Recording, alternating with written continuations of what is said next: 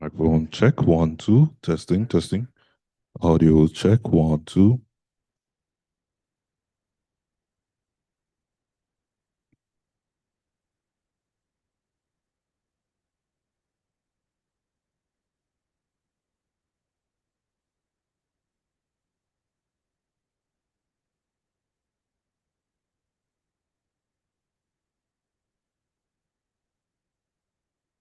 I can hear you. Sorry.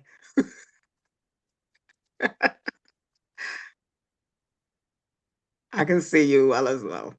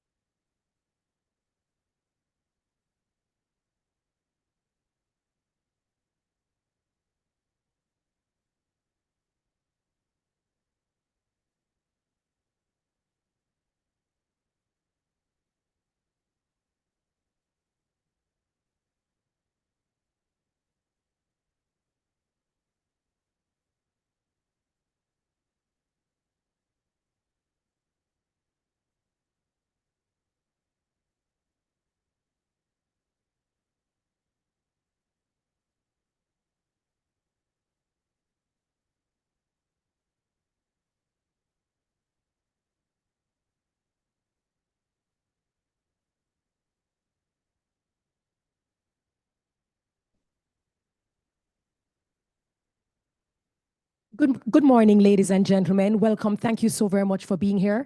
We also would like to thank you for your presence. If you are entering right now,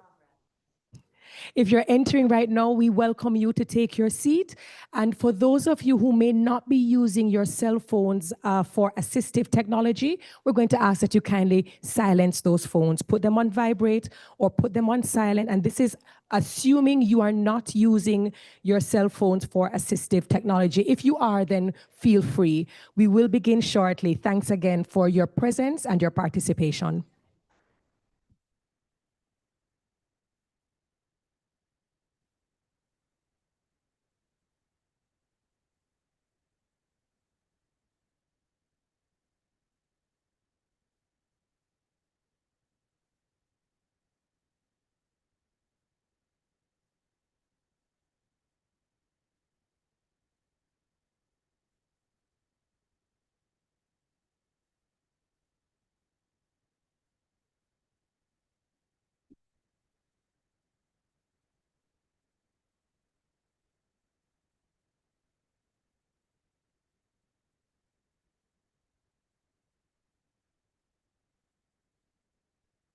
Good morning again, everyone. If you can stand, we invite you to stand for the playing of the national anthem.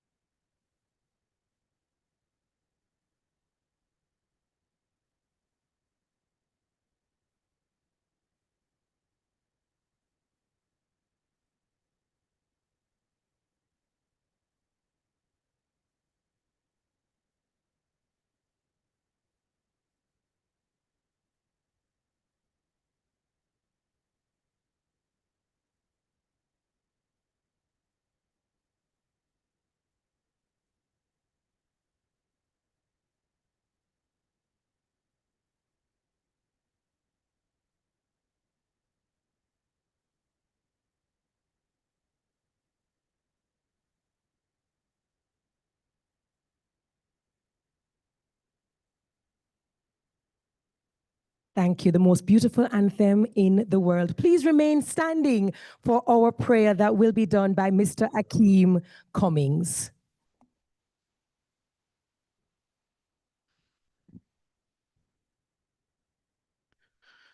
Good morning, everyone.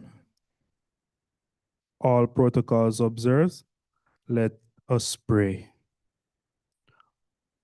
Most righteous and eternal Father, we thank you for yet another day that we can come in a fashion like this, Lord, to discuss matters concerning the community of persons with disabilities.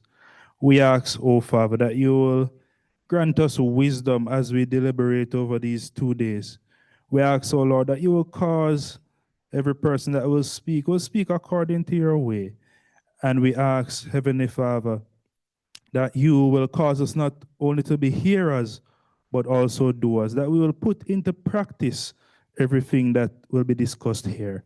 We ask for your presence to be with us over these 2 days. And we ask you bless the meal and every form of provision. These and other mercies we ask in Jesus' name. Amen. Amen. Please be seated. Thank you so very much, Sir Akeem Cummings, who is a part of the conference planning committee, who we can soon call Reverend Cummings. Beautiful prayer. Thank you so very much. The Honorable Delroy Williams, Minister of State, Ministry of Local Government and Rural Development, representing the Honorable Desmond McKenzie, who is the Minister of that ministry.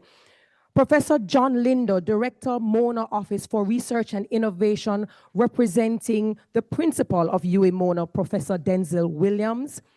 Dr. Heather Ricketts, Dean of Faculty of Social Sciences, Professor Senator Floyd Morris, Director of the Center of Disability Studies, Senator Janelle Odle, Attorney at Law, Advocate, National Advocate of Persons with Disabilities representing Barbados that we call BIM, welcome. To our partners representing the Digicel Foundation, CDB, NHF, Faculty of Sciences, Mona Law, Heart NSTA Trust, and JCPD. To our scholars, policymakers, advocates, heads of agencies, heads of NGOs, we thank you for being here. Other distinguished ladies and gentlemen, we also would like to acknowledge our vision services professionals, our disability support professionals, my co-hosts, my sign language interpreters who are coming in the form of Hugh and then Spencer. We'll also see Stephanie Spencer later on.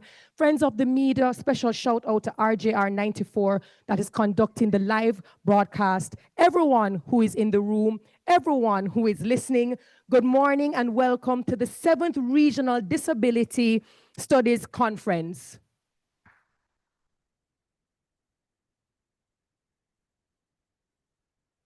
Perhaps my mic was not on. Maybe my mic was not on or it was not loud enough. So let us try this again. Let us try this again, yes? Everyone in the room, those of us listening, good morning and welcome to the 7th Regional Disability Studies Conference. Yes, man. Powered by the U.S. Center of Disability Studies. This is exciting. This is absolutely exciting. And I think I don't have to say it for the persons in the room, but certainly for persons who are listening to the live broadcast, they're hearing advocates and they're hearing policymakers, they're hearing heads of this, they're hearing about leaders and government officials.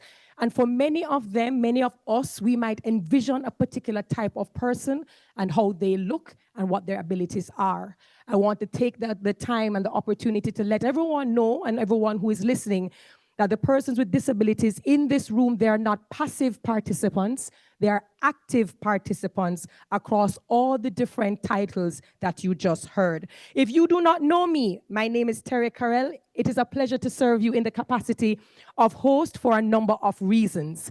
Senator Professor Floyd Morris is a good friend of mine. I have his books on my shelf. I have hosted events where he has been the keynote speaker. I have interviewed him not once, but twice.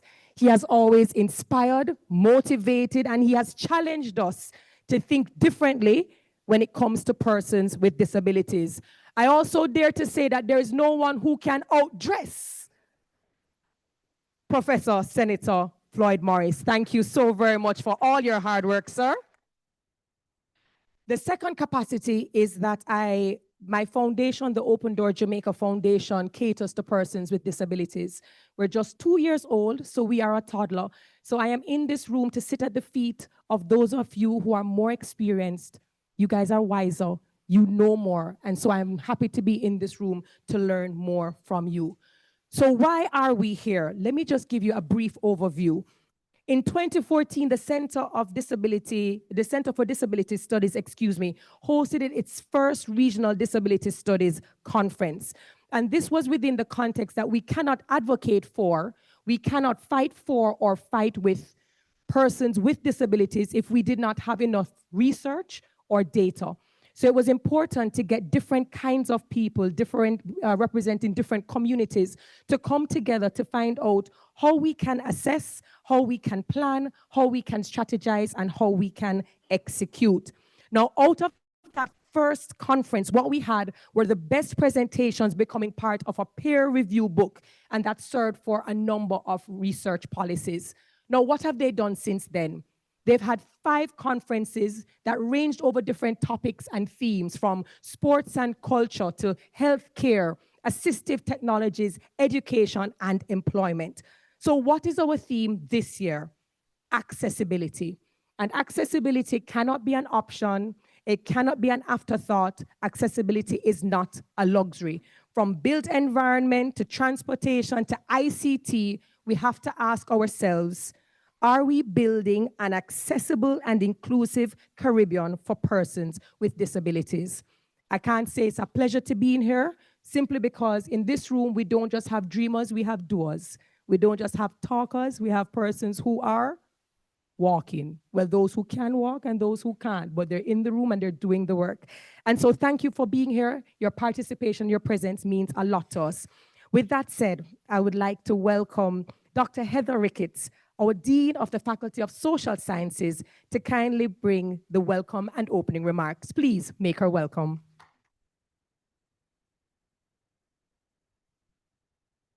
Thank you so much, Madam Chairperson, Dr. Terry Carell Johnson, who I had the pleasure of meeting earlier this morning. I'm going to ask you to allow me to acknowledge protocol. The list is long, but you will understand that as Dean, who is required to give the welcome and opening remarks, I must do so.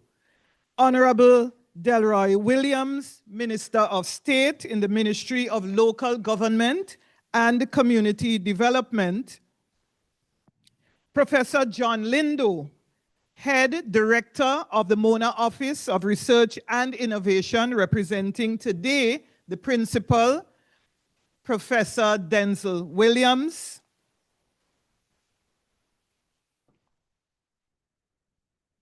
Mrs. Charmaine Daniels, Chief Executive Officer of the Digicel Foundation. Professor Senator Floyd Morris, Director of the Center for Disability Studies. Mrs. Chevelle Gerson Robinson, Conference Coordinator, and I must say Senator as Director would be directing as well the conference, although we have Mrs. Chevelle Gerson Robinson coordinating the conference. Mr. Akeem Cummings, who gave us this beautiful prayer earlier. Mrs. Gloria Goff Sutherland, immediate past director of the Jamaica Society for the Blind. Mrs. Shoshana McLean, who will deliver to us a musical selection. Mrs. Shellyanne Morris, our campus bursar, and of course, the beautiful other half of our Senator, Professor Floyd Morris. Ladies and gentlemen, all, and you will allow me to recognize a few individuals in the audience. Senator Janelle Odle from Barbados, colleagues from our sister campuses and sister islands, and I recognize Dr. Tong from the Five Islands campus and Dr. Parry from the Salisa St. Augustine campus. Dr. Christine Hendricks, who is the director of the Jamaica Council for Persons with Disabilities. Mr. Damian McLean, proud graduate of the Department of Sociology, Psychology and Social Work, who is at the Ministry of Labor and Social Security. Interpreters, members of the media, ladies and gentlemen, both in the room and online, good morning. It is my absolute pleasure and privilege to welcome you all to this, the 7th Caribbean Regional Disability Studies Conference, being held under the auspices of the Center for Disability Studies, a department of the Faculty of Social Sciences. There is a certain pride that I feel at the work of the center and its director, the indefatigable Senator Professor Floyd Morris. We salute the fearless champion of all things disability rights that he is. Under the theme, Building an Accessible Caribbean for Persons with Disabilities, we are called this year to confront the realities that remain even as we celebrate how far we have come on this journey. As academics, practitioners, advocates, and policymakers, we have a responsibility to move beyond dialogue toward meaningful and measurable change. Accessibility is a cross-cutting principle that determines whether our economies are productive, whether our democracies are participatory, and whether our societies are just. Building the accessible Caribbean we require means far more than ensuring physical access. It means ensuring that all persons with disabilities enjoy independent, equal, and dignified participation in all aspects of life by removing physical, informational, and I include digital in there, and social barriers. It includes the ability to approach, to enter, and to use environments, services, and technologies such as things like buildings, schools, and other education and training institutions, hospitals and health centers, tax offices, post offices, the courts, etc. And also to transportation, websites, and information, often requiring accommodations such as ramps, braille, closed captioning, or sign language interpretation. It means, therefore, that in every sector and facet of life, accommodations must be made for all persons. What we know from available research and data from the Caribbean is that more than 1 million people live with some form of disability. For the Anglophone Caribbean, this is a significant 15% of the population. And the vast majority face discrimination and exclusion. And as a colleague from the faculty, Dr. Shakisha Wilson-Scott, notes in her situational analysis of 2018, that they have their rights continually breached or disregarded, as sociocultural notions of normality and ability continue to hinder their full potential, end quote. According to the UNESCO 2024, only about 10% of persons with disabilities are employed, and that is so for Jamaica as well, with the result being extreme levels of poverty and economic hardship, and especially for women, high rates of dependency, which place them at increased risk for domestic abuse and intimate partner violence. Systemic barriers contribute to this situation, limiting access to opportunity, things like particularly education and training, and limiting persons' rights to live a dignified life and to be included. These barriers result in significantly untapped human potential. The data also tell us that with rising rates of non-communicable diseases, those are the NCDs, with their damaging effects on health and functioning, and with population aging becoming a reality for so many of our countries in the Caribbean, urgent action is needed around building and securing accessibility. A 2024 Inter-American Development Bank report stated that by 2050, which is just around the corner, more than 1/5 of the populations of a number of countries in the Caribbean, including Jamaica, may be living with a disability, which, if not catered to, will negate efforts at sustainable development. So building an accessible Caribbean will require transformative thinking and doing around things like universal design, data-driven decision-making, and very critically, the leadership and participation of persons with disabilities as partners in policy development and the implementation and enforcement of necessary protocols. Here in the Faculty of Social Sciences, we are proud to have introduced a minor in disability studies in the 2024-2025 academic year. How many of you knew this? Thank you. And this was championed and led by, tell me who? See him there? Senator Professor Floyd Morris. Enrollment in the current 2025-26 academic year has shown an increase across the 5 core courses of the minor over the previous year, of course. Understanding Persons with Disabilities is one course. The other course is Disability, Law, and Society, which Senator tells me quite a number of law students are sitting. And the other courses are Disability and Development, Disability Studies, and deaf language and culture. That particular course is offered by our sister faculty, the Faculty of Humanities and Education.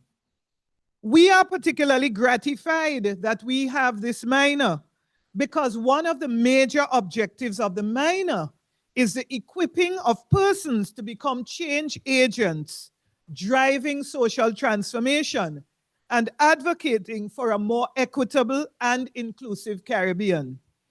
We deem it a duty of the UWI to produce individuals trained in disability studies and management who can be assets in their workplaces. One of the codes of practice under the Disabilities Act of 2014 is the Code of Practice for Employment of Persons with Disabilities. And that stipulates that employers must have individuals who are trained in disability management in their workplaces. There will therefore be a growing demand for such individuals, making the minor in disability studies an excellent academic tool for the labor market. And Professor Morris is currently in the throes of designing a full major of disability studies. As I close, I want to humbly posit that building an accessible Caribbean will require 3 shifts. First, a shift from compliance to co-creation, where persons with disabilities share in policy development. You know your slogan, nothing about us without us. Second, a shift from infrastructure to ecosystems, where accessibility spans things like transportation, housing, healthcare, legal services, digital systems, education, and labor markets in an integrated way. And third, a shift from data scarcity to data richness and data accountability, because without robust, disaggregated, and comparable data, inclusion will remain aspirational rather than operational. So, let this conference be not simply a forum for discussion, but rather a platform for alignment between research and policy, between regional frameworks and national action, and between commitment and implementation. If we succeed, we will not only improve the lives of persons with disabilities, we will build a Caribbean that is more resilient, more innovative, and more equitable for all. If we fail, however, we risk entrenching inequalities that will only deepen over time. Let us therefore choose deliberately and collectively to succeed. Best wishes to you all for a very successful conference, and once again, a hearty welcome. Thank you. I think we can do a much better job than that. Fantastic greetings, fantastic opening ceremony. We know that we have a long, boy, I love him. Yeah, man, I see him with the glasses in the back, you know, like clapping louder than everybody else. You same one. Hi, how you doing? We know we still have a far way to go, but it is still nice when we can get updates of things that were discussed, maybe things that were ideated, but to see that things have been put into place. And Senator, I have to always tell you, Sir Morris, we appreciate you for being that person who constantly says, you think we're done? We're just I think something else for Jamaica to have to remember is that when we speak about persons with disabilities, we're not just speaking with persons born with disabilities. I think oftentimes we forget that persons, because of certain health conditions, at some point in their time, become persons with disabilities. Our own Senator Floyd had his sight and then lost it in high school at about the age of 13 or 14. We have persons who experience injuries, damages that have now left them either temporarily or permanently disabled. And then I think about my grandmother, who by the time she got to her late 80s, she was now using a wheelchair. Too often, we assume a lot of things when we talk about disabilities. And we just want to remind persons who are in the room and those of you who are listening, we're not asking for permission where inclusion and accessibility are concerned. It is the foundation of basic participation. And I want to thank you so very much, Dr. Ricketts, for really setting the tone for what this conference sets out to be. So speaking of the conference, let's find out more about it, shall we? I will welcome Mrs. Chevelle Gerson Robinson, our conference coordinator. She's been busy, she's been putting things together, working very hard. Could we kindly make her welcome?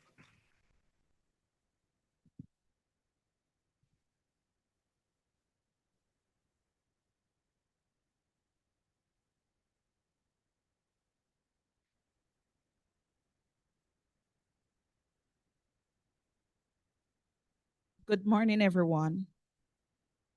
Can do a little better than that. Good morning, everyone. Okay. It is my distinct pleasure to welcome you to the 7th Regional Disability Studies Conference hosted by the University of the West Indies Mona Center for Disability Studies. On behalf of the organizing committee and Professor Senator Floyd Morris, I am truly delighted to have you with us as we begin 2 days of meaningful dialogue and engagement under the theme, Building an Accessible Caribbean for Persons with Disabilities. Having had the privilege of being involved in the planning and coordination of this conference over the past 14 years, it is especially rewarding to witness the continued growth and impact. What started as a space for discussion has evolved into a vital regional platform for advocacy, knowledge sharing, and action, bringing together policymakers, academics, practitioners, and persons with disabilities to drive meaningful change across the Caribbean. I wish to acknowledge our beautiful chairperson, Dr. Terry Carell Johnson, and thank her for guiding today's proceedings. We are especially honored to welcome our guest speaker, the Honorable Delroy Williams, Minister of State in the Ministry of Local Government and Community Development. We look forward to the insights he will share as we set the tone for the important discussions ahead. I also take this opportunity to recognize the representative of the principal, Professor John Lindo, and thank Professor Denzel Williams, principal of the University of the West Indies, for his continued leadership and steadfast commitment to advancing inclusion and accessibility within our institution and the wider region. I would also like to extend sincere appreciation to our sponsors and whose generous support has made this conference possible. In particular, we acknowledge the Digital Foundation, along with the Caribbean Development Bank, National Health Fund, the Faculty of Social Sciences, Mona Law, the Jamaica Council for Persons with Disabilities, and Hartrust NTA. This conference is more than a gathering. It is a call to action. It challenges us to move beyond conversation and towards tangible solution that improves access, equity, and opportunity for persons with disabilities. Over the next 2 days, I encourage each of us to engage openly, share our perspectives, and commit to advancing the work required to truly build an inclusive Caribbean. Once again, welcome, and I wish you a productive, engaging, and impactful conference. Thank you. Thank you so very much. Nice and short and sweet. I remember with my grandma for her 90th birthday, I remember calling, I can't even remember the number of restaurants because she was a foodie.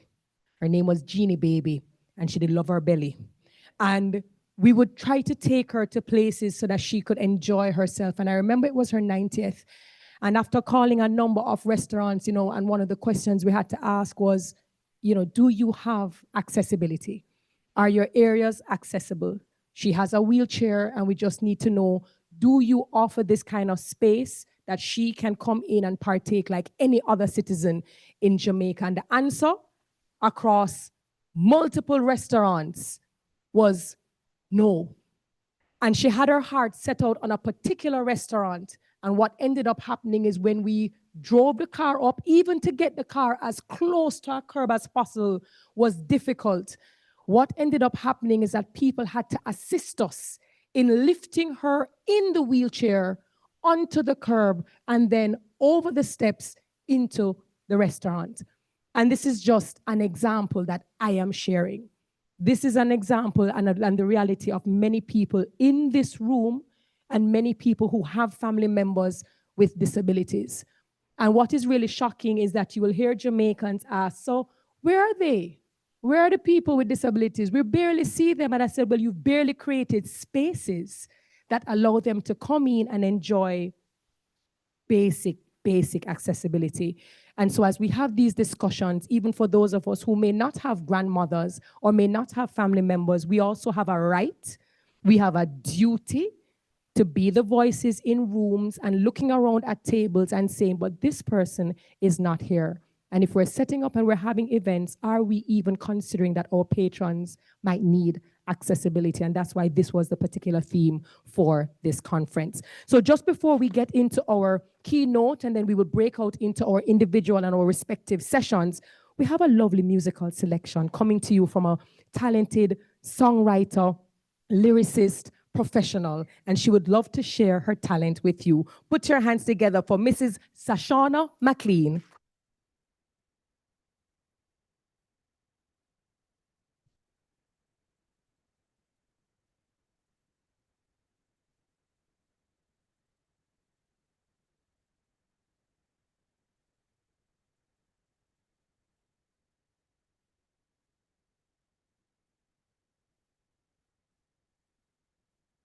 Good morning. All protocols observed. So I'm just here to basically, that's okay?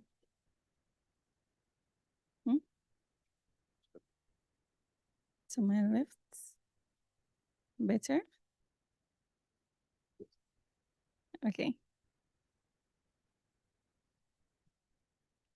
Yes.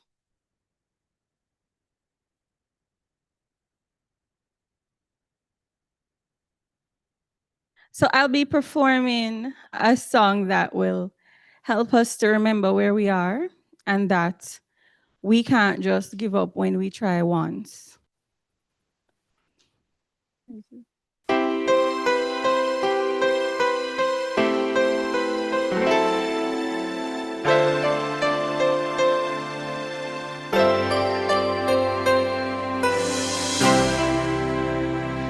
Each day I want to be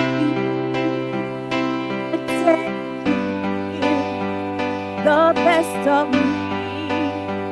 I'm only on what's not what I find this day is yet on. I broke my heart for every gain to taste the sweet. I face the pain. I rise and fall. Yet through it all, this much remains. I want one moment in time when I'm all that I thought I could be. When all of my dreams are hiding away and the answers are all to me. One moment in time when I'm racing with destiny. And in that one moment of time, I will feel eternity.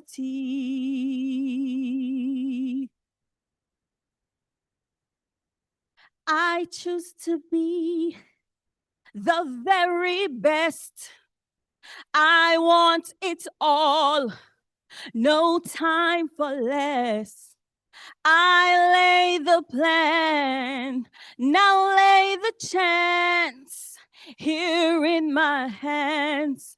Give me one moment in time when I'm all that I thought I could be, when all of my dreams are a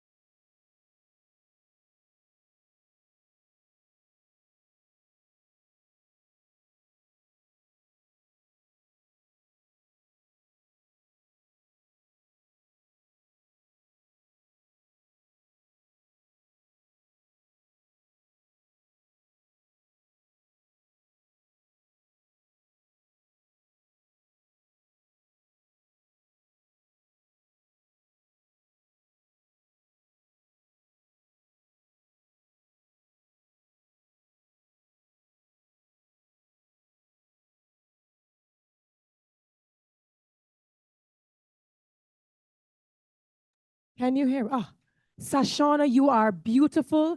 For persons who might be listening to the live broadcast, she just came and presented what I can only call a very ambitious song, and she did it effortlessly. And when she said, I want more, and you could see it in her body language, you could hear it in her tone, simply because the community not only wants, but they deserve more. And I just want to acknowledge our amazing JSL interpreter, Stephanie, who was signing and singing from the depths of her heart. And I saw our deaf participants going along with the flow. There's a beauty to the diversity of people in this room. To see a blind singer, to see a JSL interpreter, to see our deaf participants enjoying it. This is what we call an inclusive ecosystem, and this is something that we can create across Jamaica. Now, before we continue, I want to ensure that if this is in fact a wedding band, that the person who has lost it is not divorced by the end of the day. I want you to search your hand. I believe it is a wedding band. All your fingers. And if your finger is missing what I believe to be a wedding band, please come to me so that I can put it back on so you don't have any worries in the dance tonight. All right. So moving right along, a conference of this nature, any event, as a matter of fact, would not be possible without the support of, we don't want to call them sponsors, we call them partners. They are in it, they're in the trenches, and they're supporting, usually from day one. This particular partner is a big brother, big sister for me. When I started my foundation, I could call and ask them for anything. What are the things I need to consider? What are the things I need to put in place? They've never withheld information, and they've always wanted to help me even further. I'm speaking about the Digicel Foundation and Jamelia Crooks Brown. Portfolio Manager for Education and Special Needs, has some greetings. Kindly welcome the Digicel Foundation.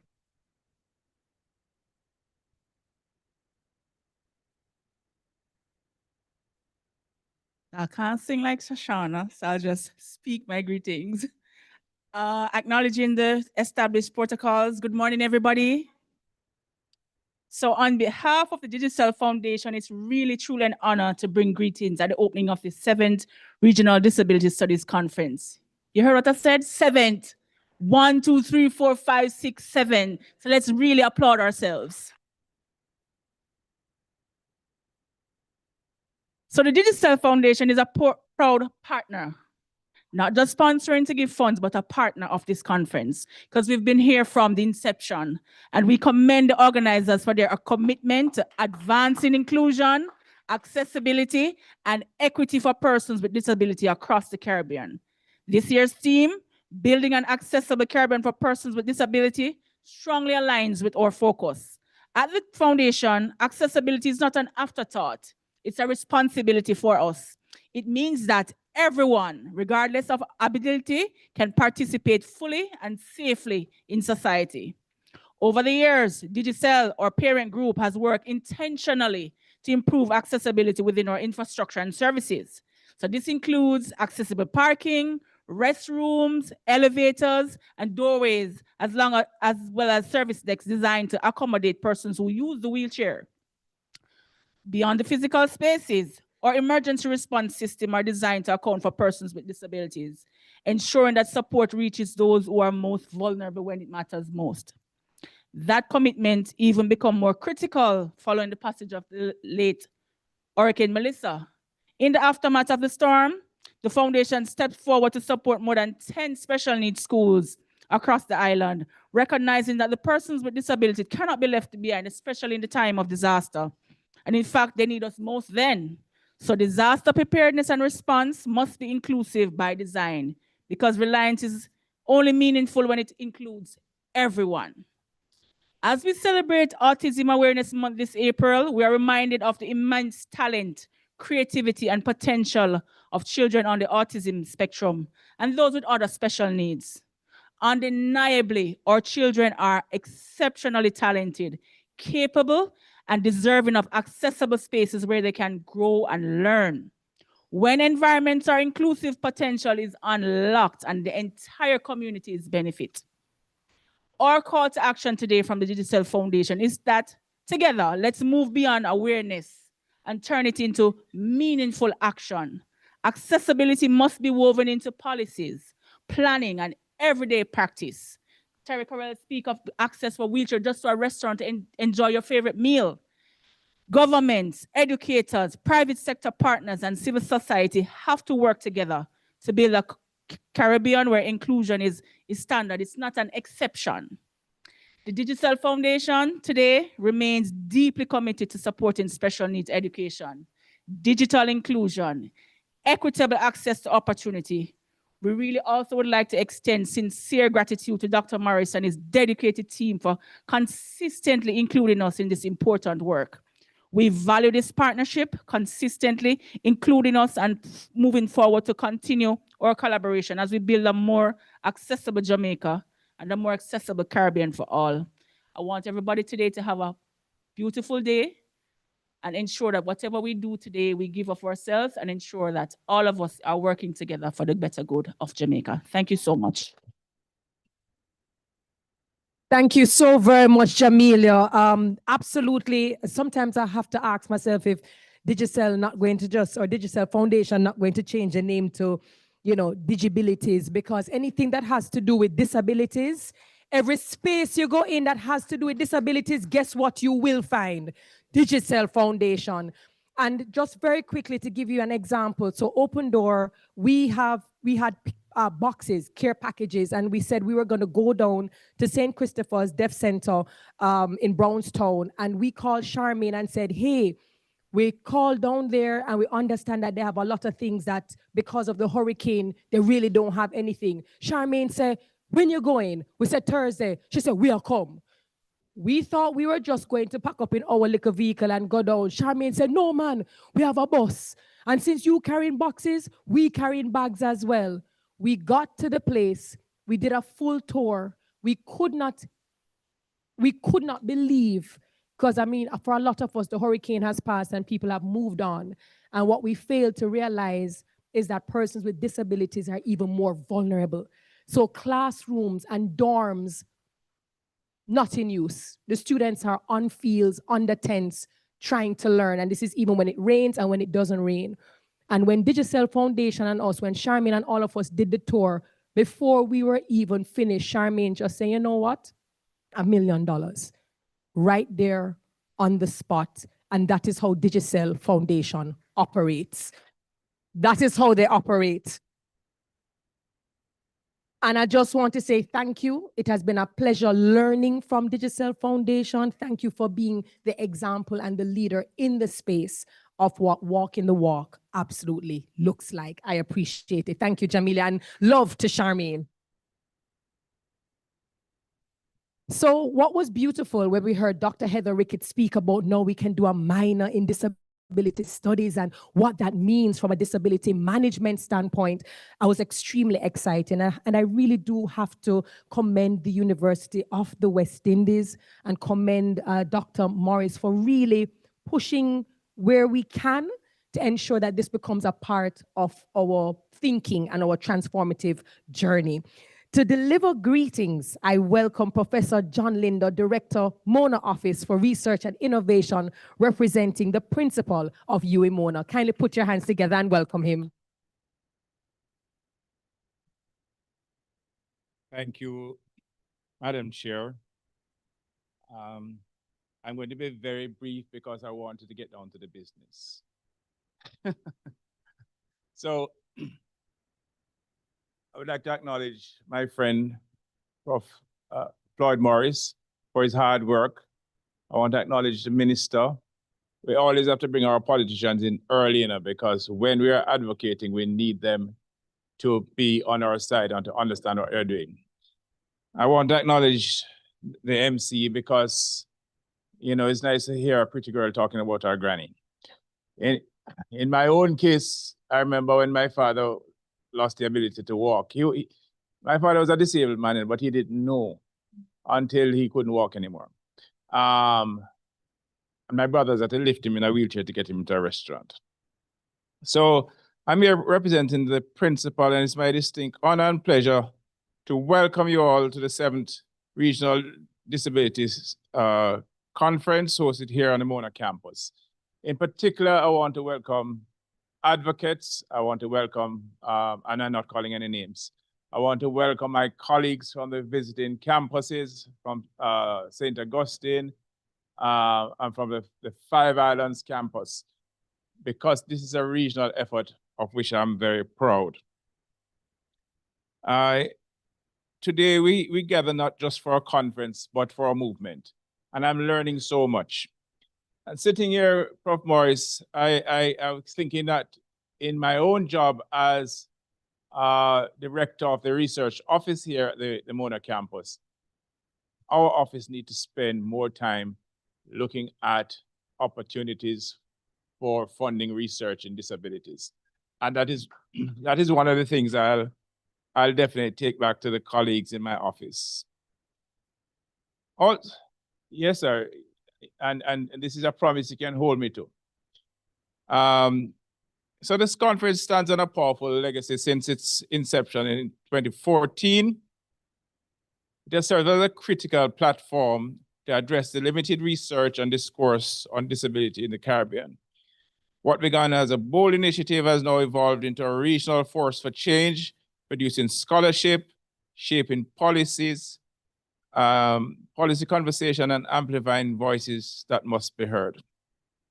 Over the years, the conference has explored themes ranging from education and employment to healthcare, assistive technologies, sports, culture, each one reinforcing a simple but powerful truth. Inclusion is not an option, it's essential. This year, we are focused on accessibility.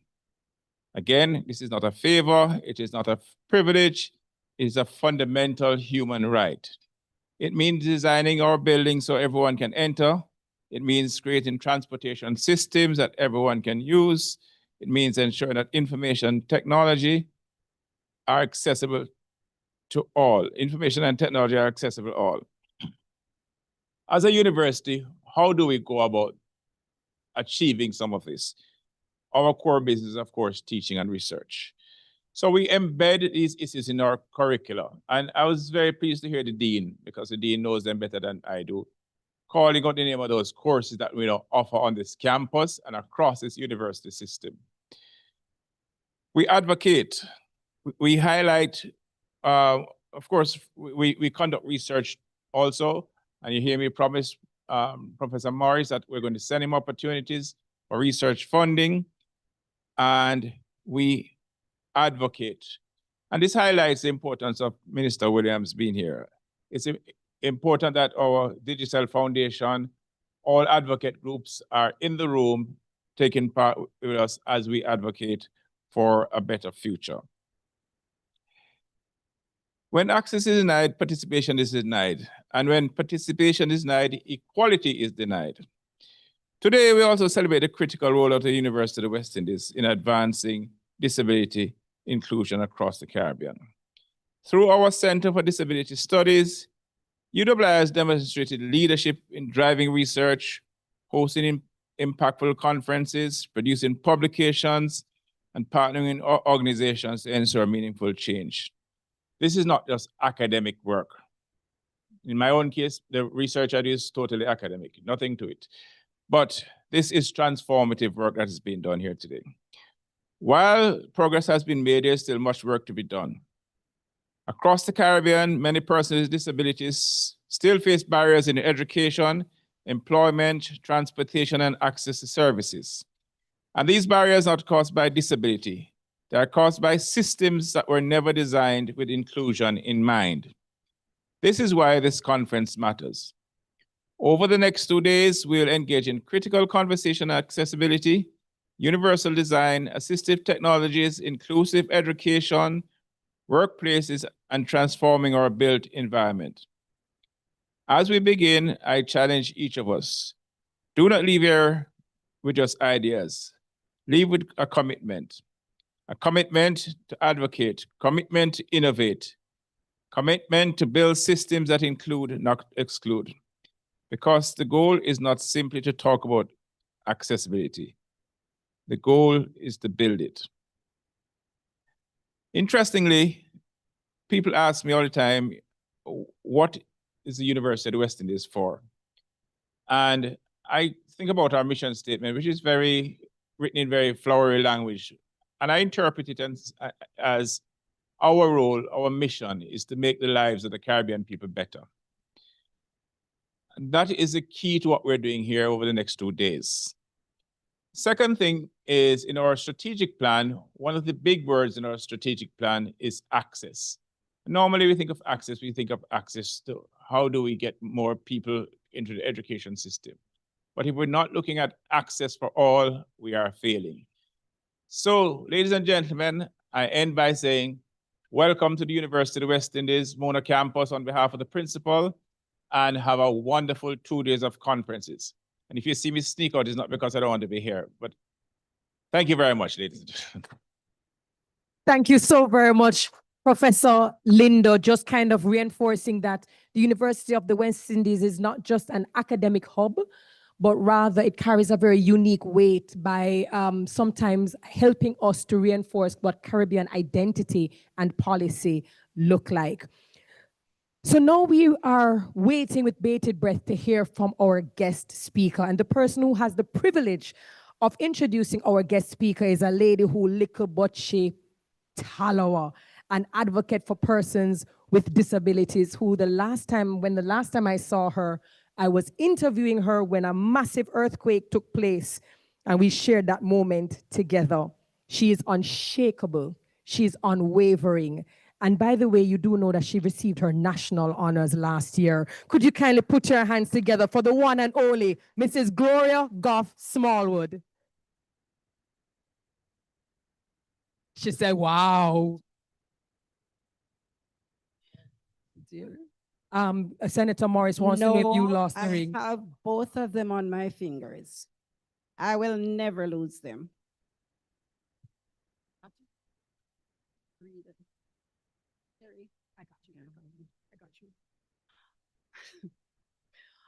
All protocols observed. Good morning, everyone. I am very honored to have this position to introduce our guest speaker. The Honorable Delroy Williams, CD, MP, serves as Minister of State in the Ministry of Local Government and Community Development and Member of Parliament of Central Clarendon, positions which he has held since September 2025. He brings over 2 decades of public service experience, having entered representational politics in 2003 as councillor for the Seaveret Gardens Division, a role he held until 2025. He also served as mayor of Kingston from 2016 to 2024, where he played a key role in the redevelopment of downtown Kingston with a focus on infrastructure and sustainability, and as a senator in the upper house from 2017 to 2025. Mr. Williams is a past student of the University of the West Indies and a past student of Calabar High School.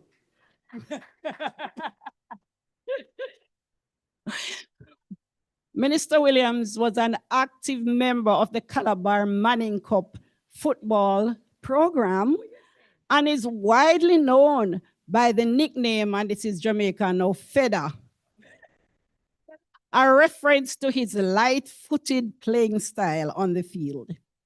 He has also served on the board of the National Solid Waste Management Authority and was elected in 2017 to the Regional Executive Committee called REXCOM of Local Governments for Sustainability, becoming the first representative from the English-speaking Caribbean to do so. Give him a hand. In 2021, he was awarded Order of Distinction Commander Class for his contribution to public service in local government. He maintains a strong interest in history, philosophy, art, and sport, and remains committed to advancing inclusive, participatory community development across Jamaica. Help me welcome the Honorable Minister to speak, provide his keynote speech. Thank you, John. Welcome. Thank you.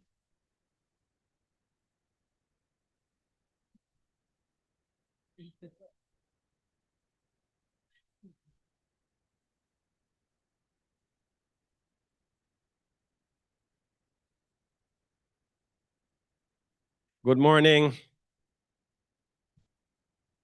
Well, after an introduction like that, what do you say? When I was asked for an introduction, I said a few words. I don't know how all those words came in. I said I was the Minister of Local Government and Community Development, former Mayor of Kingston, and MP for Central Clarendon. That was my introduction. So I really want to thank you for that introduction. It moved me really to tears, partial tears, especially the football part of it. You know, dragging the memory back to those days when you had the energy. Professor Morris slipped over and asked me, do you still play football? And I didn't answer. Well, let me take the time to commend the Professor Floyd Morris, a friend for many years. Not just a friend of mine, but a friend of the entire Williams family. And friendship is so important in this life. I remember when, and we may not want to get this out of here, but I still have to say it, Floyd. I remember when Robert Miller wanted to contest a seat in St. Catherine, a seat that he eventually became MP for, but our friend was in that seat as the MP. That was Arnaldo Brown, a friend of ours, similar to we all came up together. And when Robert expressed an interest in the seat for the JLP side, and Arnaldo Brown was on the PNP side, both Donovan and myself said, no, Robert, you can't run against Naldo. We call him Naldo. You can't run against Naldo. And we were very serious. You know, it goes to show you how there are some standards that we have in politics. And I can say for both for myself, Donovan, and Arnaldo and Professor Morris, that we have never breached those standards while performing within the realm of politics. So let me commend Professor Morris and the Center for Disability Studies for the leadership and the advocacy with respect to matters relating to persons with disabilities. They continue to play a pivotal role, a very significant role in advocacy and in leadership. And their role in policy formation is critical, and informing policy is research. And research is always very critical in the policy formation process.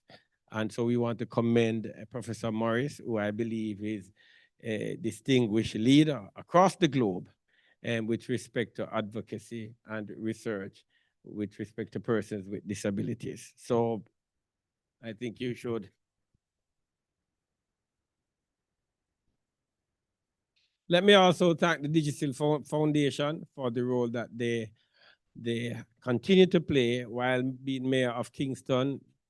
Digital Foundation was a key partner in a lot of our vision for Kingston and in a lot of the projects, meaningful projects that we embarked on within the city of Kingston. And I see that you continue to play a critical role across the length and breadth of this country and in areas that are very critical to us. Also, you continue to play a critical role among vulnerable groups within our societies with respect to homeless and other vulnerable groups. So commendation to you for your continued work.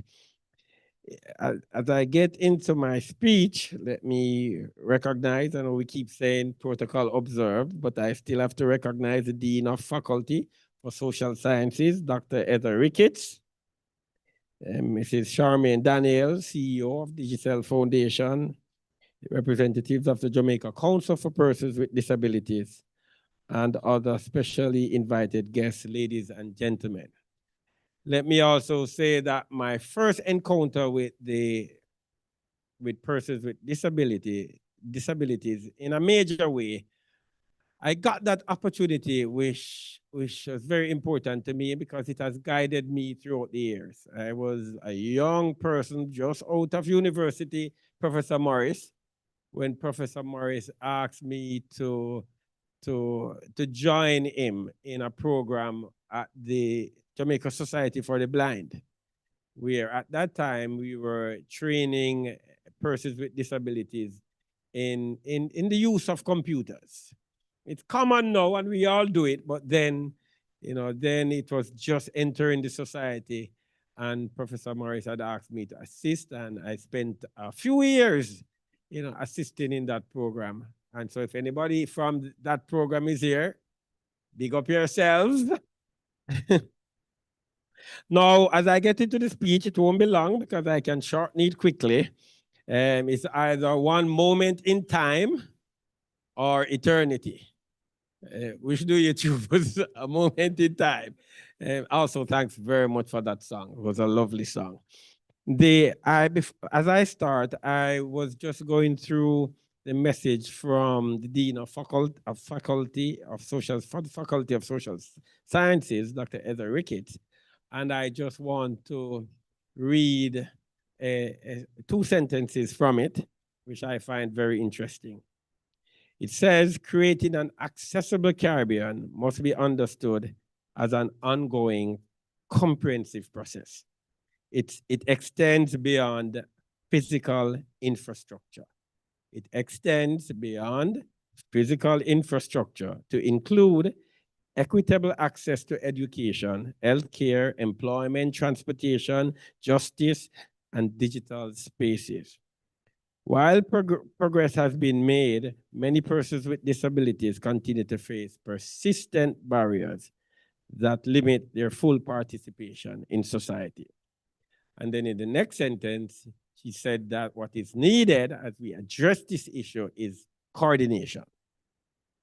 On that point, I would like to say that while being mayor of Kingston, and I was still going through, looking at all the myriads of problems confronting cities across the globe, I came across a phrase, and it was like the problem of complexity. The problem of complexity. And so I started to delve in it because, I mean, cities do have problems. And cities die just as we die if those problems are not addressed. And so the essence of it is that some problems are complex. Problems are complex, and therefore there is no easy solution. They are complex because they transcend disciplines and organizational barriers, meaning that you don't solve them through one discipline. So you don't solve those problems from the point of view of biology, or you think it's a chemistry problem and you solve it from a chemistry standpoint, or it's a legislative problem, so you solve it from that point of view. The problems are far more complex than that, and which means that they are transcending the disciplines, and in order to solve them, and which means in finding solutions, you have to transcend the disciplines. That's where the coordination is important. That's where the research is important. That's where the Center for Disability Studies is important. That's where the minor is important that has been introduced. And because we need to really understand the problems confronting us. We need to fully understand the problems confronting persons with disabilities in our society. And then once we have a full grasp and understanding of these problems and how they are impacted by disciplines, by the different disciplines, then it's far easier for us to find solutions, because the solution is going to transcend the disciplines also and the organizational barriers. And transcending disciplines, which means that there is no single person that is going to be able to solve complex problems, because we bring our own discipline to the problem, our own background to the problem, our own skill set to the problem, but our own skill set is not able to solve complex problems. And that's why now we need to bring in the other persons from the other disciplines, and then we can begin to address those problems, which is why the conference is also very important, because in conferences, apart from the advocacy that is important, the training, the education, the disciplines are present. The disciplines are present and they interact. And they interact, and in interacting, the interaction is critical. Interaction is critical. And so I want us to see the problems confronting and the issues and matters confronting persons with disabilities as complex. As complex. Don't see it as something easy. It's as complex. And let us address it from that standpoint. On behalf of the government of this country, I would say that the government is committed to addressing the issues confronting the disability community, or persons with disabilities, And that we have started that. While I was mayor of Kingston and a senator in the upper house, we dealt with the 2018 Building Act. That was a very critical piece of legislation. The Building Act, as it is now, has many clauses, and the structure is important because it allows us to incorporate international building codes into law here in Jamaica. And there's a process for doing that, but it's not a very difficult process. It's through the, it's slipping me right, through the Bureau of Standards. But that is also important as we address issues confronting. And when we're talking about the Building Act now, we are looking at the infrastructure side of it, but not the other sides, not the other access issues. From the infrastructure side of it, the Building Act is critical, and incorporating building codes, international building codes, easily into law here in Jamaica is part of advancing and addressing some of the problems we face within the built environment. There are many issues here. If you look right across infrastructure, I mean, I heard it coming out of some of the speeches. If you look at our drain infrastructure, you know, there are some drains that pose a barrier, a serious issue to persons with disabilities. And there are just our roadways.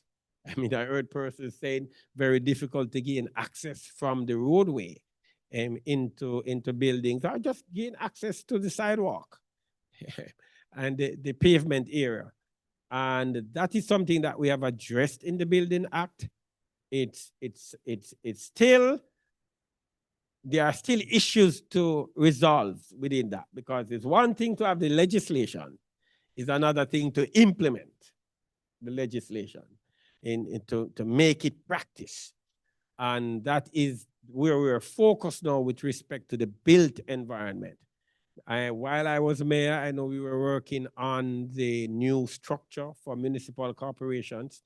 It has been signed off by now the Ministry of Finance, where we are having, now we have the structure for additional building officers and planning officers, and that will give us a little more room in terms of addressing some of the issues within the built environment. Whether we're talking about access to amenities, access to recreational spaces, access to buildings, access to our roadways, on our roadways.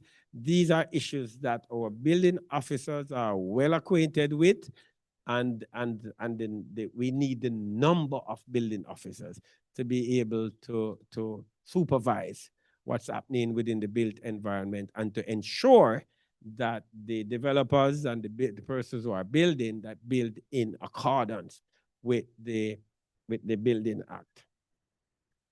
The other point I would like to make is that there's another very critical institution within the local government apparatus, and that's the Jamaica Fire Brigade. They are also a critical player in the approval processes. But what I mean by approval processes, whether you're constructing or putting up any structure, that you have to seek approval from the municipal corporations or local authorities, and in some cases, the Town and Country Planning Authority. The Fire Brigade is a critical part of this approval process, and they are critical in terms of the access and exits, and other critical pieces within the designs of these structures. And they take into consideration very seriously persons with disabilities in terms of access, and in terms of exits, and in terms of emergencies. And so they have been playing a very critical role in regard to this. And I just want to mention it in the speech so that we recognize the importance of the Jamaica Fire Brigade as a key player as we address issues surrounding persons with disabilities. The other thing I want to mention is a little controversial, and I don't intend to create any controversy here, but it is now the reconstruction of Jamaica. So we are looking at reconstruction and resilience and special and strategic investment projects in what is referred to as the NARA bill. All right, so the NARA bill, it's the post-Melissa bill, and we're in an environment of national loss, national disruption, and a national urgency. And we don't know when another disaster will strike, and therefore we have to build the resilience of this country.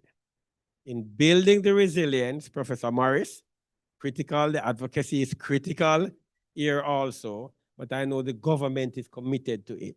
We have to ensure that we keep at the forefront in the minds of the policymakers, but in the minds of also the technocrats, the designers, the architects. So you see what I'm saying about transcending disciplines and organizational barriers? Even the architects, they have to understand the importance and the issues surrounding persons with disabilities so that those issues are incorporated in the designs. And so as we design national projects, reconstruction and resilience projects, these are issues that must be at the forefront of our designers, our policymakers, and the administrative and executive branch of government. And so, Professor Morris, let your voice be heard. I will surely, and the Center for Disability Studies. And I know, to be honest, Professor Morris is far ahead of me with respect to this. And so the NARA bill, I just want to end on the NARA bill. It's developed a little controversy. But in my estimation, I have read the bill. And I'm supporting the bill. I don't see any major problem within the bill in the context of what the bill sets out to achieve, and in the context that the bill is and what the bill is about. The bill really is trying to expedite the approval processes so that with intention for the timely completion of these national resilience projects and in terms of building our resilience. The bill really incorporates a lot of clauses borrowed from other legislations, in particular the Town and Country Planning Act. So a lot of the powers that you see being invested in the minister, in this case, the Prime Minister, those powers already exist in the Town and Country Planning Act. And so when I was reading the Town and Country Planning Act, I realized that a lot of the clauses were taken out and placed within the NARA bill with a few modifications because, as I've said, we're dealing with a national loss, national disruption, and the intention of the bill is really to expedite the approval processes and for the timely completion of strategic projects, national reconstruction and resilience projects. So from that standpoint, I honestly, as a member of the House of Representatives, I honestly don't see the big issue with the bill. Some persons speak about the centralization of power within a single minister, but I'm saying those powers already exist within the Planning Act. And the minister, which is the current minister, the Minister of Planning is the Prime Minister, the most honorable Prime Minister. Those powers exist within the Planning Act. The only difference I would say is what is referred to in I believe, Section 21 or 24 of the NARA bill, which speaks to the step-in order, which means that it's really speaking about the minister intervening in the process to expedite the process. In the Planning Act, the minister intervenes on an appeal more often at the end of the process, of the approval process. In the NARA bill, the minister is able to intervene at any point during the process at the request of the authority. So if the authorities deem that the process is going too slow, is holding up critical projects, then they can ask and this has to be done a particular way, they can ask the minister to intervene and to make a decision. And the minister, I mean, I was mayor of Kingston, chairman of the municipal corporation. Normally, we don't intervene and make, what we call in Jamaican term, willy-nilly decisions. We are well informed, the technocrats inform us. We ensure that all the T's are crossed and the I's are dotted in terms of looking at all the issues, whether they be climate issues, environmental issues, public safety issues, and a lot of the public safety issues would also impact on us here persons with disabilities. All those issues are examined before arriving at the final decision. So I say that I fully support the bill, and I believe that the reconstruction projects and strategic investment projects will impact the persons with disabilities in a major way, because these projects are intended to build resilience within our country, but taking into consideration, serious consideration, the persons with disabilities. So as I close, I like to say again to Professor Morris and the Center for Disability Studies that I encourage you. I encourage you and implore you, and I don't need to do so, but I still say so. Continue the advocacy, continue the training, but critically, and this is where the funding is important, continue the research, because the research is what will guide us as policymakers. And the policy formation process is a robust and rigid process, but it is informed by research. And so this is a critical component of the Center for Disability Studies. The research component is critical to us, but research needs funding. Research needs funding.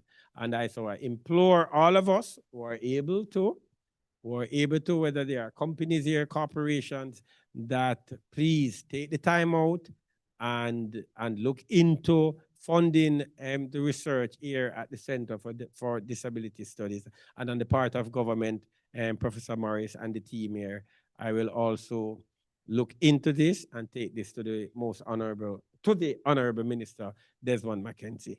Thank you very much. Thank you so very much, Minister. We do invite Mrs. Shelly-Ann Morris to make a special presentation.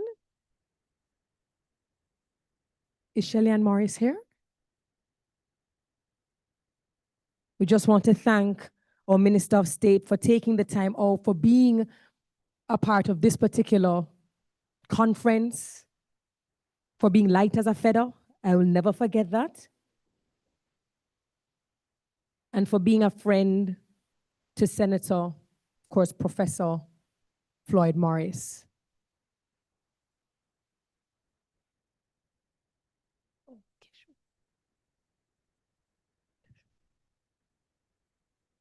Good morning, everyone. Minister, this way, please. It gives me great pleasure on behalf of my colleague, as well as my husband, Professor Floyd Morris, to present you with a token of our appreciation. And yes, the years of friendship are true. I am well aware of them because the friendship transcends the political divide and the respect flows both ways. So we are very grateful that you spent the time with us, and we do appreciate your comments. We do also appreciate that you will advocate with Minister McKenzie and of course with the Prime Minister. So thank you very much. I know you will enjoy this palm. Yes, he has already said he will. So thank you very much on behalf of Professor Floyd Morris. Thank you.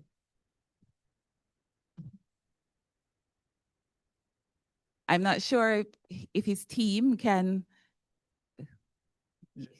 Yes.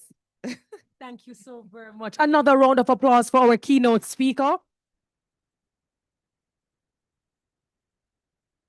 We're going to check in a couple of months to make sure that the plant is still alive. Amen.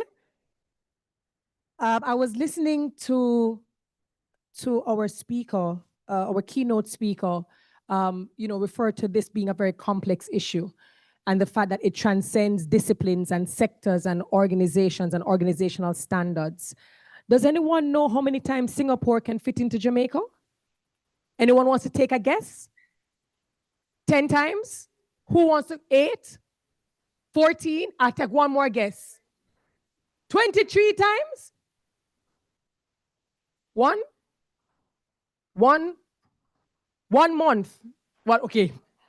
The person who said 14, you are by far the closest. Singapore can fit into Jamaica 15 times.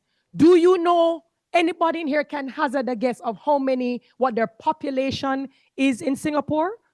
We're about what, 2.7, 2.8? Can anybody hazard a guess? What is the population of Singapore?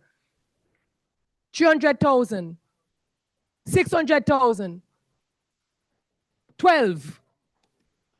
6.11 million people. They fit into Jamaica 15 times based on their, no, listen. There's a reason why I'm sharing this. They fit into Jamaica based on the size 15 times, but they have a population of approximately 6.1. Why am I sharing this with you?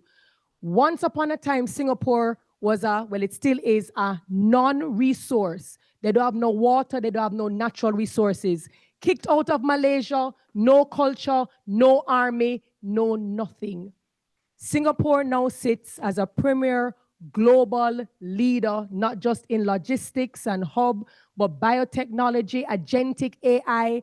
And you know how they were able to do this? Human capital and strategic governance. And the thing that sits at the middle of what they do is they decided that they had to design universally for all stages of the life cycle of every individual in its country. They said, we're not treating these features as add-ons. It will be integrated from the blueprint. We're not treating universal design as a disability feature, but rather something that has to take the citizen from birth all the way to their old age. For all the leaders in the room, if you have never read the book, Third World to First World, which is a story by Lee Kuan Yew, who was their former prime minister who built out that island. He really speaks about intentionality, transparency, accountability, and strategic governance. They don't look at people with disabilities as burdens or costs, but they look at them as involved, active participants of society. I think there's a lot that we can learn from Singapore, and it simply means that if it can be done by them, it can certainly be done by. We heard from the beautiful lady, Sashana McLean, who blew us away. And just before we move the vote of thanks and then we go to our coffee break, I'm going to re-invite Sashana to do her final music selection. I'll invite Senator Floyd Morris to do the vote of thanks, and then we will break off to our coffee break, and then we will resume with our workshops. Please make her welcome.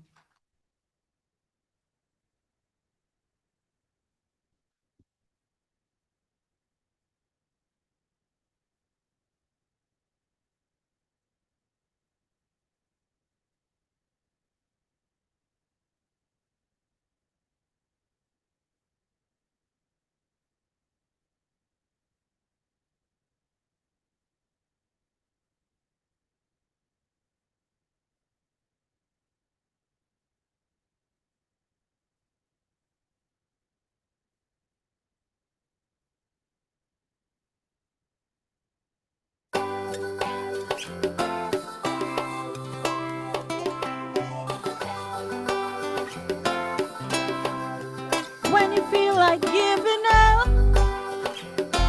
don't do it. You can clap and sing along.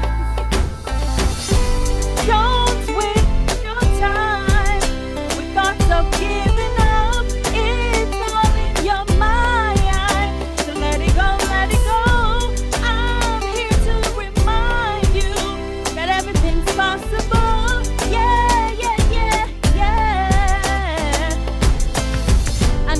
day come, another day go. Some good, some bad, let it all flow. Some people love you, some people fear you, cause you carry greatness within you. You got the key, better use it. Find what you need and get through it. Don't worry about nothing, put your hands in the air, cause we're gonna make it through. Don't fear, don't waste your time. Big man, it's all in your mind. So let it go, let it go. I'm here to remind you that anything's possible. Oh, good. So don't fear the bad times that don't last forever. Yeah, these are those days. They don't fear the struggles, they're gonna take you far in so many ways. And when you're feeling down, go ahead and hold your head up, yeah, hold your head to the sky. You can do it all, you can do it all, you're smart. And when you feel like you made a mess, let's enjoy the night, don't give up the fight. Say you're the solution to the problems we face. Don't be discouraged, you got what it takes. Just let go and let go of the fear, cause all you need, you got it right here. So don't waste your time with thoughts of giving up. It's all in your mind. So what? Let's go, let it go. I'm here to remind you that anything's possible. Yeah, yeah, yeah. One more time, say, don't waste your with thoughts of giving up. So let it go, let it go. I'm here to remind you that anything's possible. Yeah, yeah, yeah, yeah. All right, so I'm going to do an original which fits the theme of our conference for today and so on. Ready?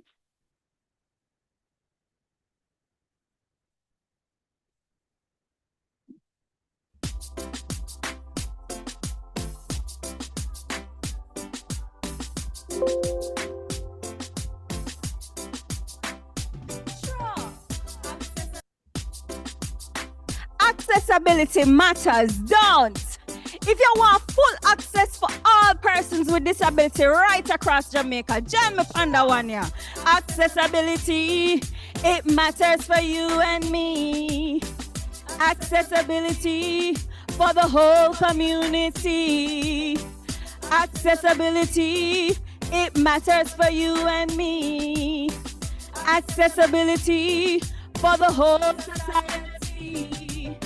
Whether you come from town, Wachi, Mobile, or city, you want good roads and sidewalks in your community. What we say? Accessibility, it matters for you and me.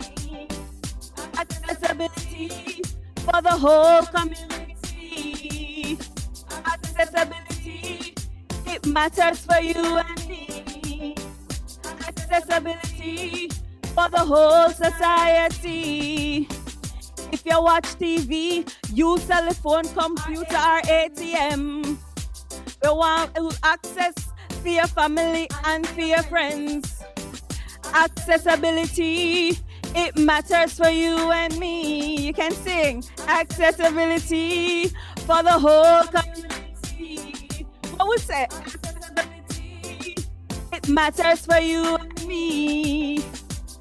Accessibility for the whole society. What we want? Full access, full access, full access, accessibility. Full access, full access, full access. Come say it. Full access, full access, full access, accessibility. Accessibility, it matters for you and me. Accessibility for the whole community. One more time, accessibility, it matters for you and me. Accessibility for the whole society, where we want full access, full access, full access, access. What you say? Full access. Come again, full access, full access, full access, accessibility. Thank you so much. Go, Sashana. Sashana, with that last song, almost had me saying, pull up. Thank you so very much. Fitting song. I think the conference actually just got its jingle for this year. Beautiful. Thank you so very much, Sashana. Now, before we get to the vote of thanks,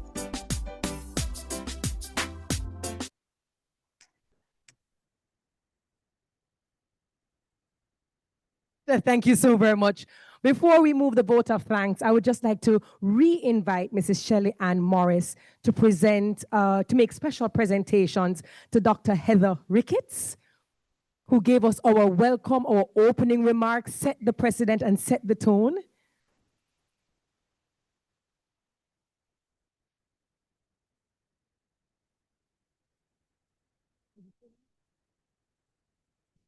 Thank you so much, Dean Ricketts, also my colleague, and technically, fully my husband's boss. So thank you so much for coming as always and supporting the disability agenda. We know your commitment to this process, and we're happy for the work that is being done in the Faculty of Social Sciences. Thank you so very much. Beautiful. Yes. Adorn the office. Yes, she has already said it will adorn The office beautifully. Lovely. Thank Lovely. you. So, of course, strong men of Faculty of Social Sciences to be taken to you. Thank you. Yes. And we now welcome Professor Lindo, who brought greetings on behalf of the principal of UWI. We have a presentation for you. We certainly hope you have a green thumb as well.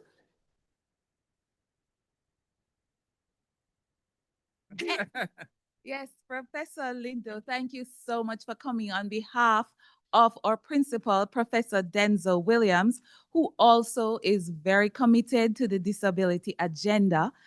And I know wanted to be here, but sent his next best representative. Thank you so much for coming and continue to have a very good day. And yes, he has a truck, so he can take this back. Thank you. Yes, sir. In fact, I've messaged my staff and tell them to start looking for opportunities. Yes. Yes, sir. Yes, thank you. Our research jar. Yes. All right. On the Mona campus. Thank you. Thank you so very much. And certainly looking at Mrs. Shelley Ann Morris, the better half. I always met Professor Senator Floyd Morris, but now I can see who is his better half and why I'm always dressed up postfoot. I now understand who is responsible. So there is another. Yes, because everyone knows how much my husband loves this young lady, Dr. Terry. Come. He loves you. And he came to see you the other day and he was just all aglow. And he dressed even hotter than this to come and see you. So thank you so much for always supporting my husband. He speaks so highly of you and he loves the work that you're doing and he loves your spirit. So thank you for coming and gracing us with your indomitable spirit as well. And may you be blessed as you open doors to all. Thank you so much.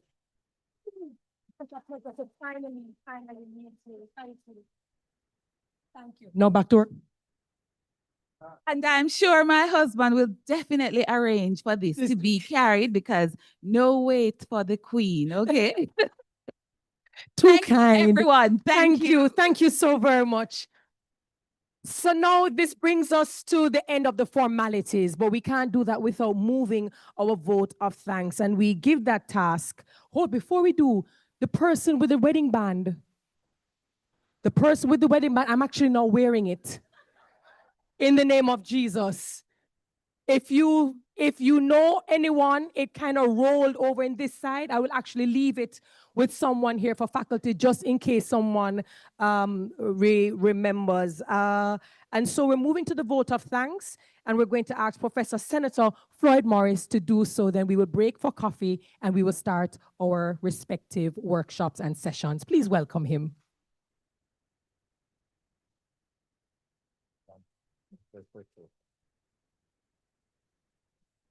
Thank you very much, Madam Master of Ceremony.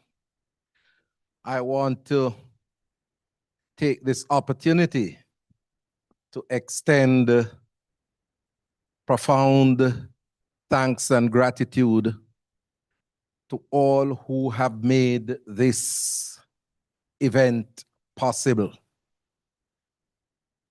On behalf of the Center for Disability Studies and the planning committee, I know the members are all over the place, but I'm just going to ask them, those who are inside, to please stand and be acknowledged.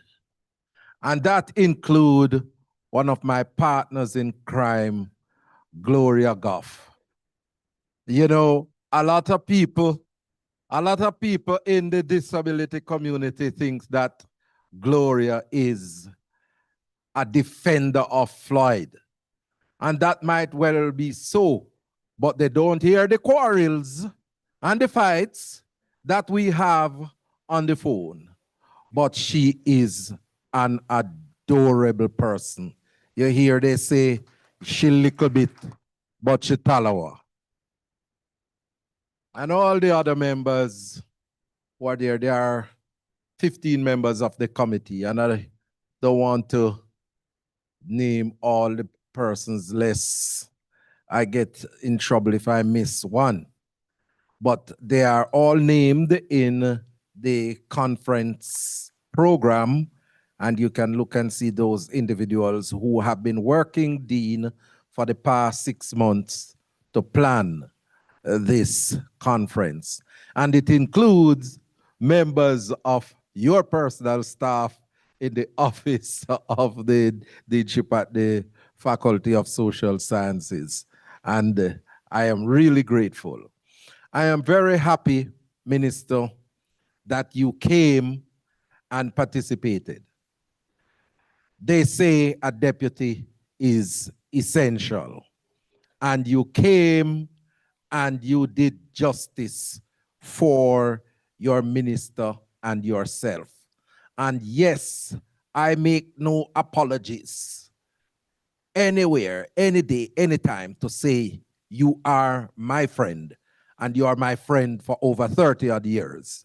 And we won't forget those days, especially the night when we went on camp and we were playing domino until 5 o'clock in the morning, and the dean for the camp came and said, it is finished, and you all ran away, leave me around the domino table. But such is the extent of our friendship. Dean, you know my absolute love and respect for you. And I really appreciate the support that you give to my work in the faculty, the support that the staff give to me in the faculty, and you don't treat me as an outsider. And I want to tell and report this to the community of persons with disability. They make me feel as if I belong. When I sit at the table, they make me feel as if I am king. And I am very, very happy for our dean and the Faculty of Social Sciences.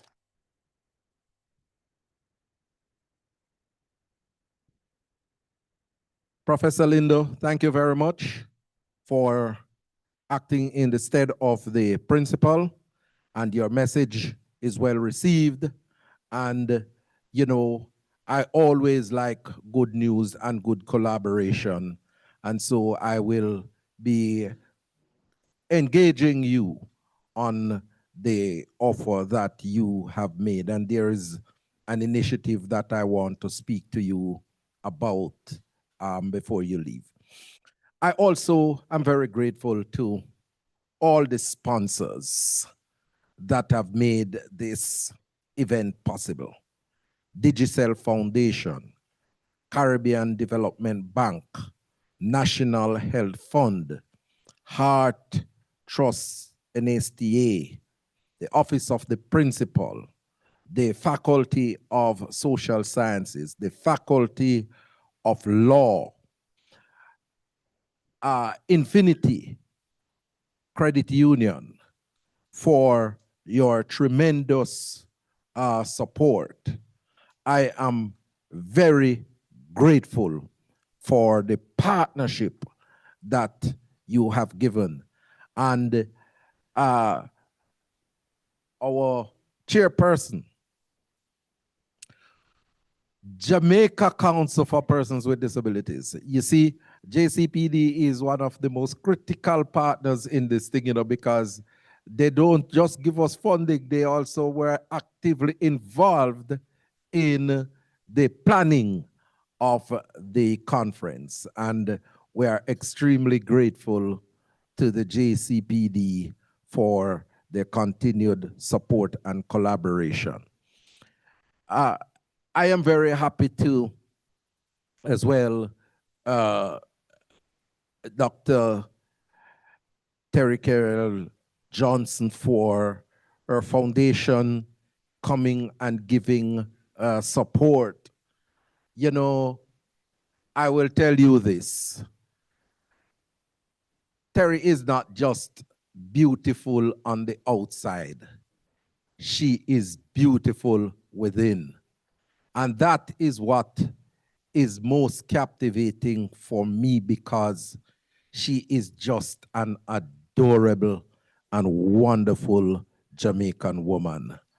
And I'm looking forward to more collaborations with you as we journey on making the Caribbean a better place for persons with disabilities. I thank and appreciate the sign language interpreters that have done an excellent job thus far and will continue to do so for the next 2 days.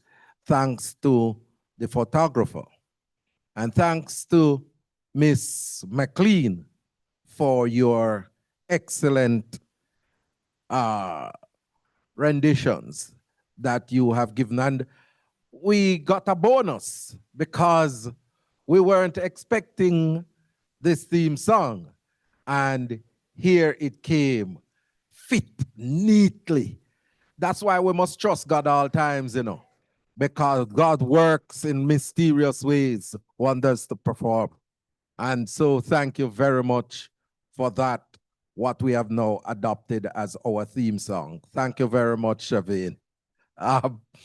I also want to express my gratitude to all the volunteers who have done an excellent job in supporting persons with disabilities who are present at the conference here today and will continue to do so for the next 2 days. Dean, we have 30 volunteers that have offered themselves to give support for the 2 days. The staff here at the Faculty of Law and Professor Shazida Ali, I'm very grateful for the support that has been given, and they are all around making sure that everything goes well with the conference thus far. And Donovan isn't a part of the planning committee, but Donovan works with me directly, and he has been up and about and giving support, and I am deeply grateful.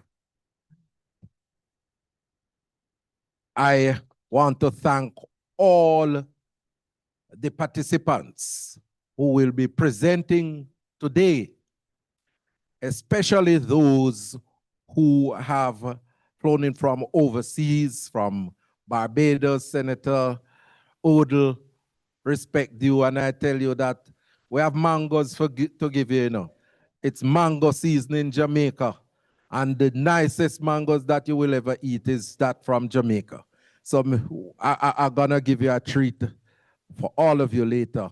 Right, Dr. Pereira, you're going back tomorrow to Trinidad, but you have to get your mango as well. And Dr. Tong claimed that he's a Jamaican. And all the other participants who are here and online, we thank you very much for your support. I must say, finally, you know,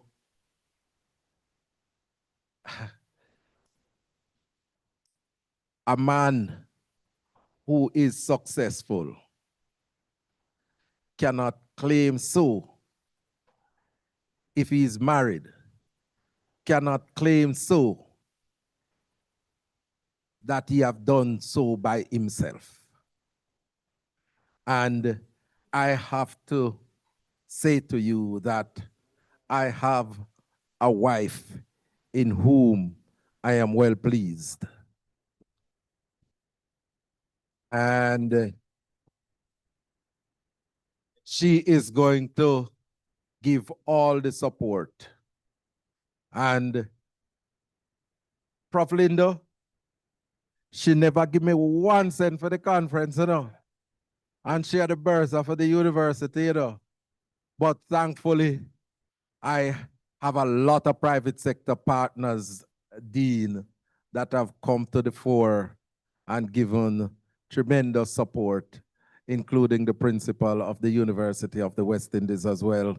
And so I am very grateful for all the support, including that from my adorable wife. Ladies and gentlemen, we have 2 days of great discussion to take place. At this conference, we have formulated a model dean where we don't just get academicians and scholars and advocates to come and present. We have a model where the scholars present, but we also have members of the community of persons with disabilities to participate. They will tell us whether we are saying the correct things or whether we are not saying the correct things.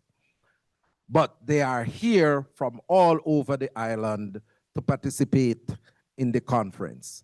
And I am grateful to all of them who have journeyed to be part of this conference. And we are pressing for greater accessibility and inclusion for persons with disabilities because we know that an accessible society is critical to the advancement of persons with disabilities. The Caribbean is making progress. Thus far, 8 countries in the region have established legislation to protect persons with disabilities, and I'm aware of another 2 that are currently drafting legislation to protect persons with disabilities. But we need to push for greater accessibility for public facilities, for access to information, for benefits and services for persons with disabilities. When we build an inclusive society, we build it for the better. We build it for all, and that includes persons with disabilities. Remember this when you leave here, that disability respects no one. You might be able-bodied today and be disabled tomorrow. So let us create that society that we would want to live in if we develop a disability. God bless you all. Thank you so very much, Professor. He who finds a good wife, amen? He who finds a good wife.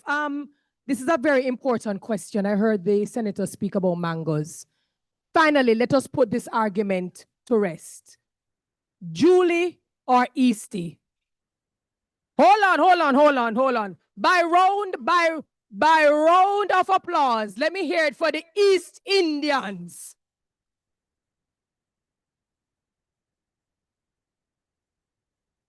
Surely Julie is going to lose. Let me hear it if you believe that Julie is the best mango ever. It sounds like we are in a room of scholars because East Indians actually won. No. Ladies and gentlemen, that brings us to an end for the wedding band. We handed it over to the conference coordinator. Please make your way out for your coffee break and come back in by 12 o'clock. Thank you so very much. Have a fantastic 2 days.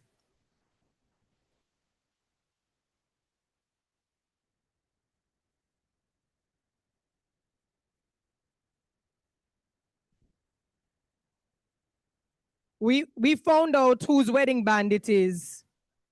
It is our interpreter, her husband.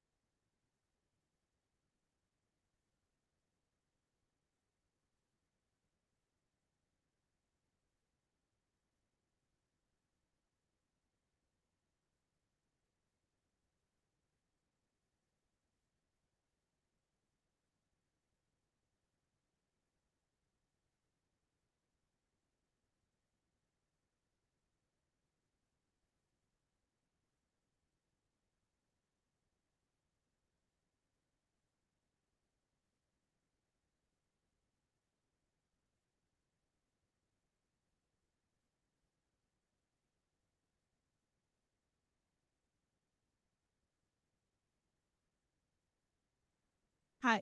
Hello, good morning again, everyone. The coffee break is to the back of the building.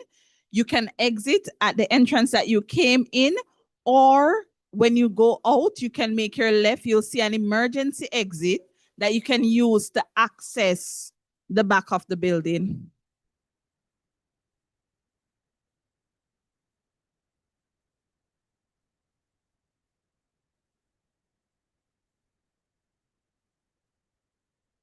Hi, can the Westmoreland team raise their hands? Miss Green?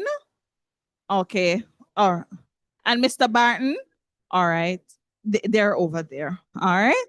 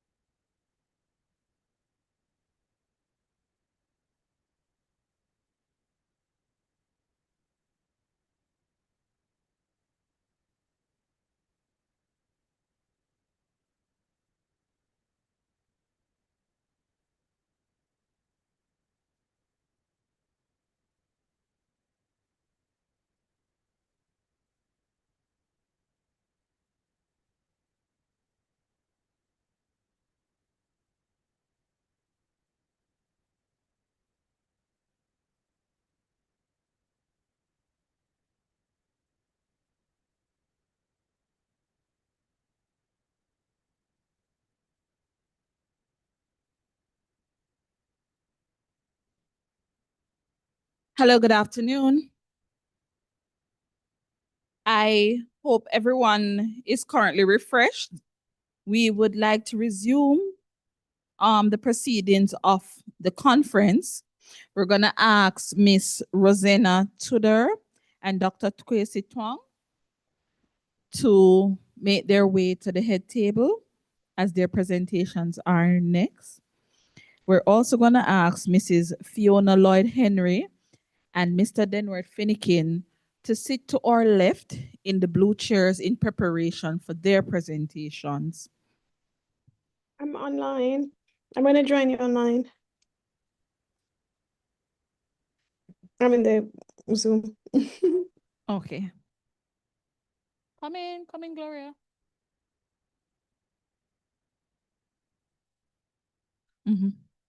Alrighty.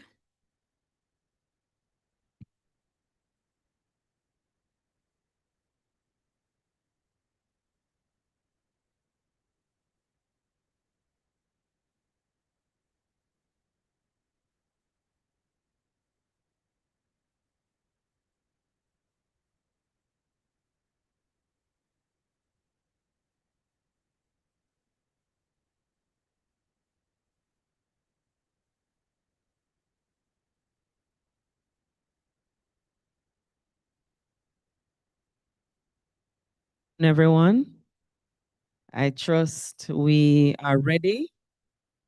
We are moving right into our presentations.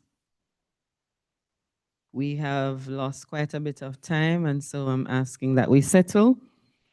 And we are moving right into our set of presentations entitled Transforming the Built Environment for Persons with Disabilities. We have been hearing much about the built environment and the transformation that is required from this morning. And so, because we are already late, I will not go into my 1 minute brief, but I'll run straight into introducing our speakers, and then they will come. The first speaker for 15 minutes, and then we will have a 15 minutes question and answer session. And then we'll have the we'll have the first 15 minutes, then the next 15 minutes, and then we will have the question and answer session. So I'll introduce the presenters and they will come in this order. We will have online Miss Rosanna Tudor, and she will be speaking on the topic, as I indicated before, transforming the built environment for persons with disabilities. Then we will have Dr. Kwesi Twang and Mr. Ronald Greenaway. Now, Dr. Kwesi Twang is currently employed as the Learning Support and IT Manager at the University of the West Indies, Five Islands campus, and sits on the University of the West Indies Disability Planning Committee.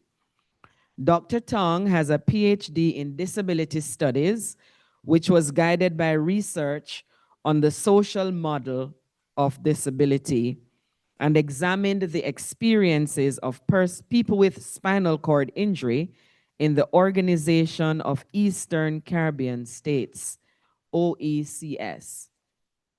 He is also a graduate of Greenwich University with a BSc in Business Technology, a master's in Computer Science from the University of Hertfordshire, and a postgraduate diploma in secondary education from the University of the West Indies. His research interests include inclusivity in education, phenomenology in disabled individuals, legislation governing persons with disabilities, and the social model of disability, inclusive curriculum, and gender and disability.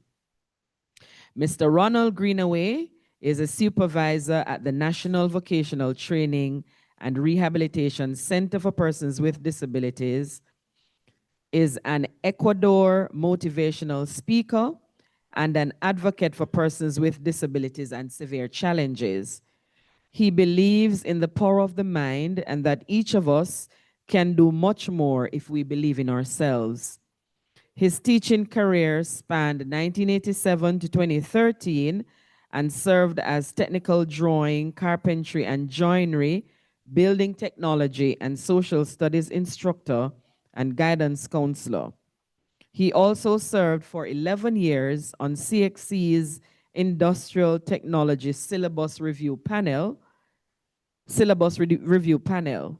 Mr. Greenaway holds a master's degree in technical vocational education and training. He's a volunteer at the National Sailing Academy and coordinates the Sailability Program. He is also the supervisor at the National Vocational Training and Rehabilitation Center for Persons with Disabilities. He loves reading and listening to documentaries. Mr. Greenaway believes in God and encourages you to do the same. So let us put our hands together for our three presenters. First, we'll have Miss Rosanna Tudor and then Dr. Kwesi Tong and Mr. Greenaway together. Thank you very much.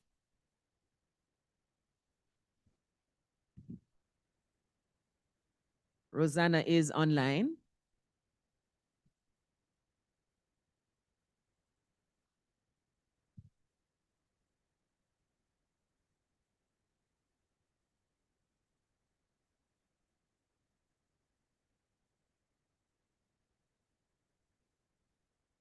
Our technical team, can we please get Rosanna on Tudor online?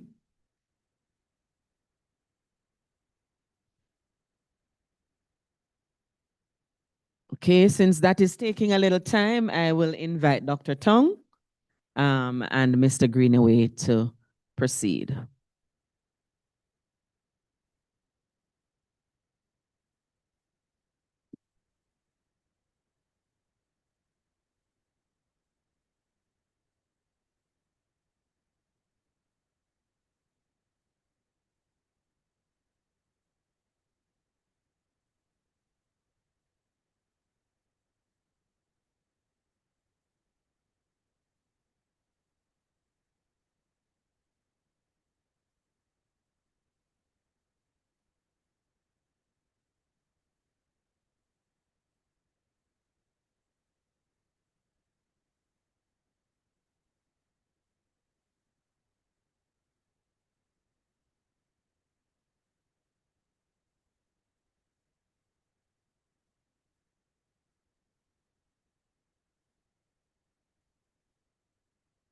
Okay, good morning, colleagues, morning, everyone.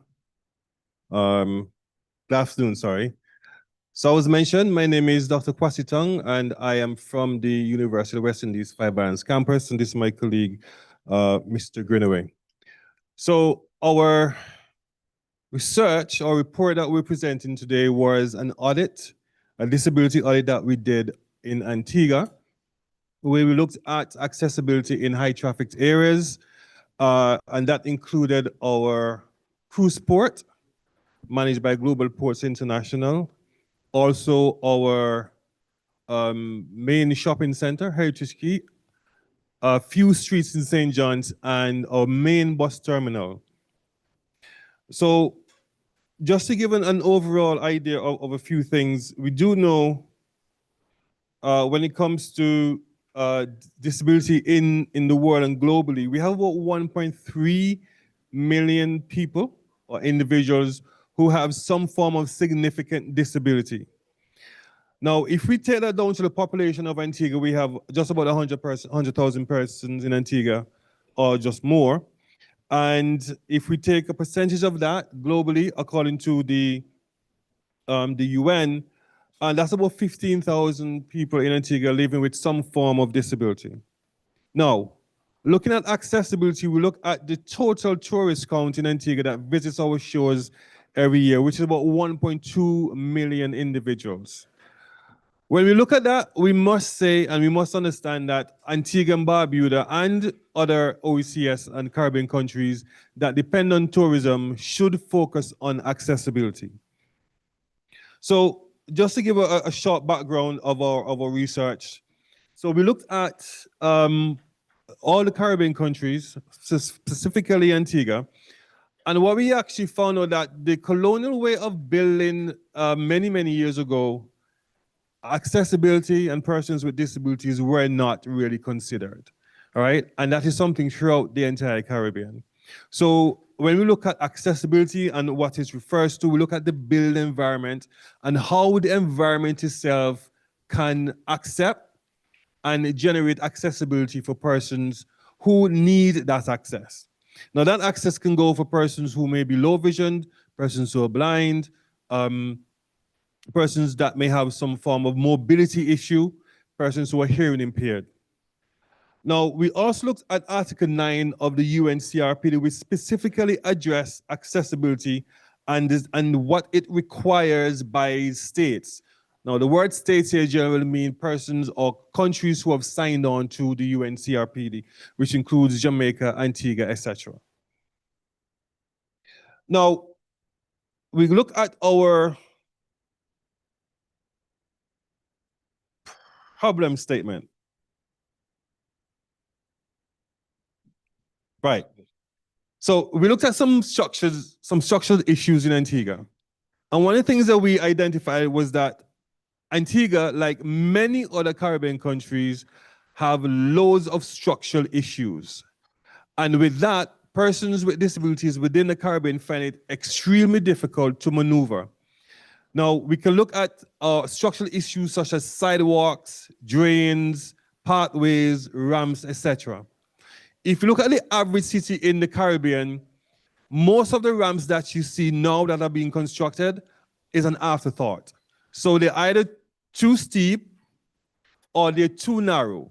So persons with motorized wheelchairs and wheelchairs like yourself, they find it extremely difficult to independently access buildings. And even if you are actually aided by someone, the person who is assisting you find it extremely difficult because the ramps are too steep. So we looked at all that and we wanted to know what are some of these issues that we are finding in our present countries that are inaccessible. Right.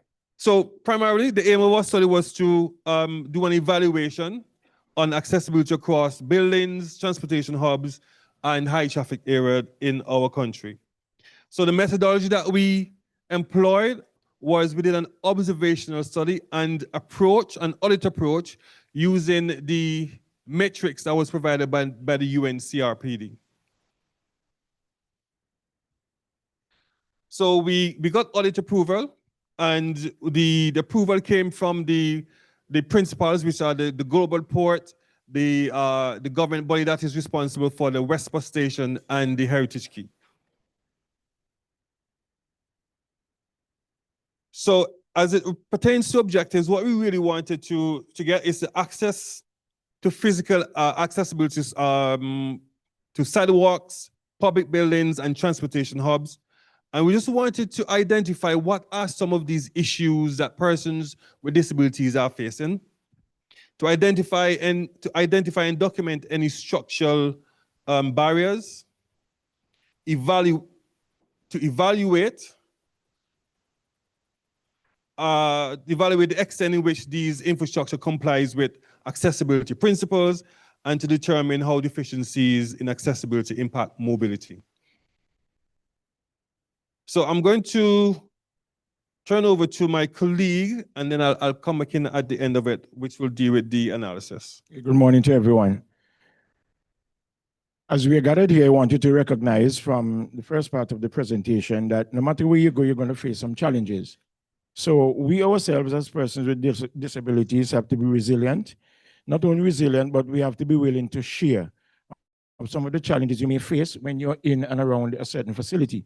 So even moving around here this morning, you would recognize that there are some challenges that those who prepared may not have fully considered because they are differently able than yourselves. So please bear that in mind. What I would say to you to encourage you, don't make a fuss, don't get depressed, but look forward to be an advocate for yourself, to share information with others, your challenges, so that they can better prepare for you.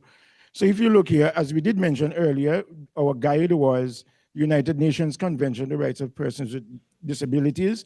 And they also have the principles of universal design. The term universal design means that, as mentioned earlier, all the countries that were signed on, there's a guide to follow. Not that there won't be some adjustments, so that if you were to leave from here and go to Antigua, to Barbados, wherever, there would be a general outlook on the sizes and the angles of your walkways, lighting, just to just about serve everyone.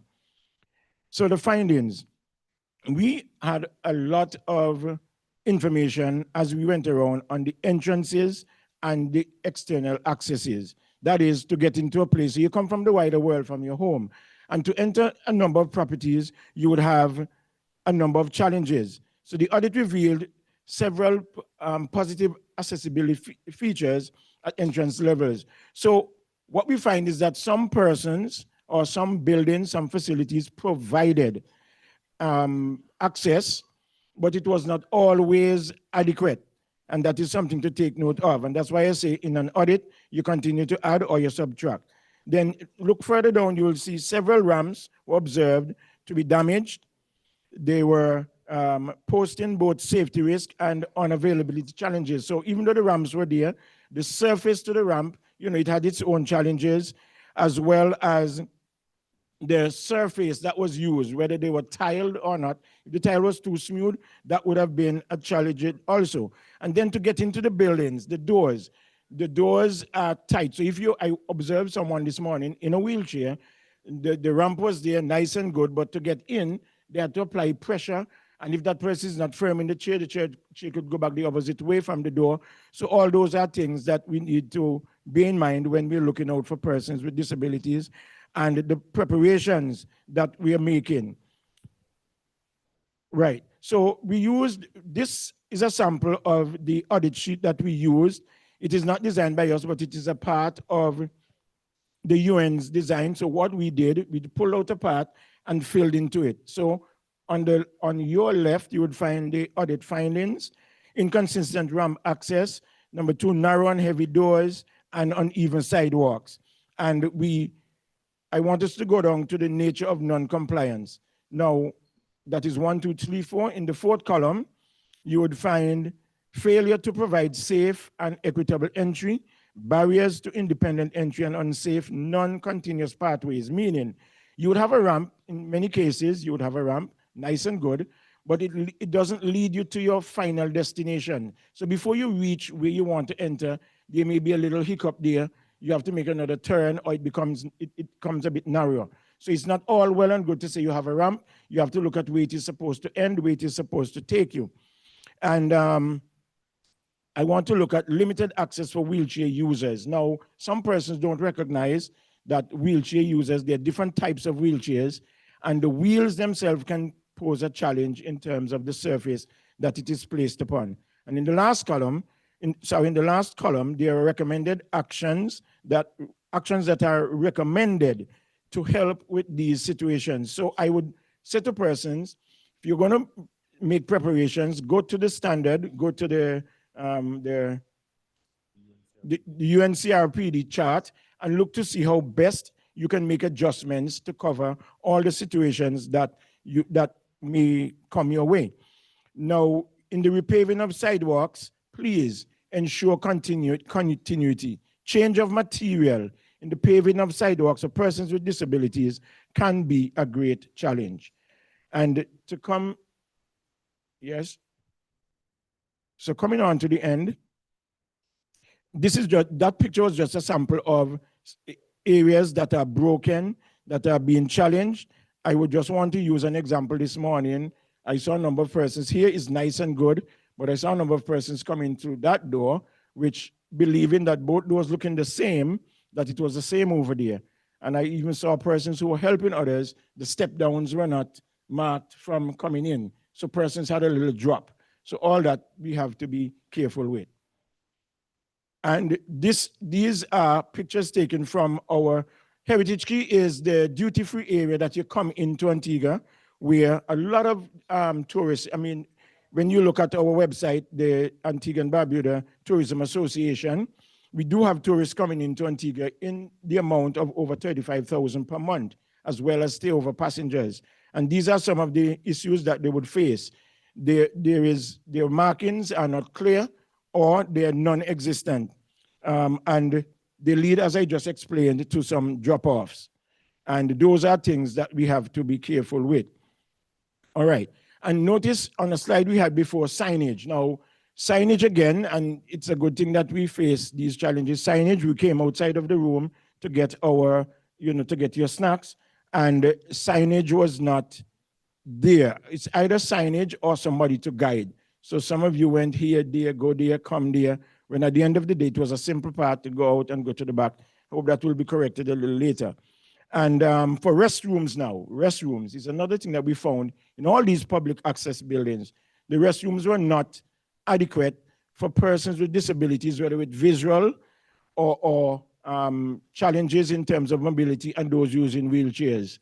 So that the contractors would go put in the face basins and everything to one height. Those in the wheelchairs, not sure if they get their hands washed properly because it's all the way up there, etc. So those are some of the things that we look at our bathrooms. We did mention signage before, and now our ramps and building access, again, consistency in how they're being made and the way that they take you into entrances. And the width of ramps are very important. The width of ramps are very important. I want to mention that most people mention ramps, but they do not mention rails. Rails are important for both the user of the chair and the person who is assisting them. So that at any point in time, you should be able to pause on a ramp, feel safe, and then continue the journey as opposed to feel that you're going to run back. So in those cases, you need landings. And generally speaking, in Antigua and Barbuda, our transportation system doesn't really have, we call them kneeling buses. They have buses for persons with wheelchair, which is the ramp, which is the what do you call them here?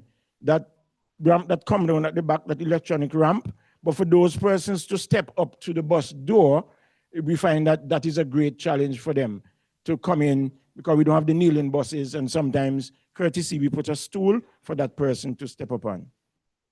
All right, so just to finish up, the two section, which is the discussion section, and we also look at some recommendations. When we spoke about discussion, is that we looked at collectively, at broken and uneven sidewalks and how we can actually make those things better.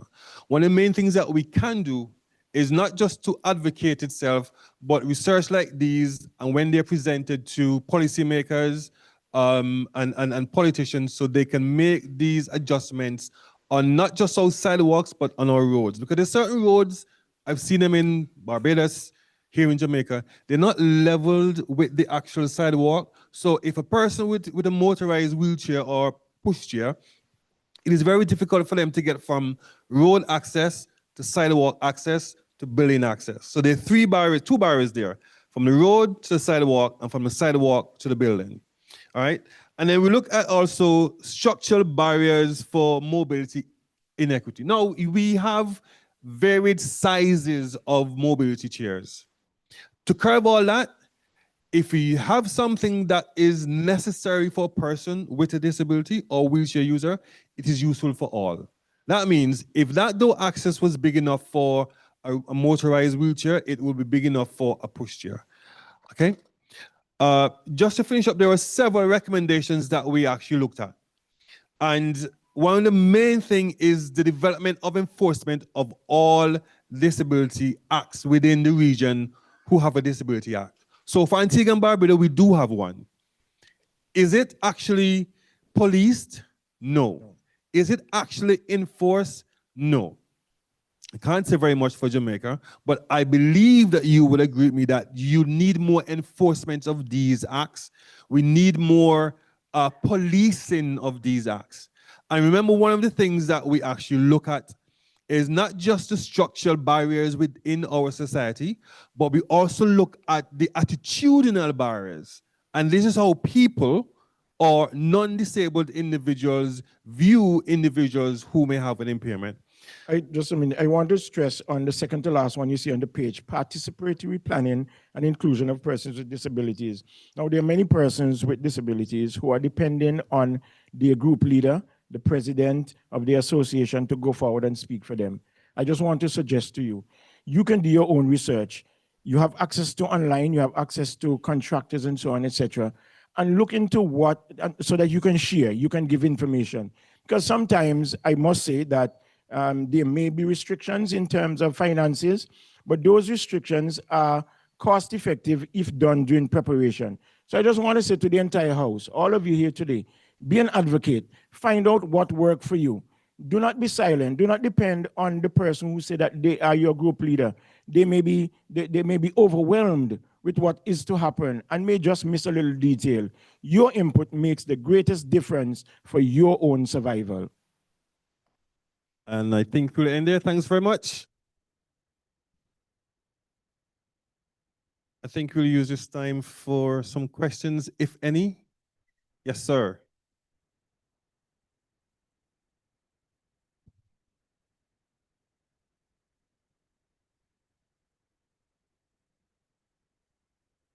Yes, I heard you talking about the structures and the things that we need for accessibility, but what about the quality of the material that is used to make sure that those things last for generations to come, like even the wheelchairs and the canes that we use? We need to think about the quality of the materials to ensure that these things last for a long time so they don't fail on us. Well, let me just say that thank you very much. He did two things in one. He spoke about the structure and the quality of what you use. Now, one, for the structure, yes, studies should be made as well as best practices. And you must recognize once you have a building and it is in use, there is going to be deterioration.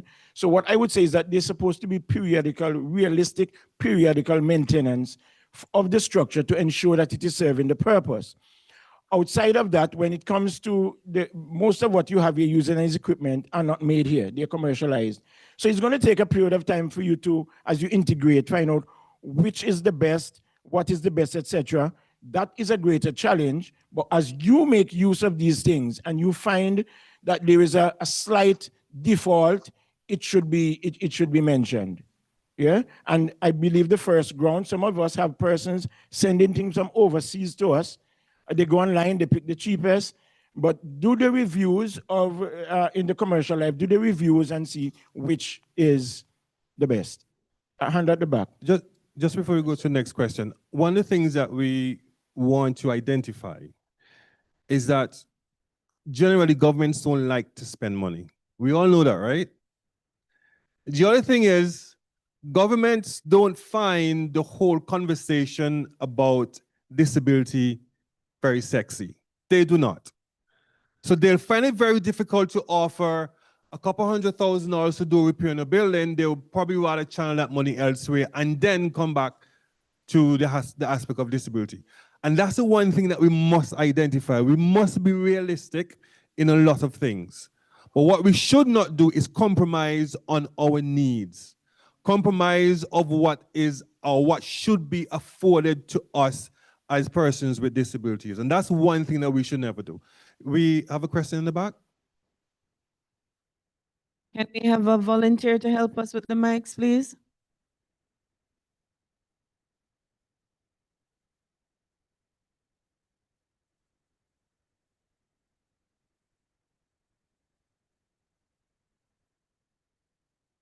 Thank you. So I want to piggyback on two things that you said when it comes to material, and we're talking about the built environment. One thing you ended with the conversation as us as a community collectively building our voices, amplifying our voices. And that's very important because when there's no dollars and cents to be given by any entity, your voice is your most powerful source. And so when we're talking about access to things that we use every day, we need to come together, or we need to find our voices individually in order for us to come together. But for the material part, I'm an above the knee amputee. I'm currently a wheelchair user for possibly the next few years. But I use a pair of crutches as well. And what you spoke about, the material, climate change, all of this is going to impact our built environment. Rubber, recycling, upcycling. We don't need to import rubber. All of us here in the Caribbean either driving a car, know someone who driving a car, they throwing away tires every day, you get a little hole in it, rubber. I've met other allies and other disabled innovators who are using rubber in the Caribbean to replace our crutch tips, the handles, the underneath, even entrepreneurship of making covers to put over them in order for them to last longer. So we also as a community need to understand that even through climate change, even though we're in the region of the Caribbean and it's small, all these small island states and all of the disadvantages they tend to tell us we have, we need to use them as advantages. And that will help our built environment as well. Yes, the brother here.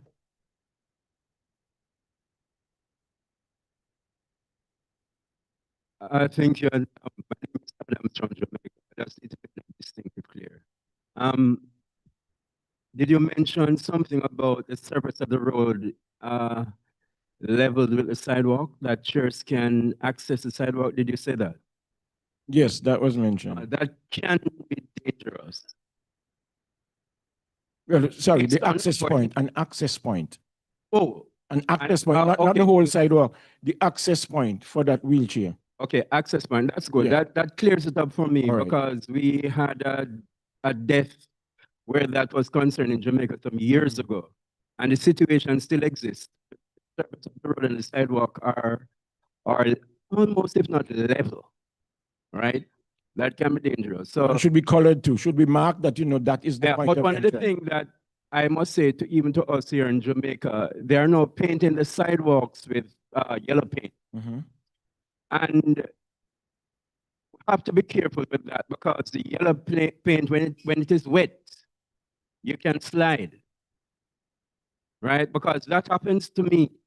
So I'm just wondering if all of us can look at what kind of paint we can paint the sidewalk with so that whenever it is wet, we do not slide, right? So we just need to look at that also overall throughout the Caribbean.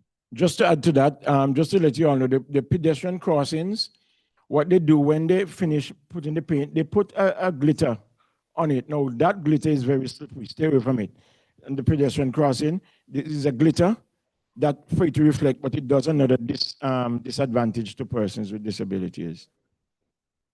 Yeah, go ahead. My question is a general question. If a person with disability applied for a job and is turned down because of their disability, what can be done about that? So that's a very interesting question because we had some issues in Antigua just sometime last year about that. But there's one thing that covers all of that is the legislation and regulations and policies that should be enforced that we just spoke about recently. So if there is in Antigua, our law speaks to a council.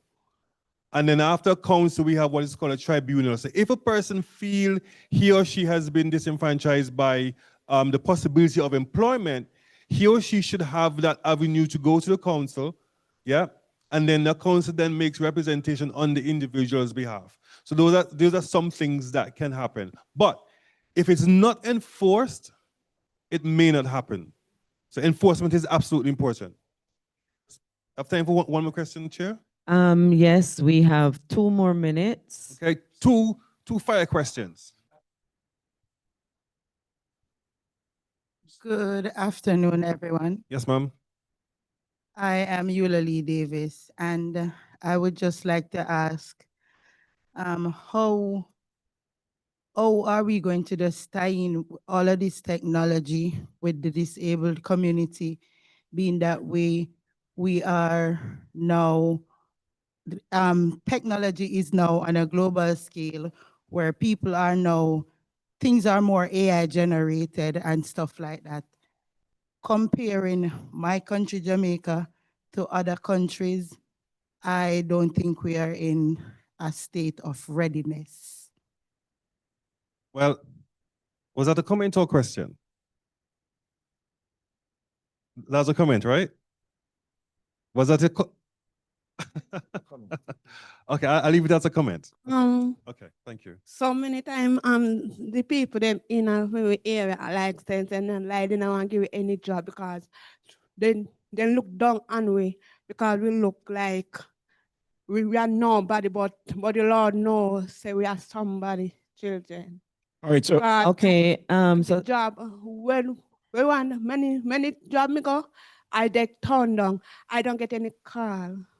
yes, and Thank one you other thing that I for want to the, just a share- minute. Yes, sorry. We don't want to veer off to employment or education unless it has to do with the built environment. We're looking at transforming the built environment at this juncture. So let us keep our questions and our comments to that, please. And may I just say that for persons who are looking jobs, etc., this is a general statement.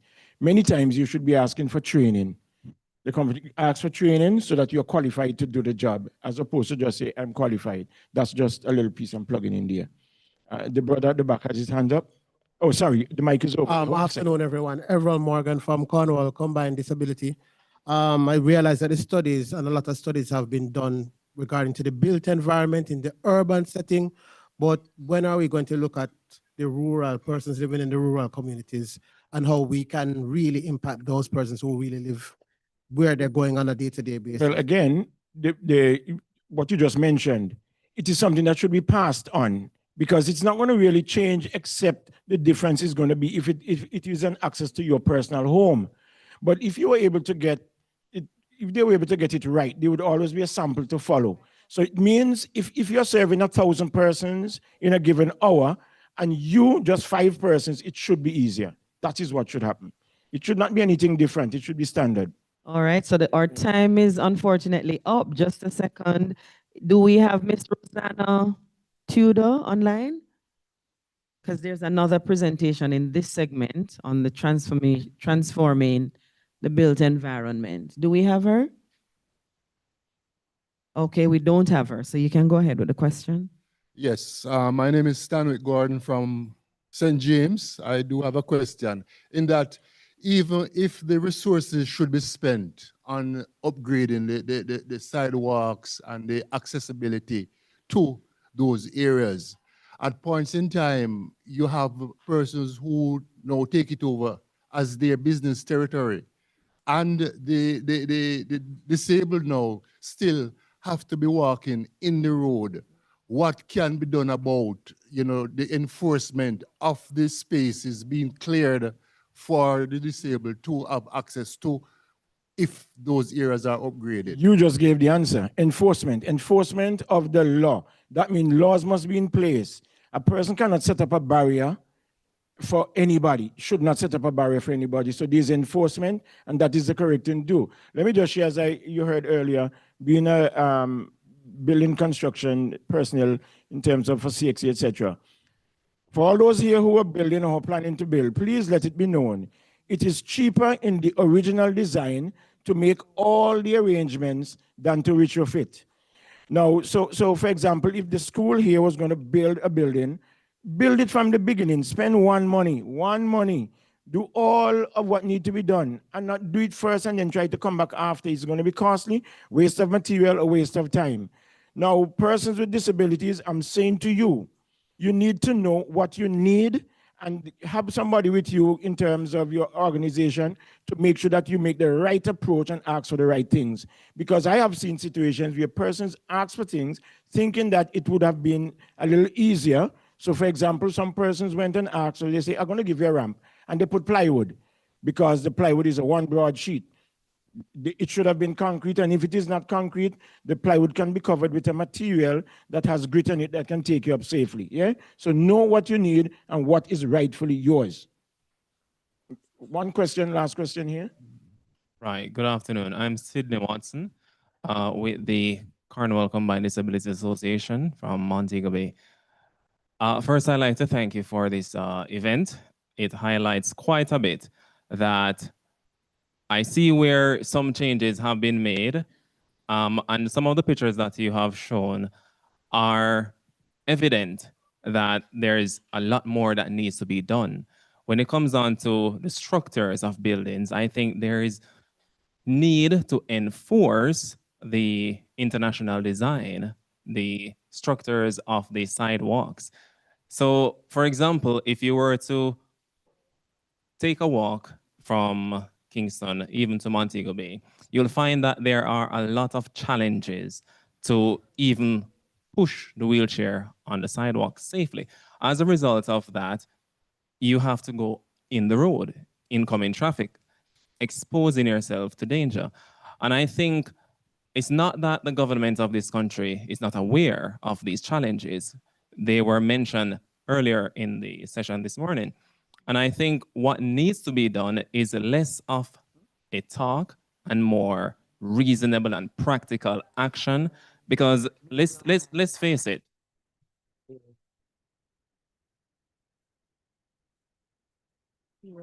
Right.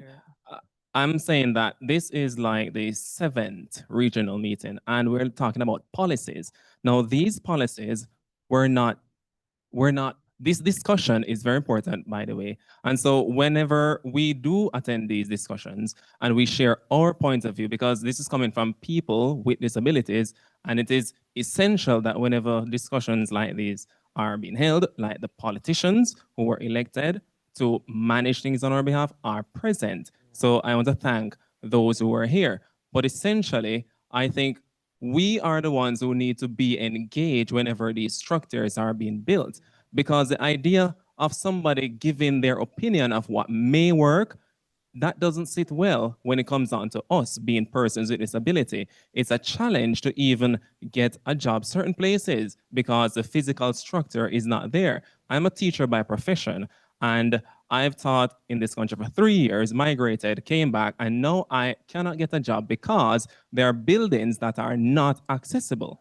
And I have been advocating on these behalf. So it's good for me to be here so that persons can understand and hear what I am facing. I'm just one, but there are thousands. There are many who are qualified, but they can't get jobs. And it's not about us not asking for training and getting things, but what we are asking for are things to be put in place to make it easier for us to access these things. And so when it comes on to building and structures, we have to take into account the fact that enforcing the policies and the Disabilities Act is essential. So when they're building, you have the foreman and other persons. I think they're just building because they're just building sake, but they need to have someone on the ground who is knowledgeable of what is in the policy to guide the person who is building the sidewalk, the building, etc. And so that is what we need to do. Thanks. And just in the event that that is not done, there is another avenue which the Disabilities Act made available to every single one of us in here who has a disability. So if you are aware and you have proof that you are discriminated against, whether in employment or even the built environment, you can make a complaint at the JCPD.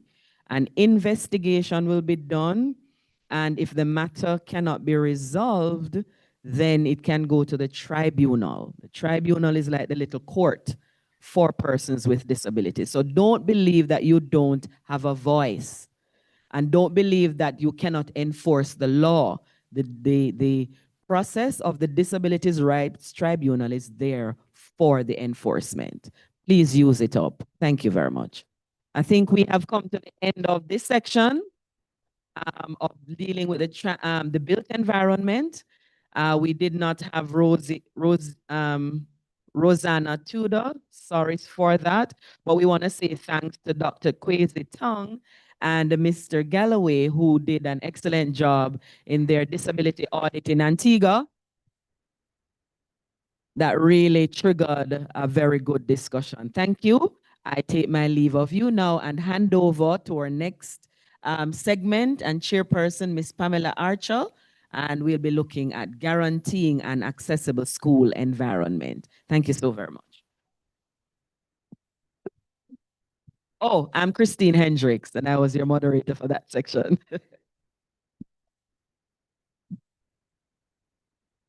Good afternoon, everyone. Let me extend my own welcome to all present, to our guests, our participants, to the first day of our two-day conference, and to say thank you so much for sharing in the space with us as we discuss vital issues relating to accessibility of our persons, for our persons with disabilities. Now, as we move into our second set of presentations for today, we will have our own Professor Floyd Morris, along with Mrs. Fiona Lloyd-Henry, who will join us virtually. And she's online, great. As well as Mr. Denworth Finnekin. And they will be presenting on the theme, guaranteeing an accessible school environment. I will first do a brief introduction of each presenter before we move into their presentations, and just give Prof a little time to put himself together, all right? Just give me a sec. Pardon? Oh, definitely. Mr. Finnekin, are you ready? Okay, so we will have Mr. Finnekin lead us off. So I'll just do a brief little biography on him. Denworth Finnekin is a Jamaican educator, researcher, and a justice of the peace who currently serves as a full-time lecturer at the University of Technology, Jamaica, and an adjunct lecturer at the University of the Commonwealth Caribbean, UCC. With a professional background spanning over 25 years in education, engineering, and leadership, he holds a Master's of Business Administration, a Bachelor of Science degree, and a diploma in engineering, and is currently a doctoral candidate. Denworth is a former board chair of the Jamaica Council for Persons with Disabilities, JCPD, and serves on numerous school boards, including chairman of a Jonathan Grant High School, contributing to governance and strategic development in the education sector. He is a passionate advocate for the empowerment of persons with disabilities, particularly through technical and vocational education and training, TVET. And his research focuses on advancing inclusive education systems and developing practical, sustainable strategies to improve accessibility and opportunities for persons with disabilities across the Caribbean. Let us make him feel welcome. Mr. Finnekin.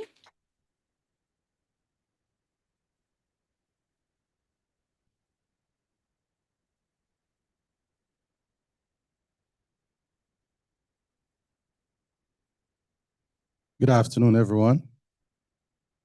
Good afternoon, everyone.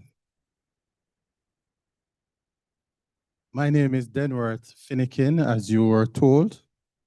And yes, I am a strong disability advocate. It's really an honor to be here and to share in this conference. And so today, I want to invite you to think beyond the familiar ramps, because while ramps are matters, they are not enough. My presentation is entitled Beyond Ramps and Policies, Building Truly Accessible Schools in Jamaica. And at the core, this research asks a simple but critical question. Are we truly including students with disability, or are we just appearing to be doing so? We're appearing to be doing so. So it's beyond ramps and policies, truly building truly accessible schools in Jamaica.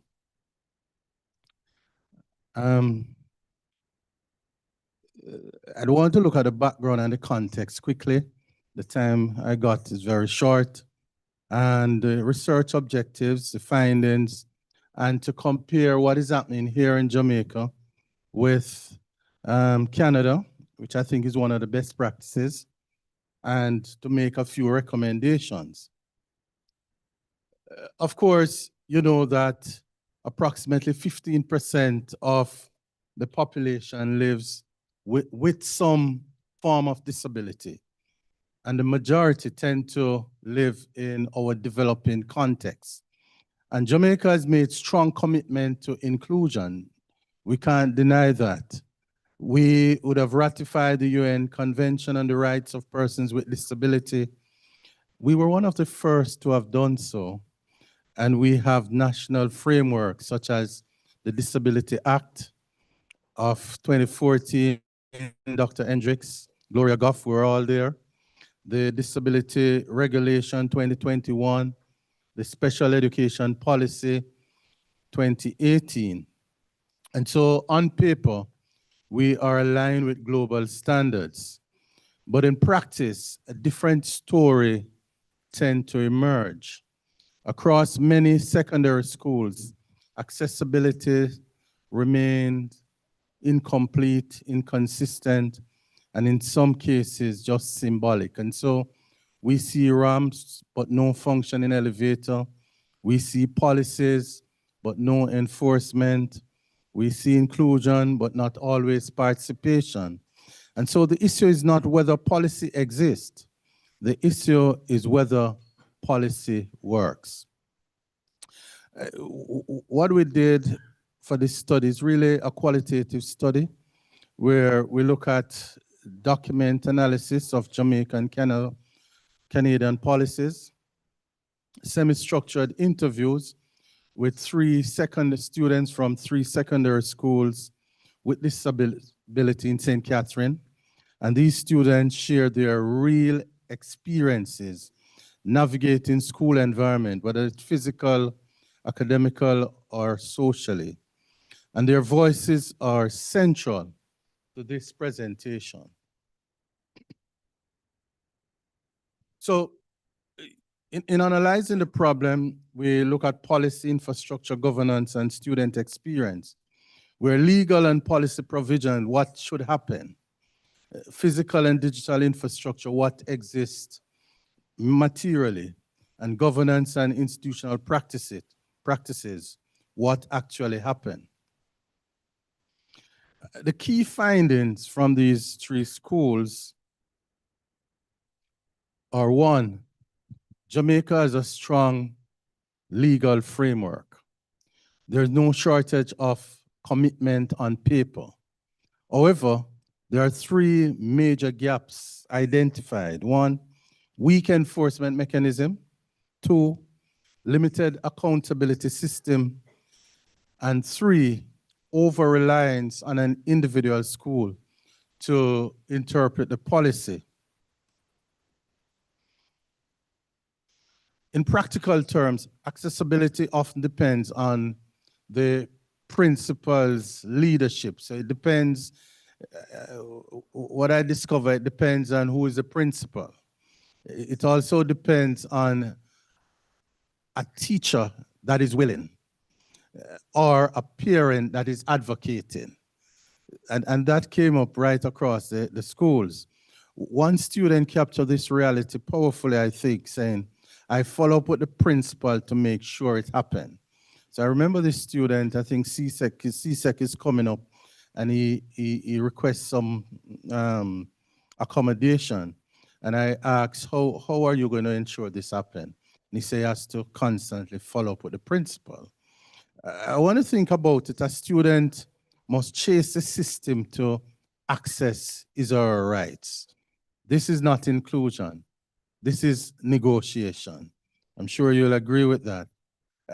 Also, students reported that some accessibility features exist. So like ramps, yes, they exist. The 2 of these schools are 2 schools listed by the ministry. 2 schools listed as catering to persons with disability. So yes, ramps exist. and modified classroom, but functionality is a major issue. For instance, one school that has an elevator, the student reported elevators are not working because they're not serviced. So yes, it is there. You know, another explained how classes had to be rearranged because they couldn't access the upstairs space. So the teacher changed and have a classroom downstairs, split the class. So here, with the best intent, there is elevator, but it's not working. And so access is conditional. Also in the findings is the situation that, as I said, access is partial, participation is conditional, and independence is limited.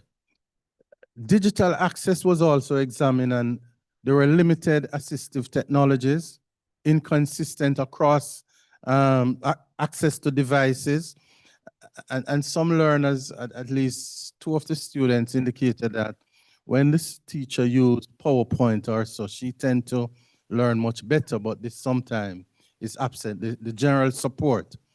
So even where tools exist, they are not always usable. It depends on teachers. I remember one of the students saying, when a teacher was here, she was very comfortable to talk to the teacher, and the teacher would make all the accommodation and the representation. The teacher has now retired, and so that student is not comfortable talking to other persons. Support is not institutionalized, it's personalized based on if someone make a request. When I look at the comparison in terms of accessibility systems, in Jamaica, we tend to be reactive. In Canada, they are proactive. In Jamaica, weak enforcement. In Canada, strong enforcement. In Jamaica, inconsistency. In Canada, systematic. In Jamaica, school dependent. In Canada, government monitor the schools. And so based on the findings, 5 key areas are being recommended or emerge for action. 1, to strengthen governance and accountability. And by this we mean introduce accessibility audits and require school, yes, and require school level reporting. So instead of being optional, the schools need to report annually, quarterly, whatever, and align enforcement with existing legislation. Number 2 is embed universal design in infrastructure. And the previous speaker indicated that universal design helps everyone, not just those with a disability. So ensure that all schools are fully accessible. Prioritize retrofitting critical areas like bathrooms, entrances, etc., and focus on usability, not just presence. Number 3 is to improve digital accessibility by expanding access to devices, ensure compatibility with assistive technologies, and provide low-tech alternative where needs exist. Number 4, to build capacity, to have mandatory teacher training to include inclusive education. That need to be a feature in our teachers' college, just for all. 15% is a lot. Continuous professional development. And I suppose this is where JCPD could play a role. Expand specialist support services. And number 5, to strengthen data system. Strengthen data system. Track students with disabilities. Use data to guide resource allocation and improve planning and accountability. Jamaica does not lack policy. I'm sure you'll agree. What we lack, and we do not lack commitment. I don't think so. What we tend to lack is systematic integration, because the interventions tend to be occasional and for an individual are symbolic. So we must design, as the previous speaker said, design from early. It's much cheaper. We must resource and we must enforce. Because when accessibility fails, inclusion fails. And when inclusion fails, opportunity is denied. So you can clap. You know, so we want to move beyond ramps, move beyond policies, and build systems that truly includes. Ladies and gentlemen, I want to thank you.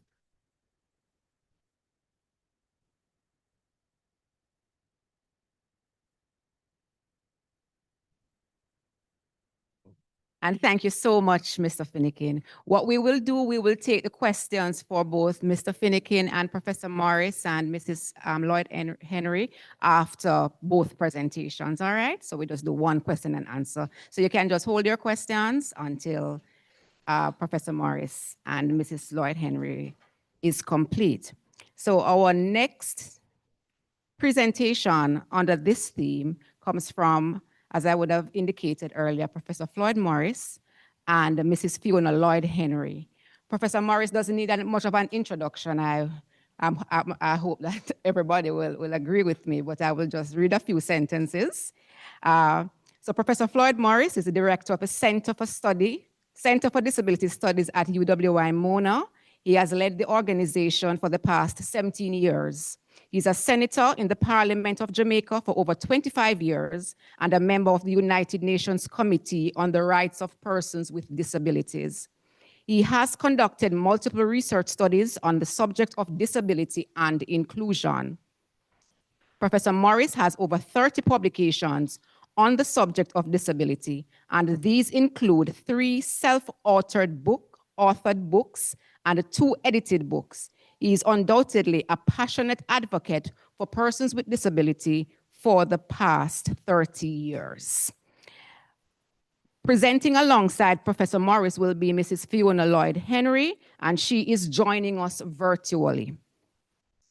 Mrs. Fiona Lloyd Henry is a passionate advocate for persons with disabilities and other minority groups. She's a scholar and senior teacher in the Canadian education system.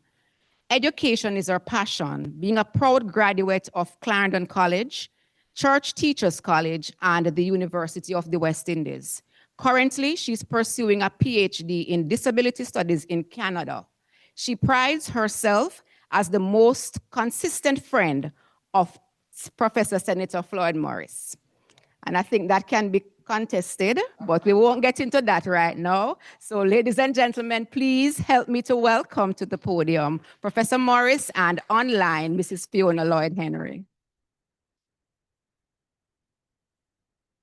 The normal thing for Charles and I is for me to say, he's my oldest friend, but he doesn't like me saying that. Hello. All right. So in this presentation, my friend Fiona is going to lead out in the presentation, and I will make intermittent interventions, but my substantial comments will be reserved for question and answers. So I turn over to my partner in crime, Fiona Lloyd Henry. Good afternoon. It is my pleasure to be here. Can everybody hear me clearly or? Loud and clear. Perfect.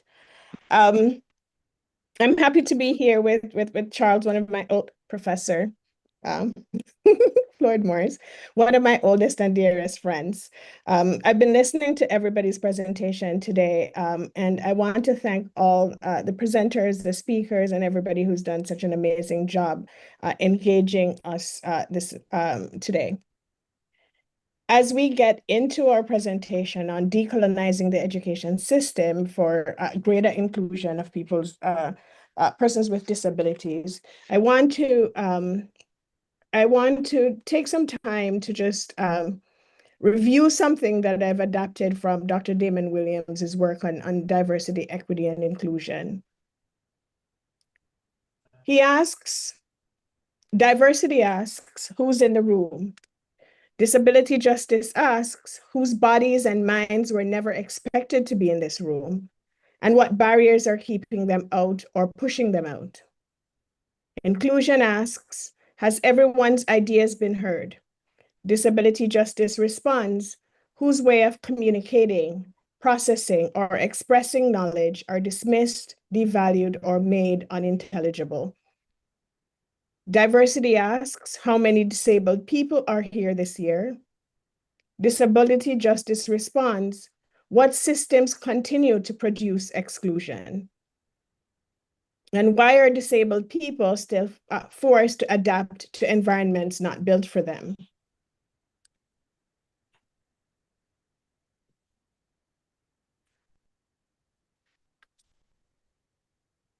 As we get into our presentation, it's important for us to think about, where do we want to get to in the end? One person mentioned that their research, the previous speaker mentioned doing some research in Canada. And this is where I live and work as well. And as an educator, we often begin with our learning goals and what will success look like at the end. So we'll talk a little bit about how we understand or develop a decolonial understanding of how colonial legacies continues to shape disability and exclusion in education, and to identify what is required to move from inclusion as mere access to inclusion as justice. So we'll think through how our colonial histories and dominant models of disability shape current educational practices and outcomes. We will analyze the gap between disability policy, and so many folks have mentioned before about, where policies stand or access to these and what it looks like, how these policies actually make it into the material lives of people with disability in our school systems. And then at the end, to be able to identify at least one concrete decolonial action that we need to address systemic barriers, including, and these have been mentioned before, accessibility, teacher training, assistive technology, and inclusive curriculum. We can't get very far with this without identifying what we mean when we talk about decolonizing disability. What does it mean to truly understand inclusion? And how do we do so outside of the Euro-American or the Eurocentric perspectives that's so pervasive throughout our system? It means fundamentally shifting how disability is understood, researched, and addressed by dismantling these frameworks and recognizing the deep historical and ongoing entanglements between ableism, racism, and imperialism. I know we talk a lot about inclusion, but we talk less about ableism, and it's important that we think through what this means. It's important that we think through what this means if we're going to engage meaningfully with ideas about disability. This involves, a complete paradigm shift. For us in Jamaica, it means centering the concerns of us in the global South.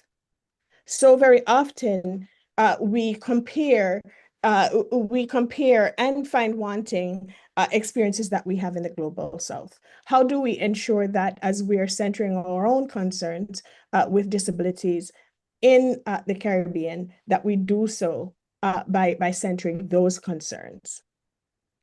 It's important for us to recognize colonialism as one of the creators of disabilities. It's important for us to think about the structural violence, the physical mutilation, and so on that came out of colonialism, out of slavery. It's important for us to understand how disability and race and other forms of identity, how those interweave to create particular structures, structural barriers for many folks who live in the Caribbean. And finally, it's important for us to center the voices, the lived experiences, the concerns of people who are living with disabilities. Just very quickly, as we're thinking through this, it's important for us to be able to map where we are and how we got here. From the Spanish era, where Spanish colonizers established early frameworks of social hierarchy and labor exploitation, and embedding these attitudes that marginalized people are perceived, disabled people are perceived as being quote unquote useless or unproductive because they're not able to contribute equitably to wealth or the development of capital. And this continued through the English era, where they entrenched plantation economies into social stratification. Disability in this way is seen as punishment. Disability was weaponized as a form of punishment against enslaved peoples. Physical impairment was imposed and then further pathologized, used to justify the dehumanization of folks and to exclude them from social life. One dominant model, colonial model of disability involved the charity model. And these had some core assumptions that because people or persons with disabilities were viewed as incapable of meaningfully contributing to society, and they were totally dependent on the church and the state and on family members, we saw disability being treated more so as a charitable thing rather than as something that folks as human beings are entitled to. Disabled folks were classified as bodies that failed to meet the sort of economic demands of the colonial plantation system. In many ways, this continues even to today with students in schools. It didn't totally disappear. In many ways, we continue to think about students with disabilities as folks who are living, off the crumbs off the table of those people who are quote unquote able-bodied. With political independence in 1962, the government was expected to take full control of education, the policies and administration. Despite independence, we continued with a similar model of colonial education. These remained, for all intents and purposes, intact. Similar structures, the assumptions about people, the exclusions, how we determined that some people belonged or didn't belong.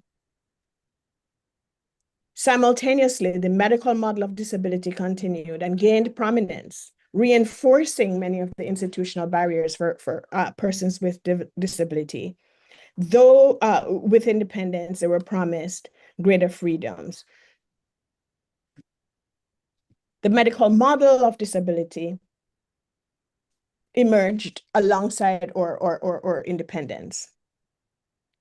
It saw disability as a medical condition, and the primary response must be to quote unquote either cure it, fix it, or to get to a place where folks could experience normalcy, open and closed conversation. Whilst my friend is making an excellent and brilliant presentation, and she's whetting our appetite, we have 5 minutes to complete the presentation. So, we know that we can't delve into all that we have put together for this presentation, but we will have the fulcrum presentation in the manuscript that will be published hereafter. So we have 5 minutes to go, Fiona. Okay, thank you. I'll just quickly go through some of the main things and then just let it go. So let's see. I'll have to recalibrate. It's safe to say that regardless of the spaces that we've been in, that disability justice continues to elude many.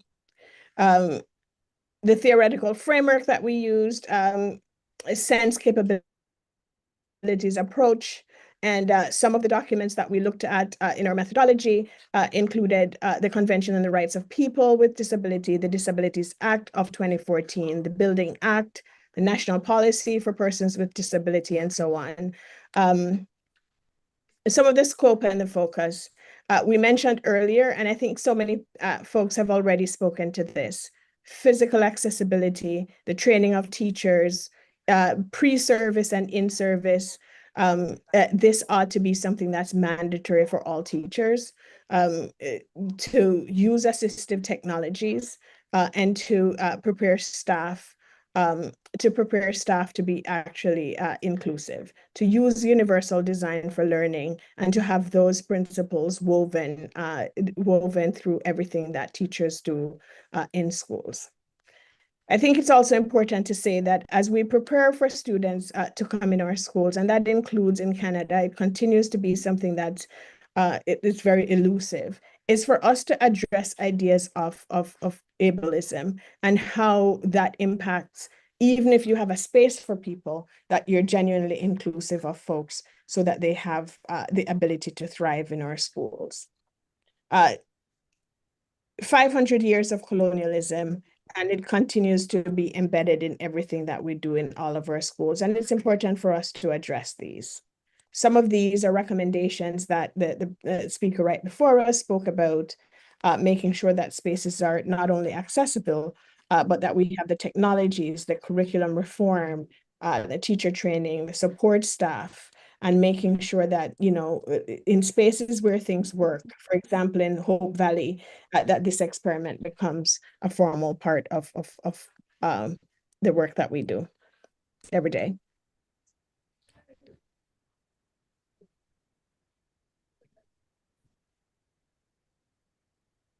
Thank you. Thank you very much, Fiona, for taking us through. And I know the details of the presentation and that you would want to delve into some more.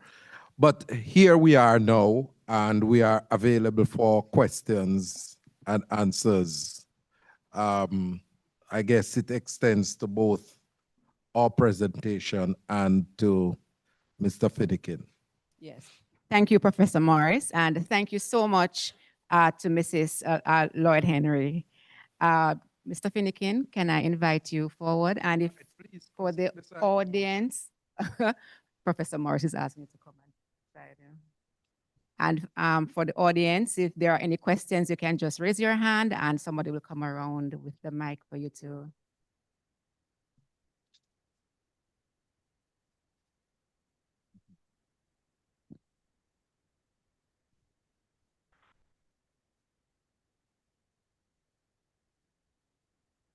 So, okay, good evening, everyone. All right, on behalf of the concern where disability cannot get any work, who are the persons we can held accountable to reinforce that law?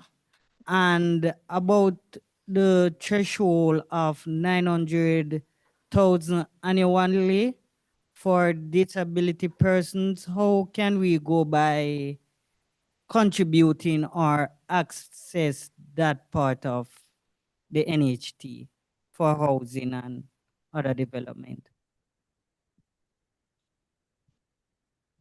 All right. Thank you very much for your question. And as it relates to the issue of employment, this is why it is very important for us to deal with the issue of education, because education and training for persons with disabilities is the gateway to accessing employment.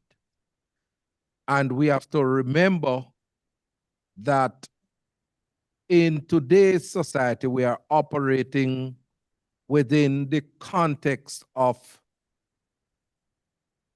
employment, work and employment being treated as a right for persons with disabilities. But you're not going to be able to exercise that right if you don't receive the training and get the requisite qualification. And that's why I say to all persons with disabilities that we must ensure that we get some form of training and education. But it is incumbent upon the government, the state, to make sure that educational institutions are accessible for persons with disabilities. And that is why I want to call for us to liberalize the education system, to make it more accessible for persons with disabilities. We don't want a situation where if persons with disabilities want to get education, they have to leave country and come to town. Kingston is not Jamaica. We want people to be able to stay in their communities and go to school. And when they finish work, going to school, them get work. Thank you. They get work in school.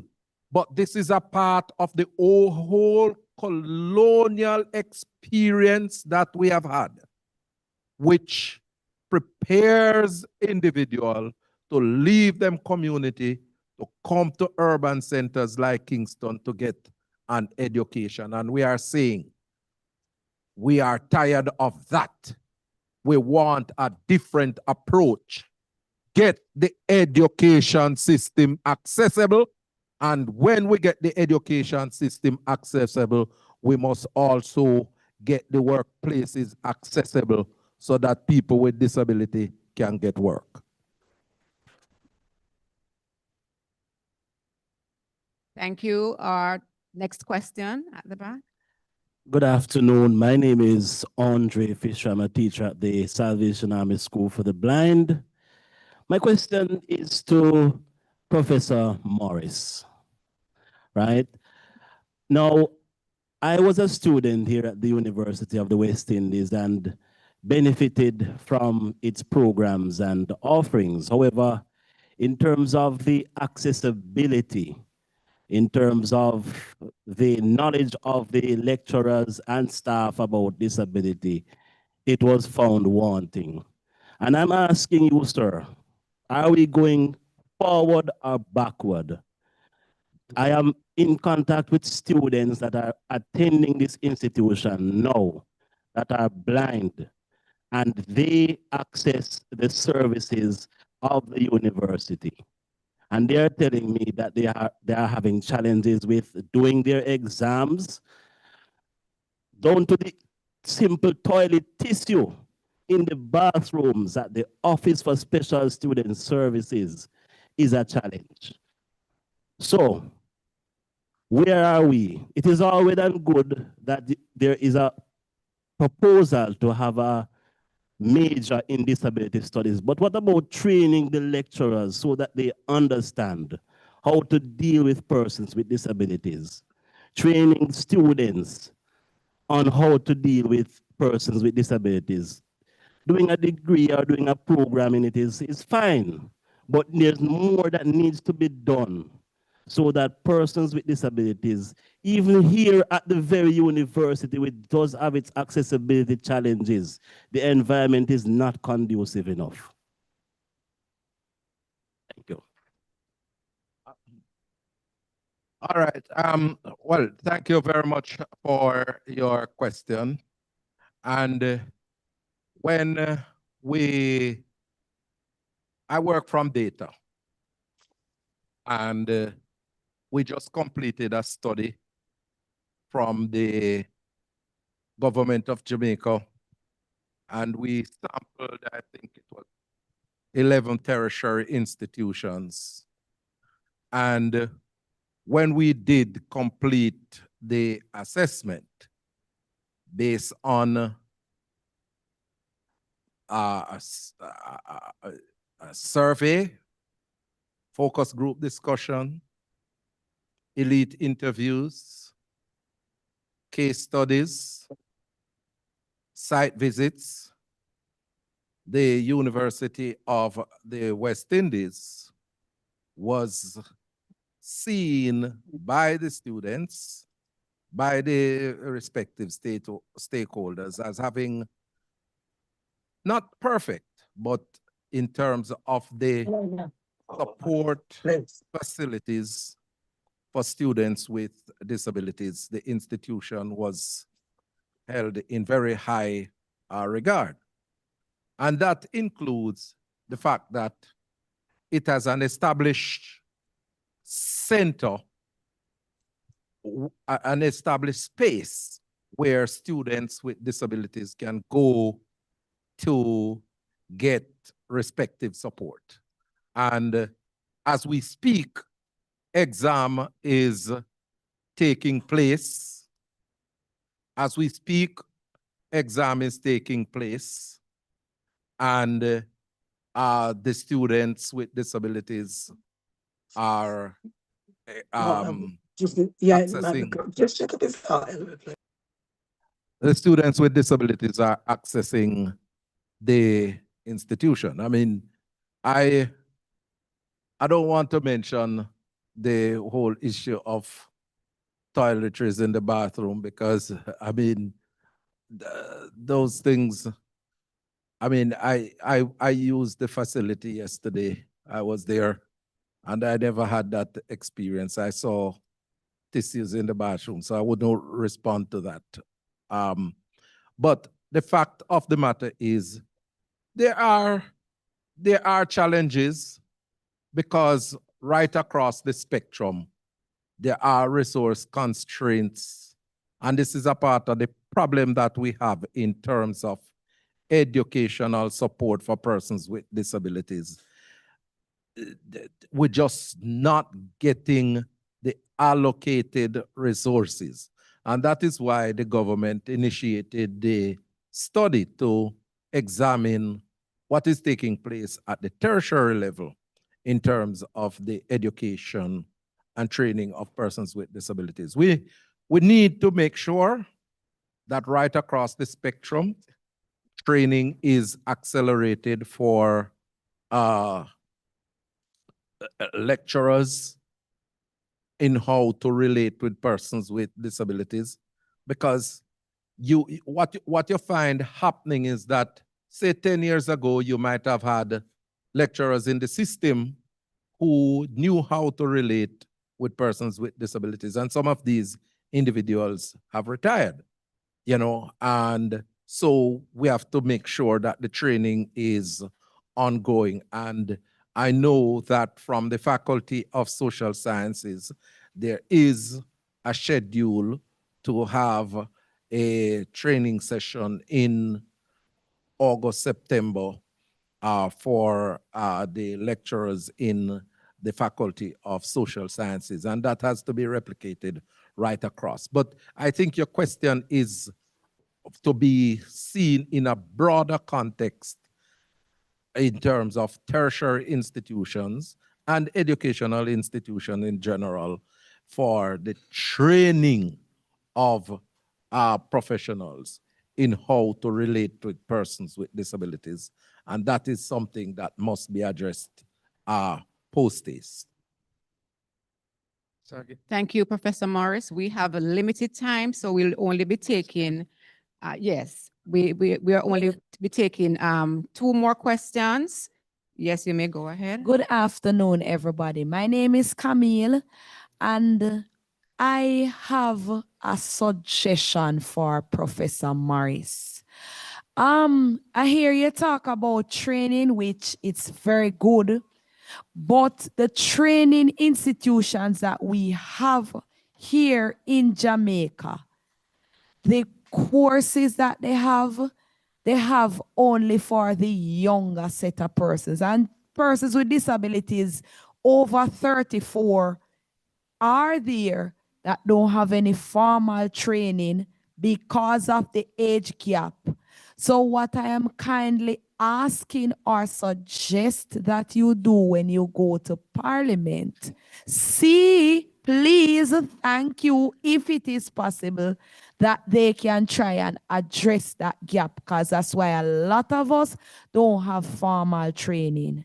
And as what you say with the accessibilities, a lot of our heart institutions as well do not offer accessibility for persons with disabilities. Thank you. All right, thank you very much. And the team from Heart NSTA is here.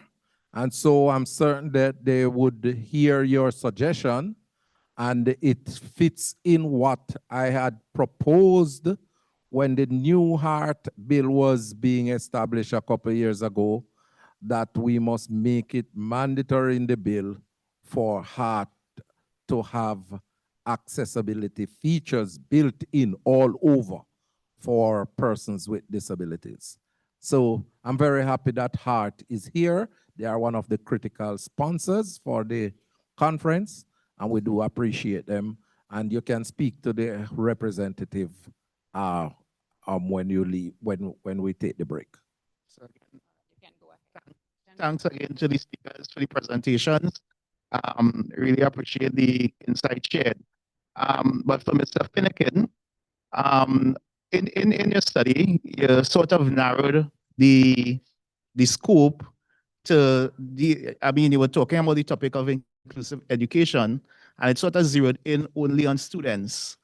So I wanted to get some more insight as to if we really had to truly develop a inclusive system, we need to also consider the teachers as well. Right in this room, for instance, we have a teacher that expressed his challenges in getting jobs in the system. And if we look at this room that we are in right now, if we had a person with a mobility issue in terms of a chair, they would not be able to mount the podium or speak. And we also realize that we have some ramps, but the ramps don't have much function. So we really have to take even the aspect of this physical issue a little bit further. So I also wanted in the recommendations, you also spoke to the universal design of the infrastructure. Have you considered the universal design of learning also? And then the universal design of the support systems that also go into developing this inclusive education system. And if not, I would ask you to consider some of that in the improvement of your recommendations as you go forward, because I do think it can really help to support strengthening your research agenda, and especially look at that element in terms of the teachers as well. You know, I do think that that's an area for exploration, and I'd like to hear your thoughts on that. Thank you. Thank you. Thank you. The presentation time was very short, and I can speak to you in the corridor, but Professor Morris reminded me that the book will be coming, so you can look further in the book. All right, thank you. But we can speak in the corridors. All right, as I would have indicated, time is against us. So I'm just stretching it for, I'm gonna take Mrs. Goff, and there's this lady at the back right here. Those are the two final questions. I guess you can just engage Mr. Finnegan and Professor Morris afterward for any further questions or queries that you might have. Go ahead, Mrs. Sumalur. Good afternoon, everybody. Senator's response to Andre, I think, Senator, there are some things that, yes, are wider, the scope and so on, but I think what he's raised is a low-hanging fruit that can be dealt with, and I think it's, the response, I think, could have been more like, okay, we will that is an issue that we need to resolve. So we will talk about it later because I don't think we can dismiss it because I have also gotten reports of that kind. And I think these are the things that, quieter things that we might not hear about or pay much attention when it is really impacting students. You know, so I think I would suggest that you will use your office to really talk to some students to find out what are the issues that can be resolved because they exist and we need to resolve them. Good afternoon, everyone. We'll take our final question. Thank you. I think for me, it's more than a final question, but more some information that will close the more like a commentary here. I have been, well, I was born with a disability. I have lived, I'm now 50 years old. I have seen the growth, I've seen the ups and downs of the situation that exists in Jamaica. With that, I say, as an educator, learning is the key. When we think of education, you must see a change in behavior. And so when I look at what is happening now, I realize that until we allow for learning, true learning, which will result in change of behavior, then almost everything else that we try to implement will fall short. And I say that to say, when we think of education, we're looking at public education, general awareness. We're looking at, in this situation in schools, access to learning environments. We're thinking about training and teaching. We're talking about educating parents, educating students themselves, educating the general community, looking at individuals in the families. We're looking at it from a workplace standpoint, whether it's in the schools or any other environment that we seek service. Until we can see the change in behavior that would be the result of true learning, then we are going to continue to struggle. So at this level, I think we need to take a step back and say, how can we get corporate Jamaica involved? How can we get everyone involved? For me, a dream of mine is to have what I would call a program then that you hear like a commercial on the television, but this would be something that would be every day you're hearing something that educate the general public as to the awareness of people who are living with disabilities. Sometimes persons, if you're not walking with a crutch or you're in a wheelchair, there's no other idea that there is a challenge. I operate a school. I'm a school principal. Thank God I have solid parents who really made this possible. And for that, I give thanks. But how many persons have the support that I have? With that kind of support, we can go very far, but we can't do it alone. So each person needs to be educated. Every child at the early childhood level, they need to start being made aware. And when they are aware, it will become the norm that these are, right, we are different individuals. And so we will work in accordance with. In my school, I have a special needs group now. It's not fully official, but I take them because I see the situation. I can't diagnose, but what I do is referrals. With that, parents are coming, but in coming, how many can I truly take? It's 8-to-1, that's the ratio. I have persons who come and assist. I have persons who are retired who come back and help. But I need more.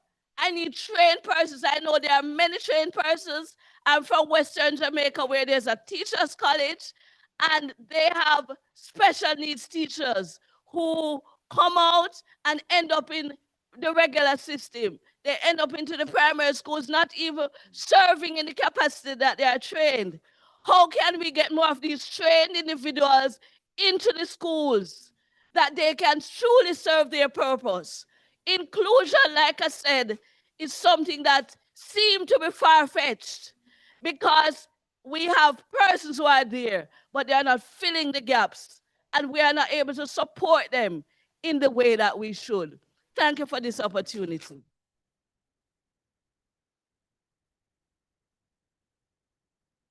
Thank you so very much, and quite valid points taken there. Professor Morris would like to respond.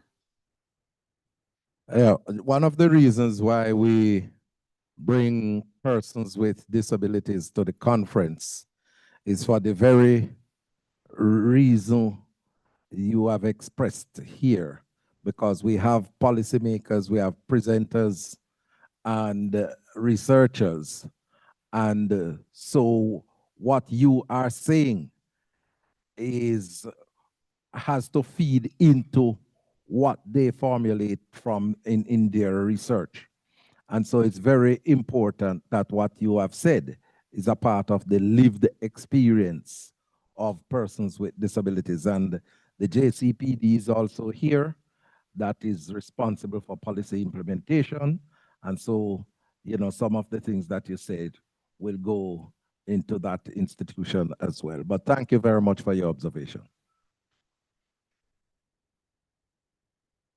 And thank you, Professor Morris, and for all the persons who would have made their comments and participated. We move into our segment right before lunch.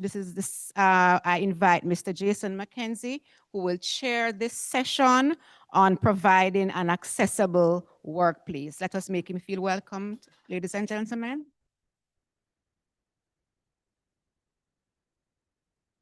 Thank you so kindly, Ms. Archer. Ladies and gentlemen, we have been having a robust and dynamic discussion on very, very critical matters. We spent some time looking at transforming the built environment, as also the environment within the school system.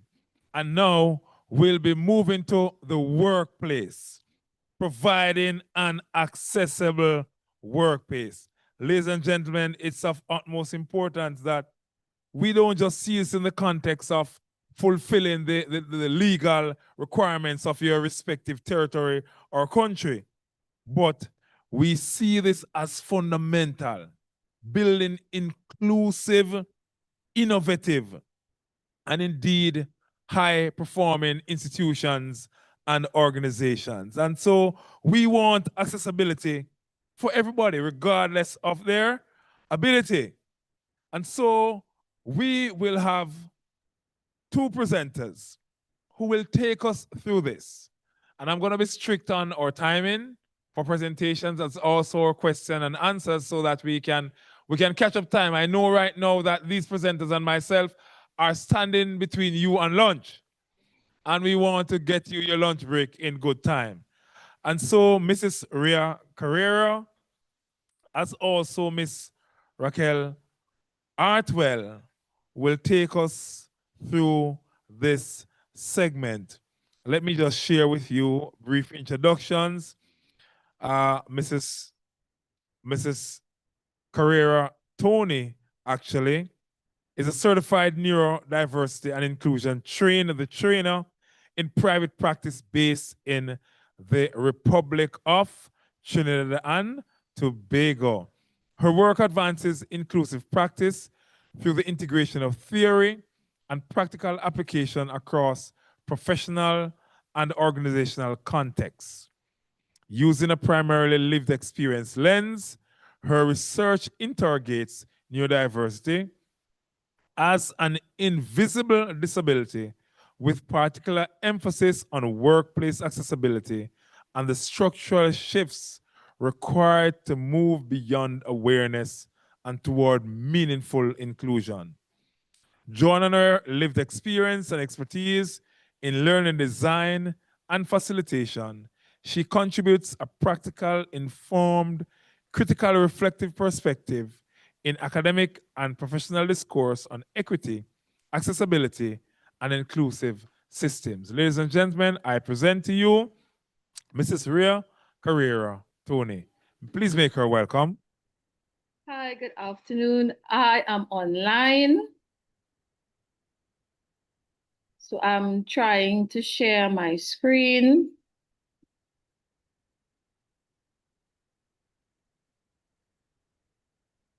Okay, are you all seeing my screen? Can I just get a confirmation?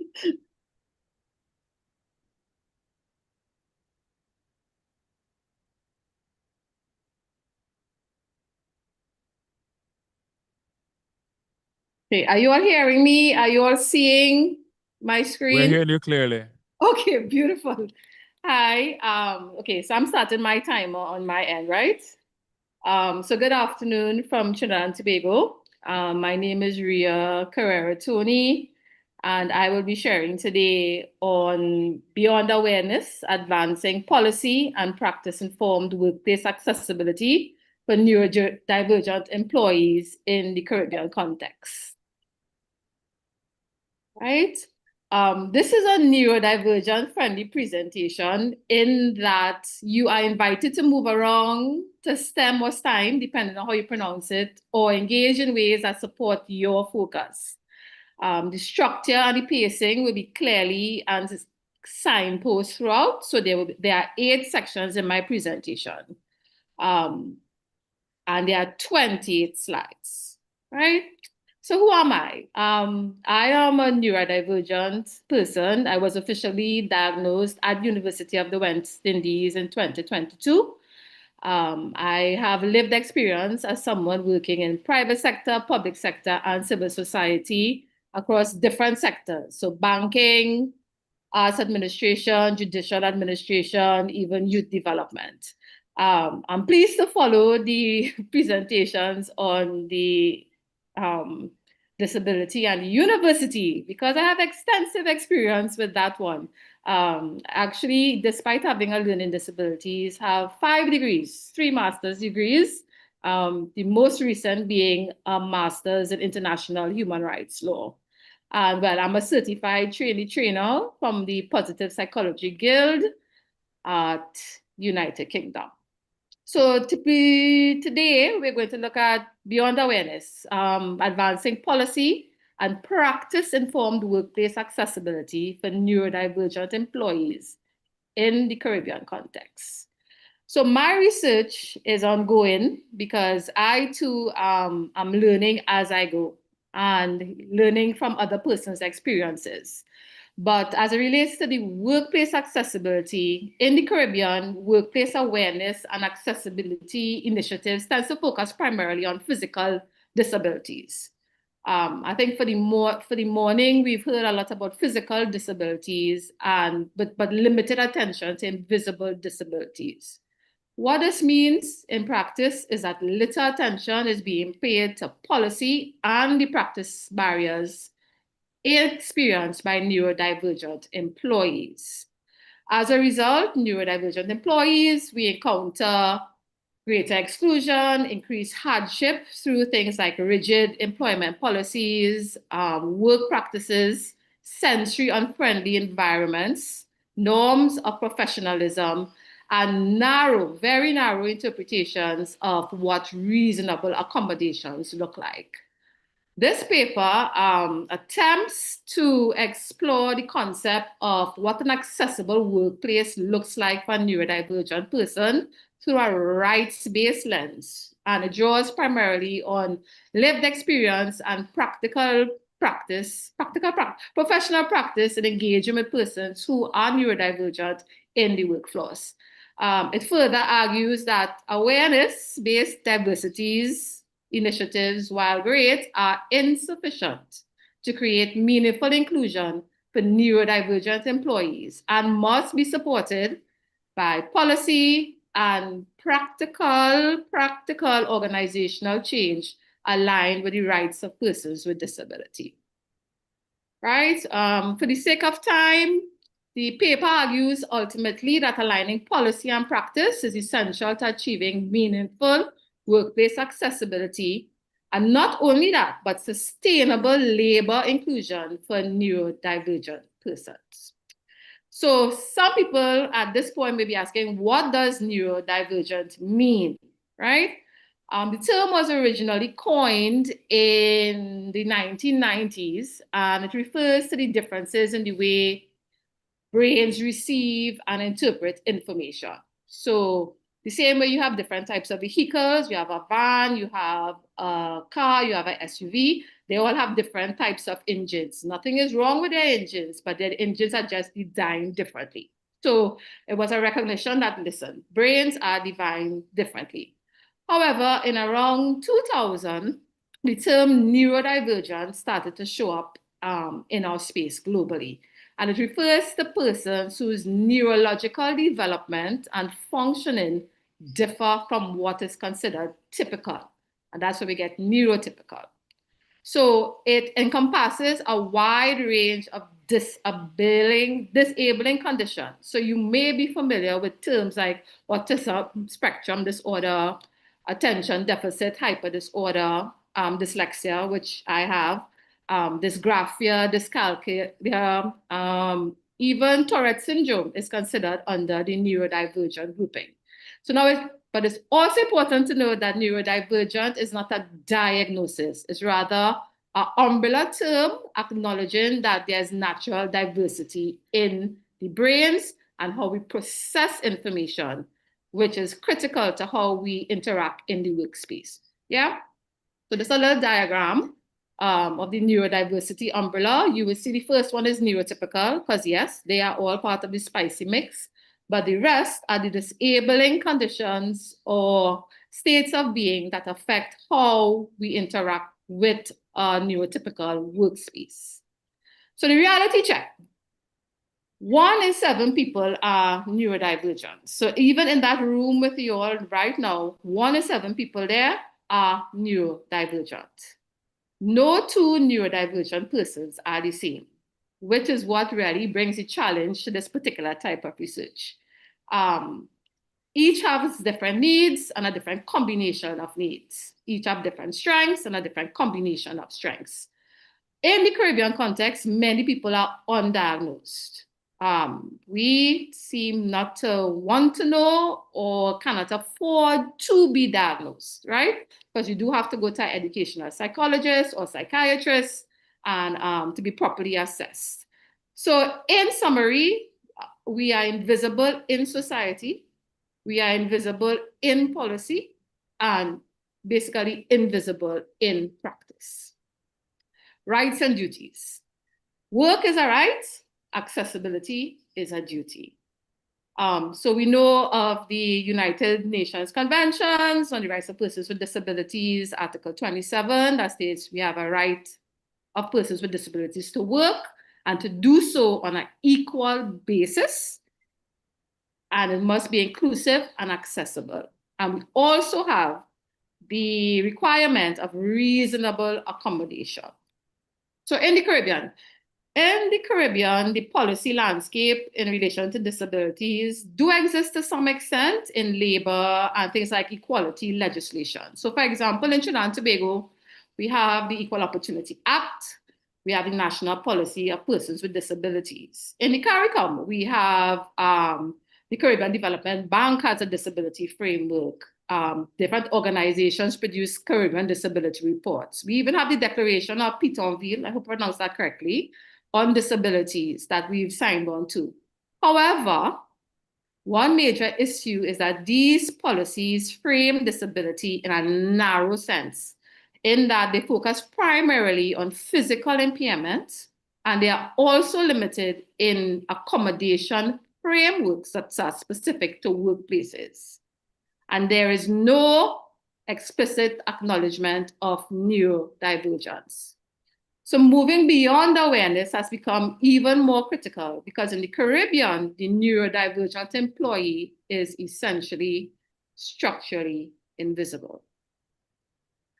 So previous presenters spoke about the medical model. Neurodiversity paradigm leans towards the social model of disability.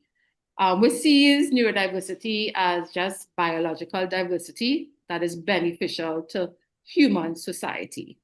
It emphasizes that these differences are not necessarily deficits or something to be fixed, but rather variations with their own strengths and their own challenges. I'm sure everyone can relate to that, right? This perspective was the philosophical framework of what you're calling now the neurodiversity movement. I'm sure a lot of people are now starting to hear the term and wondering, well, what is this about? What is it not really about? But the movement at its crux seeks social justice for neurodivergent persons with invisible disability, disabling conditions in regards to equality, respect, rights, social inclusion, and yes, the workplace. So between the rights of persons with disabilities, the social model, and the neurodiversity movement, it calls for a fundamental shift in how we think about invisible disabilities. It's a shift from a deficit-based model to a human rights approach, valuing our cognitive differences rather than demanding conformity. Ooh, I watched my time. Right.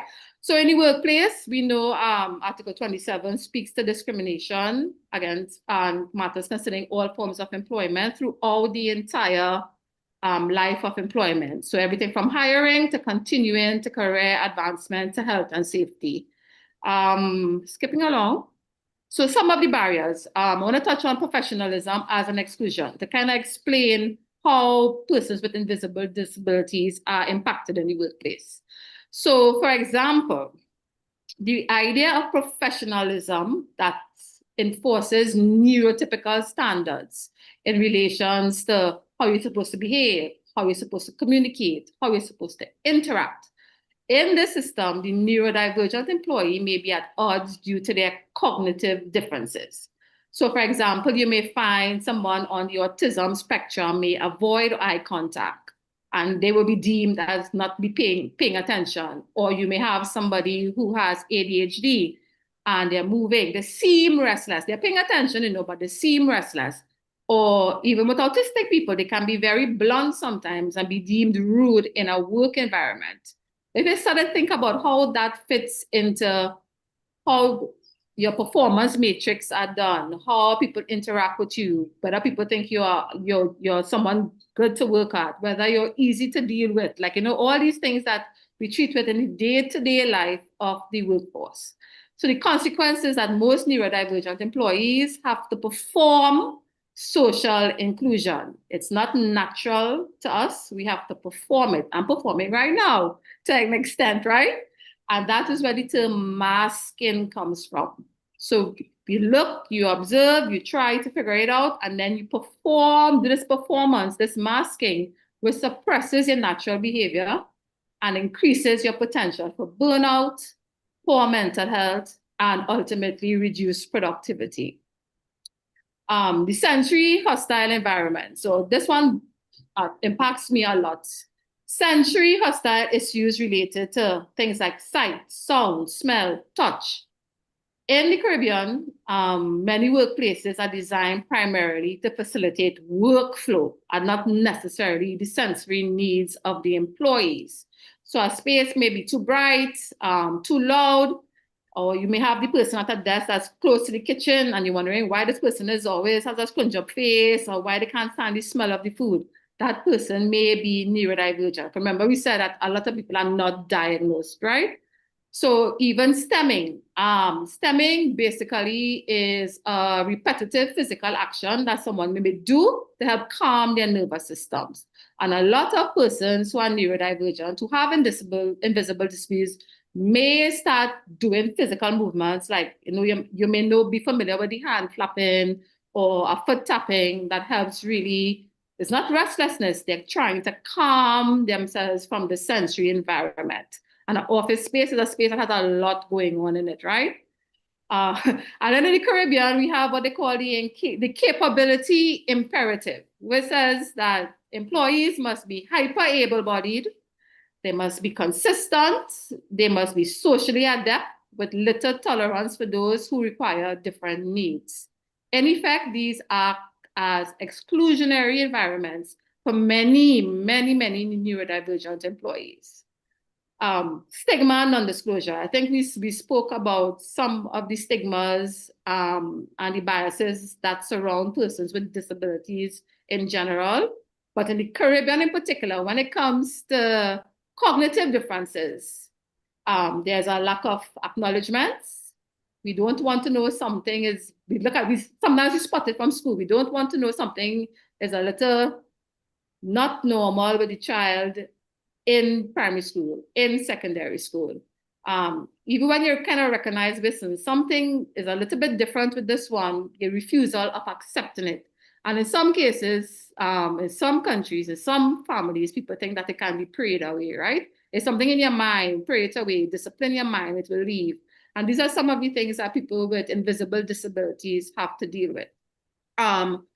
This ultimately affects your desire to get officially diagnosed. It affects your ability to understand your specific needs, as well as it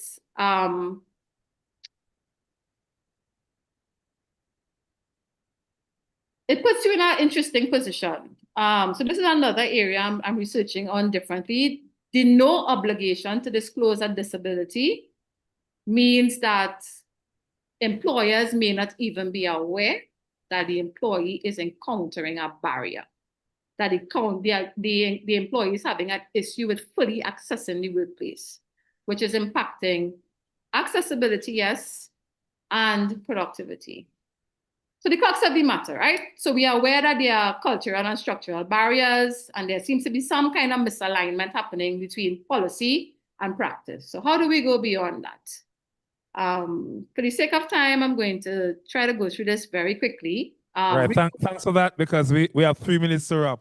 Yeah, so we have recruitment system. So traditionally in the Caribbean, you know, the recruitment system is you submit a written CV, then you sit in a panel face-to-face interview. Now imagine you are dyslexic. You are capable of doing the job, but you are unable to write in the way that they would like it, a written CV.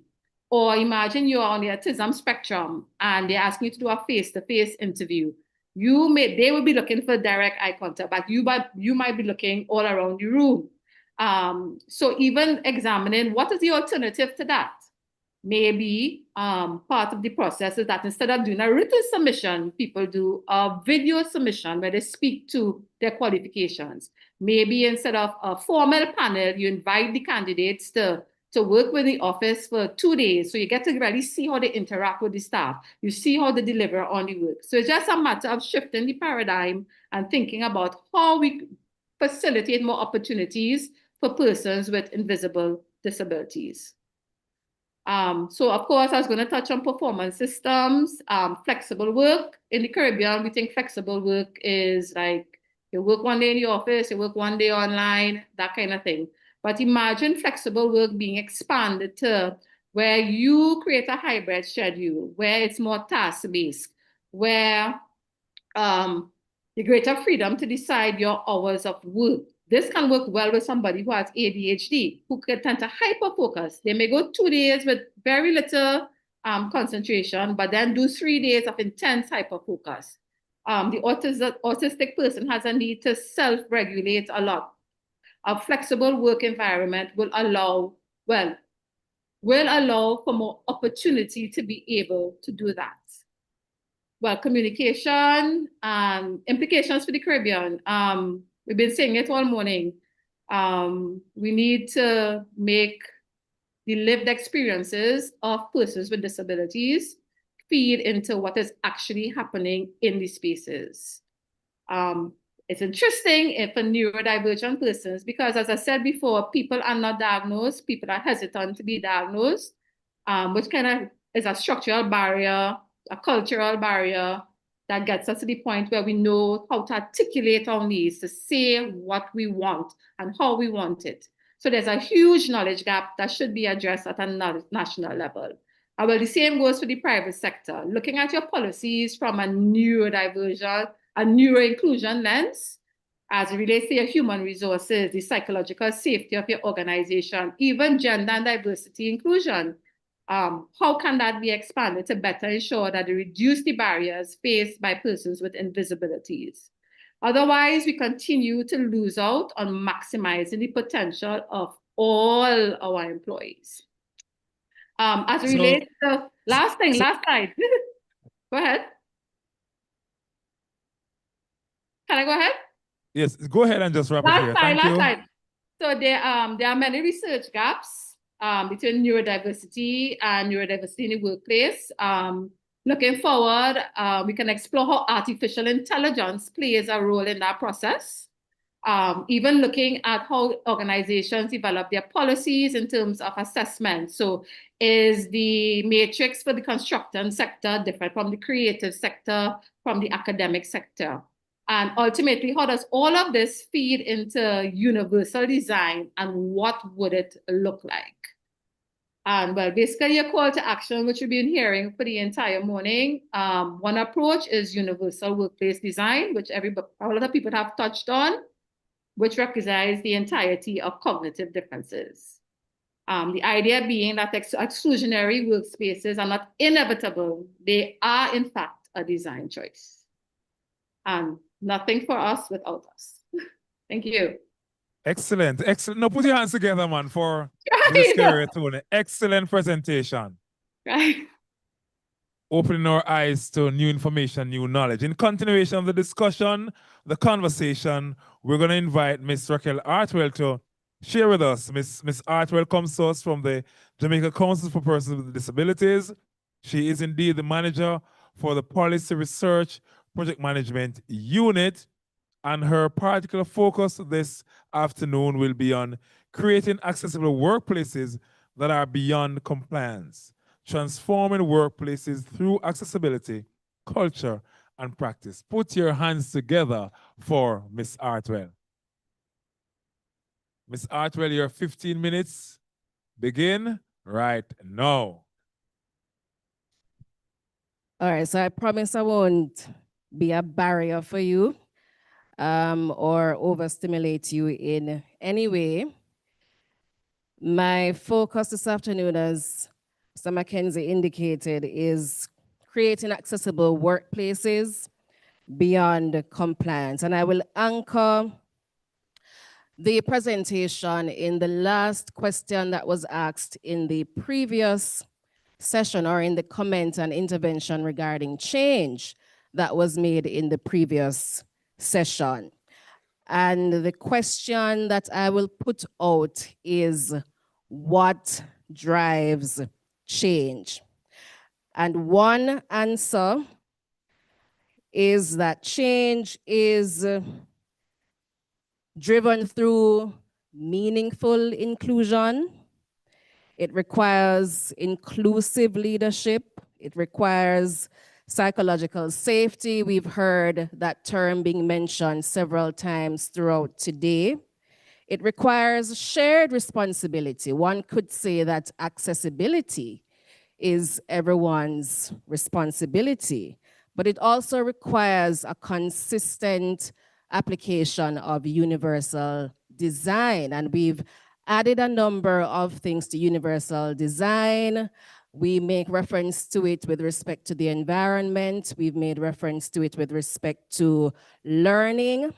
All of these are important within this context beyond compliance. We've been hearing it from morning. We can name the legislations that apply to persons with disabilities. We can name legislation that apply to accessibility. We know that Jamaica is a country that has many frameworks, standards, policies that can be applied, that have formed the foundation that we have. We've had gradual impact. We're seeing that there is movement. There is progress with respect to the inclusion of persons with disabilities. But compliance alone does not ensure that real inclusion. And as someone who is in government, who is part of the Jamaica Council for Persons with Disabilities, this is something that I know very well. What we know is required is that shifting to take place. And we can consider, for example, that there are many systems, there are many structures, there are many processes as part of our own evolution as Jamaica and the legal framework that is evolving in Jamaica. And throughout those systems, processes, and structures, one key element that helps to cement all of this is the intersectionality that needs to be taking place. So we have systems that perhaps would want to focus on, say, for example, the gender dynamic. We heard just now from my colleague with her presentation that there was that missing element when we talk about the psychosocial disabilities. Some components tend to be missing sometimes in the conversation. It's bringing all of that back to the fore to know that everything is interconnected and everything, of course, has a way of impacting each other. So if we address one system component and don't address another system component, then we're likely not to see the change that we want. So that gradual progress and that gradual fundamental evolution of the change that we want to see does take into consideration the fact that we need to have better intersectionality. And what does intersectionality actually do? It recognizes that there has to be a greater level of integration. So we integrate on key elements such as gender, age. Someone asked earlier regarding the over 34s and why they are not being better integrated into employment. That integration of age, that integration of class, of ethnicity, all need to take place, because if that integration does not happen, then what is happening is definitely an exclusive experience for persons with disabilities. And within that context as well, we also have to get to the realization that we have to embed certain principles that are focused predominantly on changing mindset and changing behavior. I know from the audience, references were made to starting from early. So you start with your toddlers, you ensure that your teenagers understand what it means to be inclusive, your young adults understand what it means to be inclusive, older adults understanding what it means to be inclusive. And you help to build a culture of inclusion and drive inclusive change that can help us see what it is that we need in our own society.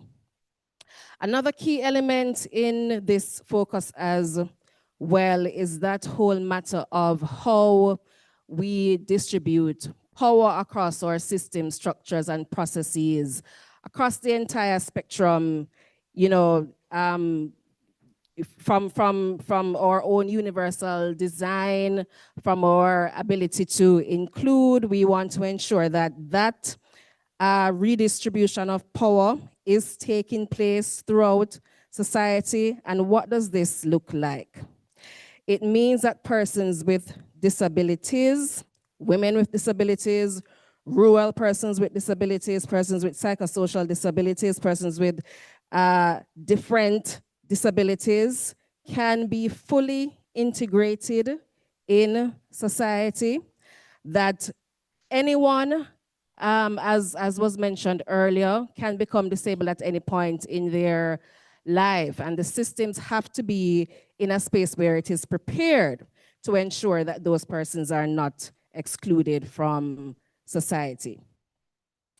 In creating accessible workplaces, a number of considerations have to be brought to the fore. As I mentioned earlier, accessibility now becomes everyone's responsibility, and that we have the power to enable access. It has to be intentional, and it has to, the workplace has to be a space that redistributes or help to redistribute power to the extent where individuals believe that they can be part of that change.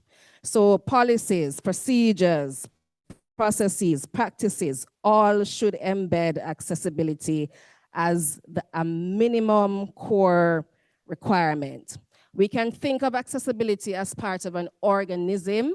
The term that we use is organization. But as part of that organism, you're a living system, and that living system embeds a number of considerations to make it accessible. So all our policies, all our processes, all our procedures, all our practices must embed accessibility as a matter of principle. And all changes, once those changes are being made, we heard the term retrofits earlier, and the recommendation to us is that we are to be designing universally from the start so that we have limited expectations for changes, but where changes are required, these changes should be proactively assessed and managed. Also think of accessibility and its integration like building a house. You know that there are a number of prerequisites that must go into the formation of that structure. And in the workplace, most times we start from recruiting, we go to onboarding, we go to performance management, we go to developing training, helping persons with their career progression. And then we go to the exit, the time that you get out of employment. All of those processes must embed accessibility. So we can consider, for example, how we know that persons with disabilities do struggle to enter the job market in the first place, which is perhaps where we need to spend greater or pay greater focus getting persons with disabilities in the job market in the first place. But once persons with disabilities are in the job market, to ensure that that process, that life cycle throughout employment is accessible and inclusive, and that, you know, at the end of the employment term, so to speak, you know, at the point of retirement, persons can actually say, or would have added value to their workplaces, can add value to productivity, and we continue to ensure that we're building systems to support the process. And I have 5 minutes, so I'll be wrapping up. Just to indicate that at its core, we do understand this as the Jamaica Council for Persons with Disabilities, who are also involved in the creation of policies to inform inclusive employment and ensure that persons with disabilities coming into the job market, persons with disabilities who are already in the job market can have inclusive employment, but it starts with us having visionary inclusive leadership.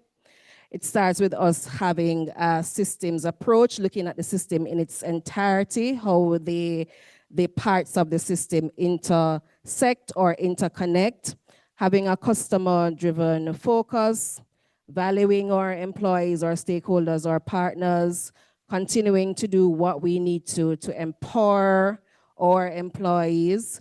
We manage change, we focus on the state that we need to have, not necessarily what it is currently, and we continue to help persons with disabilities to learn and grow and ensure that the systems that we're building are agile enough to be able to facilitate the changes we want to see.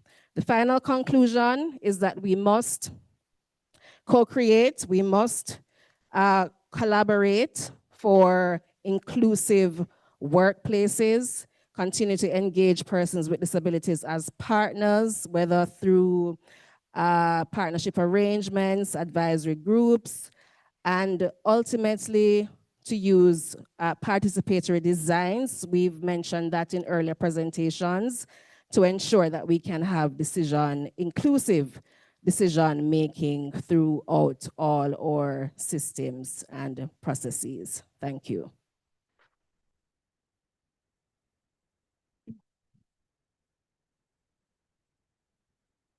You know, they say that women are good money managers, you know, but Miss Artwell, you manage your time very well. Very, very well. Another round of applause for her, please. So we'll be entertaining some questions and answers. Please be reminded that Mrs. Carrera Tony is online, as also Miss Artwell, who is in the room with us, and we'll have questions we'll entertain questions from you to both. And then Senator Professor Morris is an opening bat. I don't know if he can face pace bowling or spin, but he's ready to kick us off. The floor is yours, Prof. Okay, all right, thank you.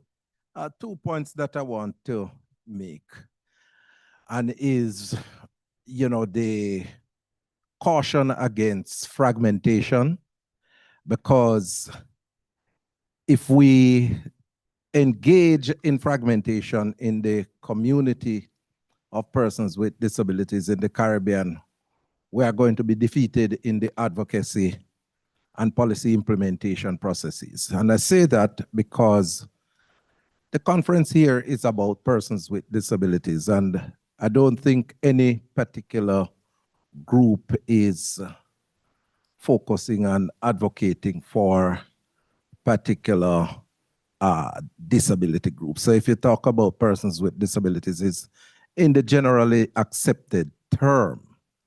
And I say that because I heard a comment that Ms.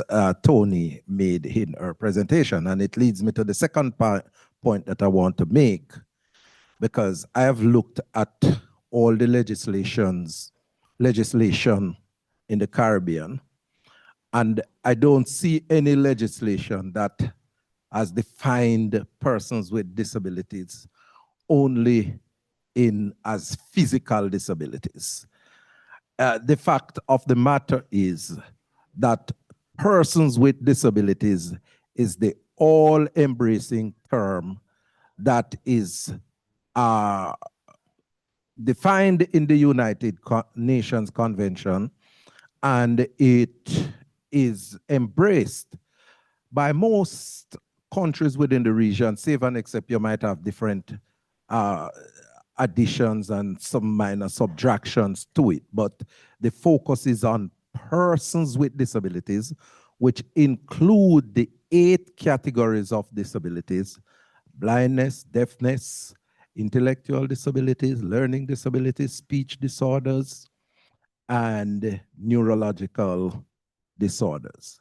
So, you know, when you talk about persons with disabilities, any of those categories are referenced and accepted in that.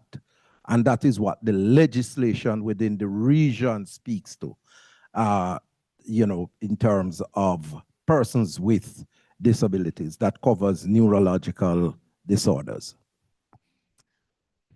Thanks, Prof. Morris. Mrs. Currier Tony, I don't know if you want to speak to that and to bring clarity to the particular reference. I don't know if it's a general, if it's a yes, to bring clarity to that particular reference. Yeah, hi. My intention wasn't fragmentation. Just while we know this from a intellectual level, the common man on the street, the common woman on the street, if you ask them what is disabilities, they say physical disabilities. If you ask a workplace, how are they have access for disabilities, they will speak about the things that we spoke about this morning, the access ramps, that sort of thing. You almost never hear from the common person on the street the inclusion of persons with visible disabilities. And that is fundamentally why I wanted to do some deeper research into it, so that when we do have the conversations, we can know how to bring awareness to everybody within the group, to the common person. But that's just my experience in practice. That's the lived experience I've had. I've had to go to many workplaces and explain to HR that I am neurodivergent, that I do have an invisible disabilities, and they really don't know what to do with that. Part of it, again, is being professionally diagnosed and assessed. And again, when you bring them the report, they don't know what to do with that. They are absolutely clueless. So that was the position I was coming from. I don't So know if certainly, we have to continue with public education and building awareness around neurodivergent persons. Is there another question? Just raise your hand, you'll be acknowledged. All right, so I'm gonna take 1, 2, 3, and that's it. So at the back. Good afternoon, everyone. I'm Mary Michelle Coombs, an advocate. No, there's a disability that we have not spoken about. The lack of smelling. What category would you put that under? No, she spoke to it, and she talked about the sensory category under the broad neurodivergent category, right? So it would have been acknowledged and recognized. Okay. Okay. That was an oversight by me, but I just really wondered. Also, I am visually impaired, and I've been sidelined many times because I don't walk with a cane, right? And persons pass me and feel that everything is okay. Seeing all right, I'm going around. But underneath, it hurts deeply because there are a lot of things that I've been excluded from. I pass my friend in the corridor. I don't even know that I passed my friend in the corridor. Person, you know, a lot of little things. So under the invisible disability, although I'm classified under visual impairment, but there are things that, you know, I have problem with as a person with a visual impairment and not totally blind, Right. not walking with a cane and so on. Yes. Thanks for your comment. Raquel, you wanna? Let me get you something close to you so you don't have to move. Thank you so much for that, Mary.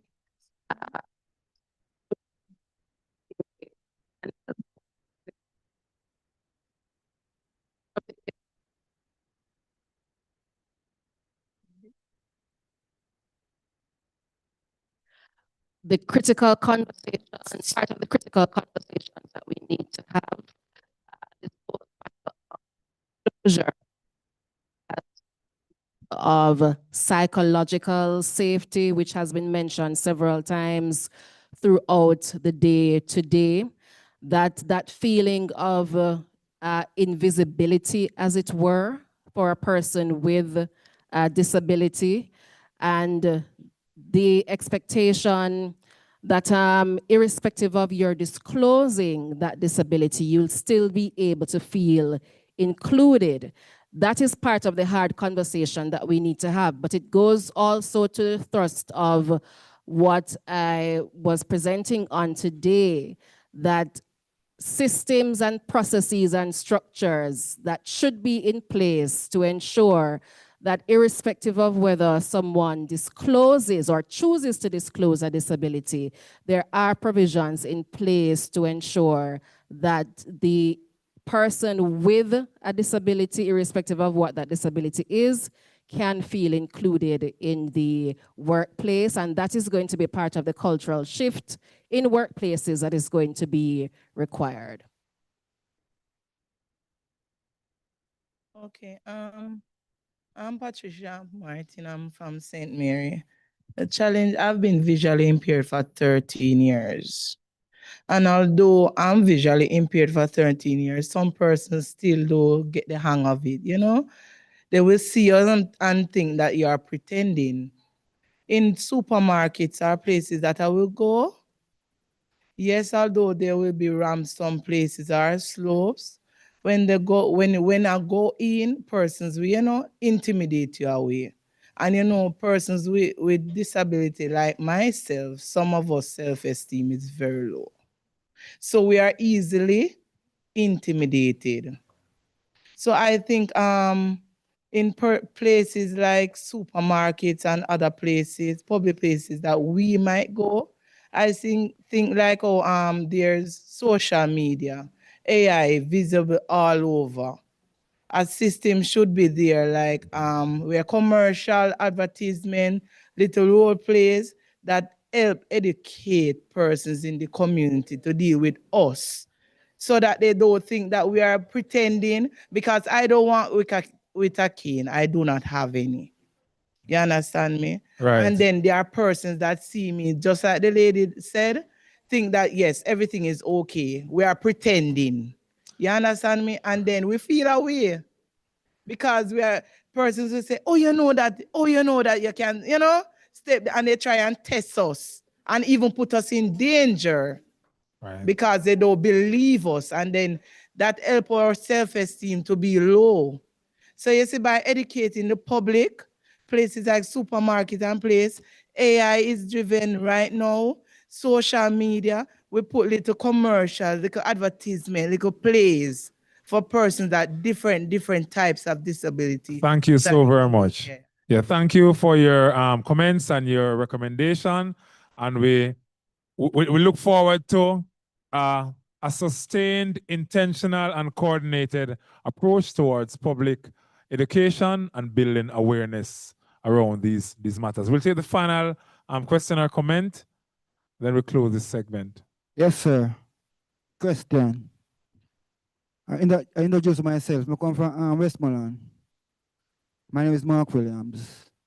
Like disability people, them like into the wheelchair, like walk the clutch, and who can help themselves. I understand like all that manage like. Remember saying a person in a wheelchair, in can't work,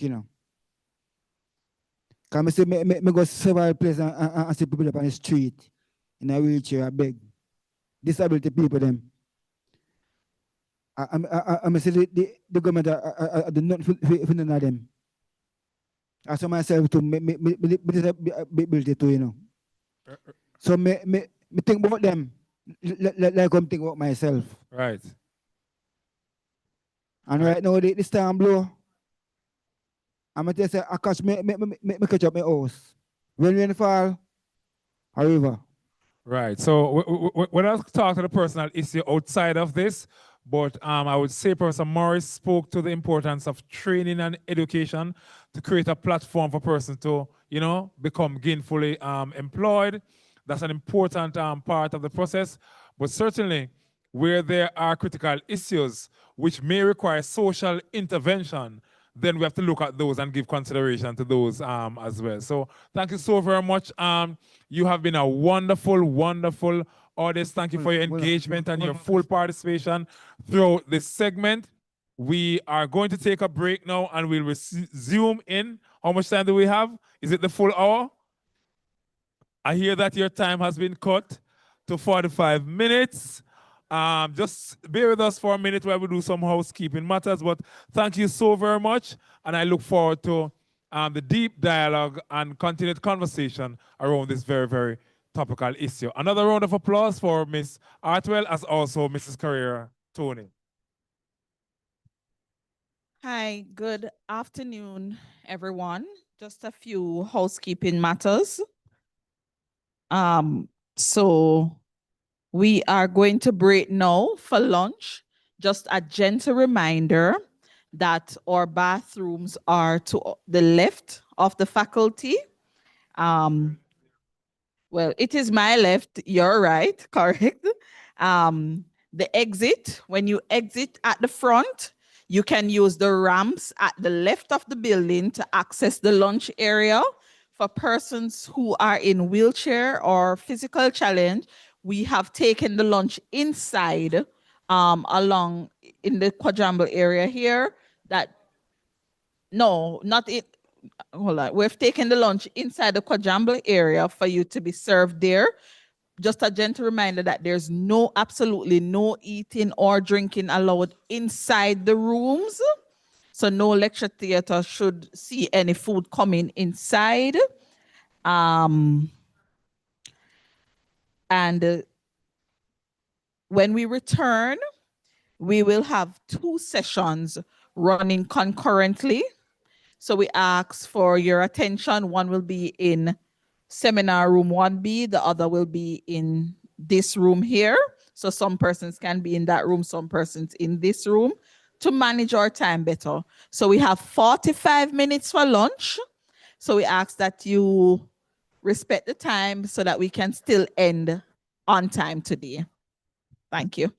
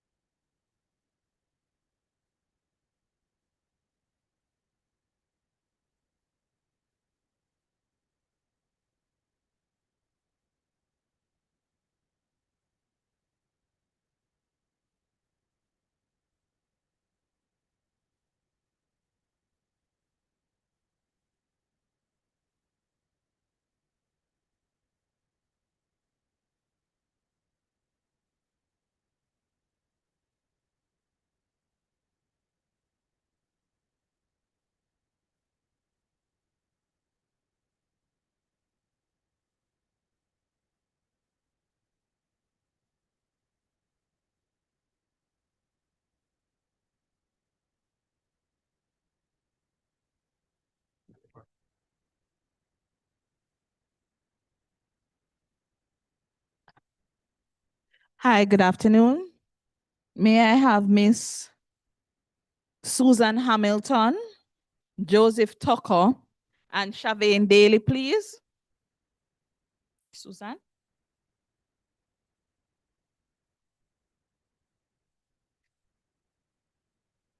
All right. The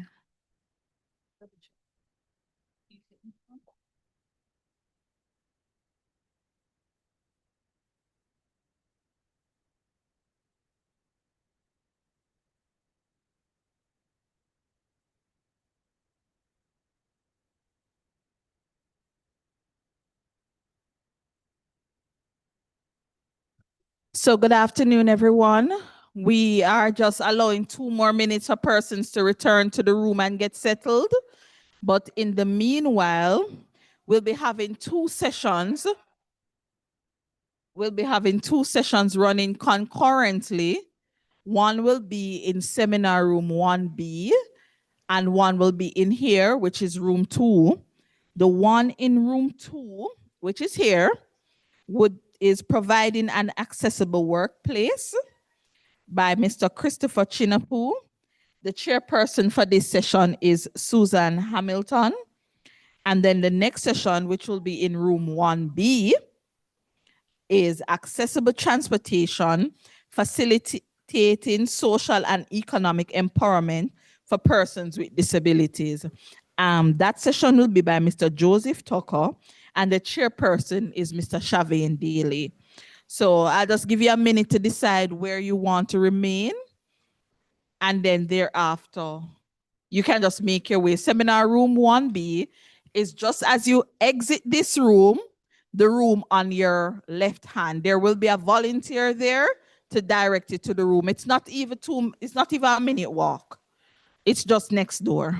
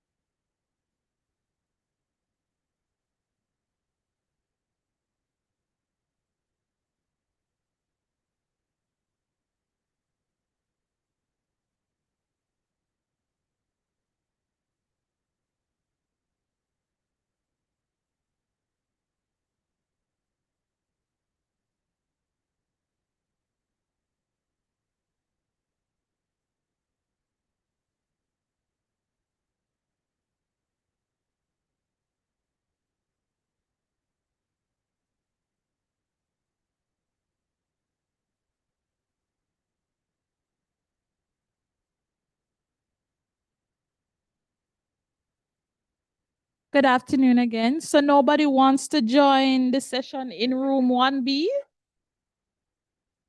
Accessible transportation, facilitating social and economic empowerment for persons with disabilities. I know a few persons left because of the distance they had to travel. And we're trying to catch up by the time before it gets too late. But if it is that nobody wants to miss either of the sessions, what we may have to do is bring the person back here, and then the day will extend by about a half an hour, if that's okay. Go ahead. That's okay? Yeah, the day may extend by about half an hour. All right, so I'll bring the presenters back in, but we have to, I'm just awaiting the IT technicians. We're going to ask that we just be mindful of the time so that we can get through all 3 sessions. Well, all 4 sessions that we have remaining for the day.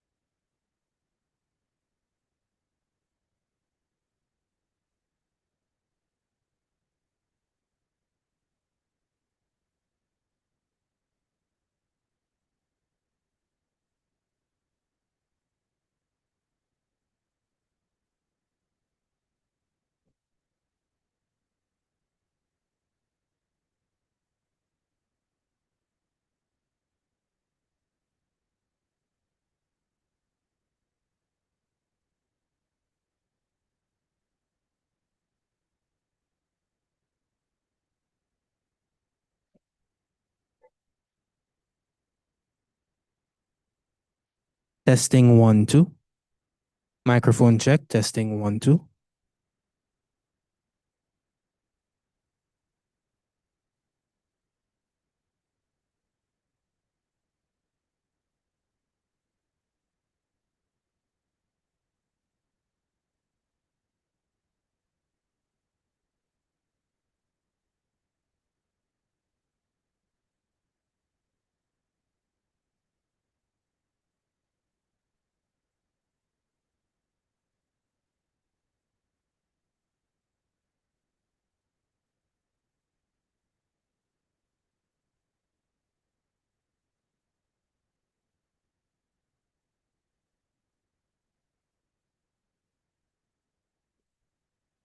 Yeah, man. Testing 1, 2.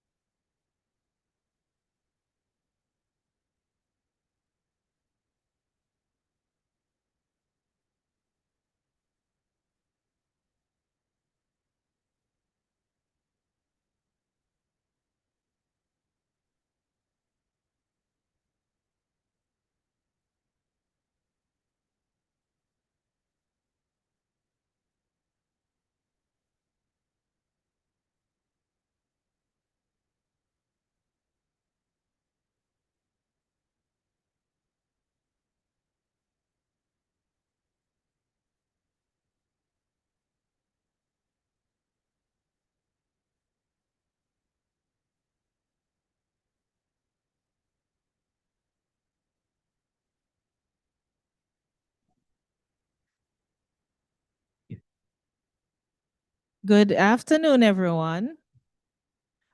Hello, everybody. Are you all ready for the second session after lunch?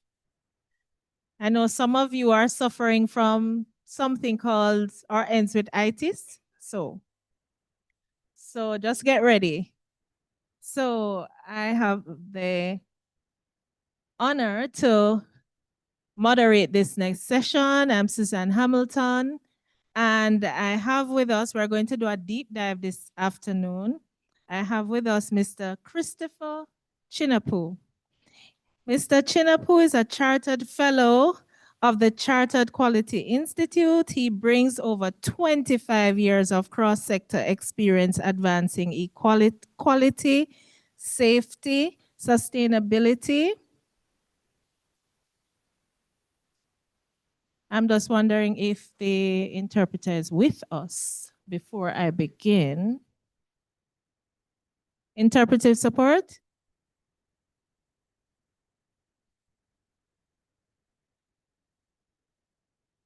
My apologies, Mrs. Spencer.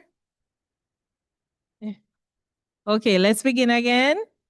Welcome to the second sitting or the second session where we're going to do a deep dive in strengthening accessibility management systems and culture in Jamaican organizations. And we have with us Mr. Christopher Chinapu, who is a chartered fellow of the Chartered Quality Institute. He brings over 25 years of cross-sector experience advancing quality, safety, sustainability, resilience, and accessibility. As chair of Jamaica's Technical Barriers to Trade Committee, he plays a central role in shaping national standards that enable equal participation in local and global markets. His career spans consulting, coaching, and systems design across energy construction, water, national security, and higher education sectors. So it's pivotal that he's been doing this seminal work in the area of disability accessibility. And so without further ado, I hand over to Mr. Chinapu. Please give him a warm welcome.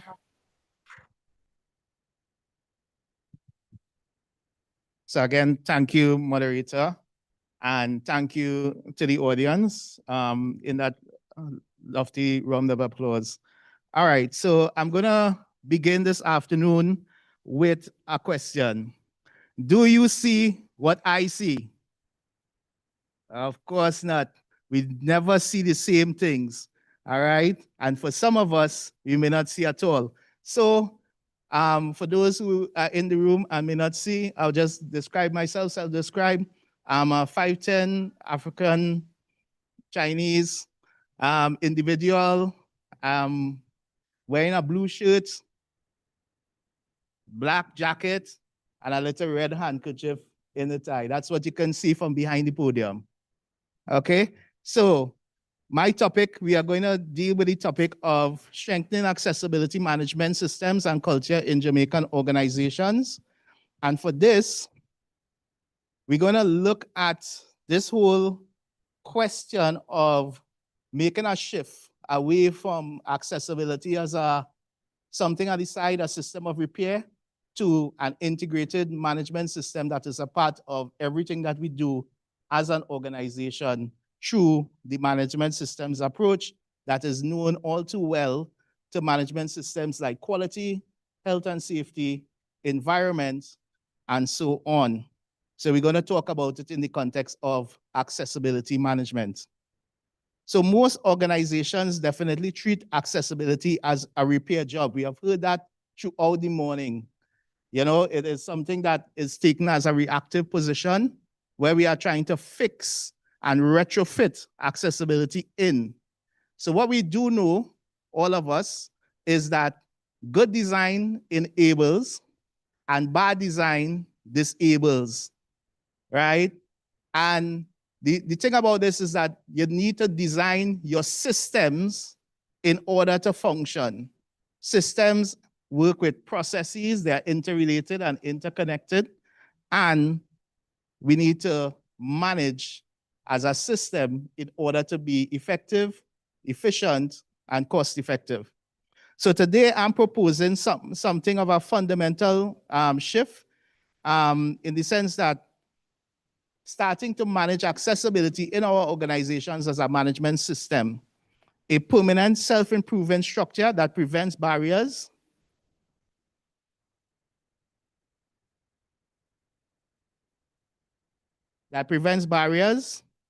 before they appear. And when they do appear, to systemically address them. It is built on two proven frameworks. One, the building accessibility criteria that is laid out by the International Association for Accessibility Professionals, the IAAP. And two, the ISO Annex SL, which is the harmonized structure which is used for the management systems design across all of the management system standards that you will hear about in terms of quality management, food safety, and all of these other management system standards. So the case for management systems have been made all morning. We heard about fragmentation. We heard about there's a need for integration. We need integration across issues of leadership, operations, procurement, facilities,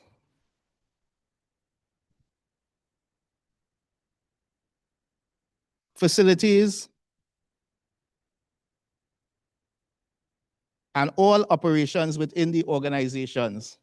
So the BAC criteria, I could run it on my side.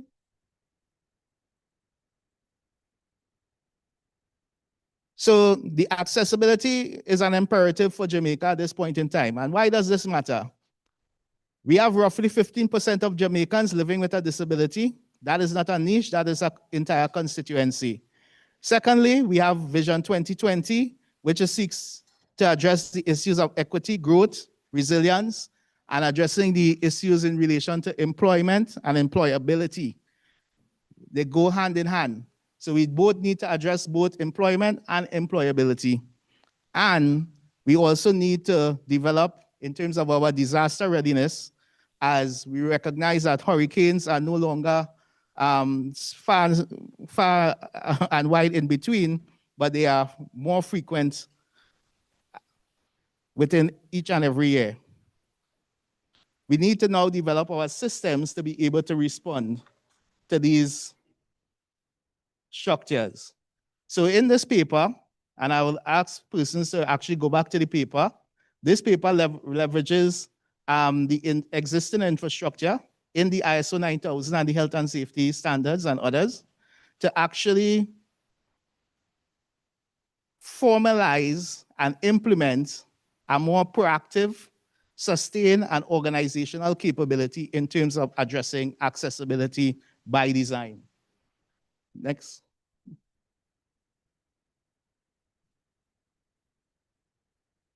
So let me just share a little bit about the business accessibility criteria and what it actually addresses.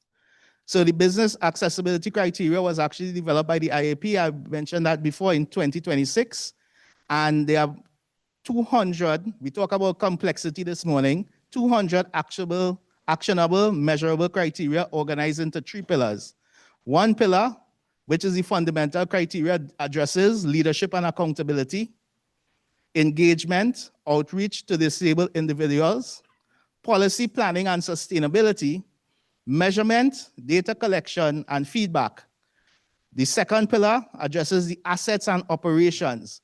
You would recognize that there is no accessibility without the resources and the methods necessary to actually achieve the accessibility needed.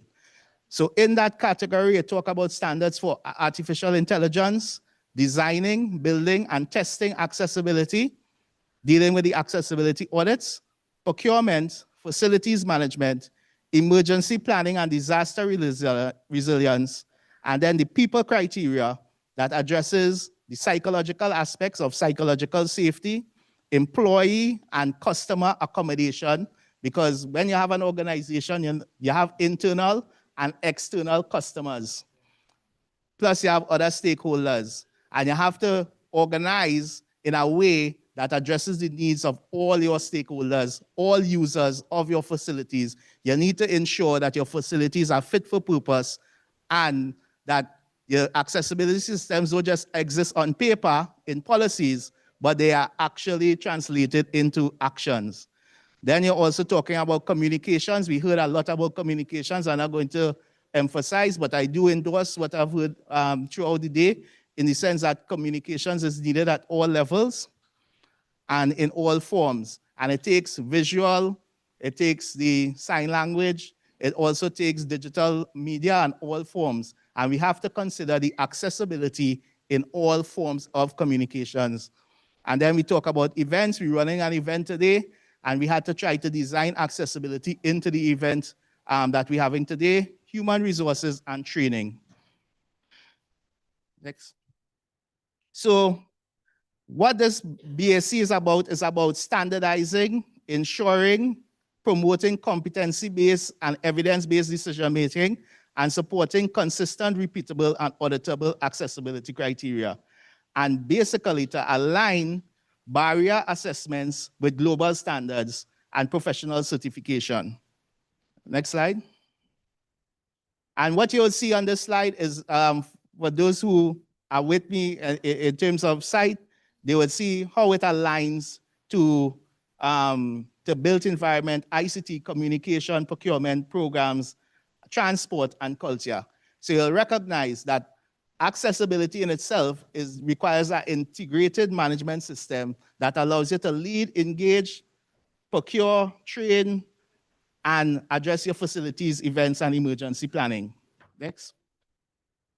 So my proposal in this paper is that we actually use the Annex Excel as a foundation for management systems that is built on the Plan, Do, Check, Act cycle, and that can help with addressing the purpose of the organization in terms of its context, to address stakeholder needs, internal and external, to address leadership, because without the leadership dynamic, you wouldn't be able to shift the culture of the organization to adopt a mindset that integrates accessibility from design.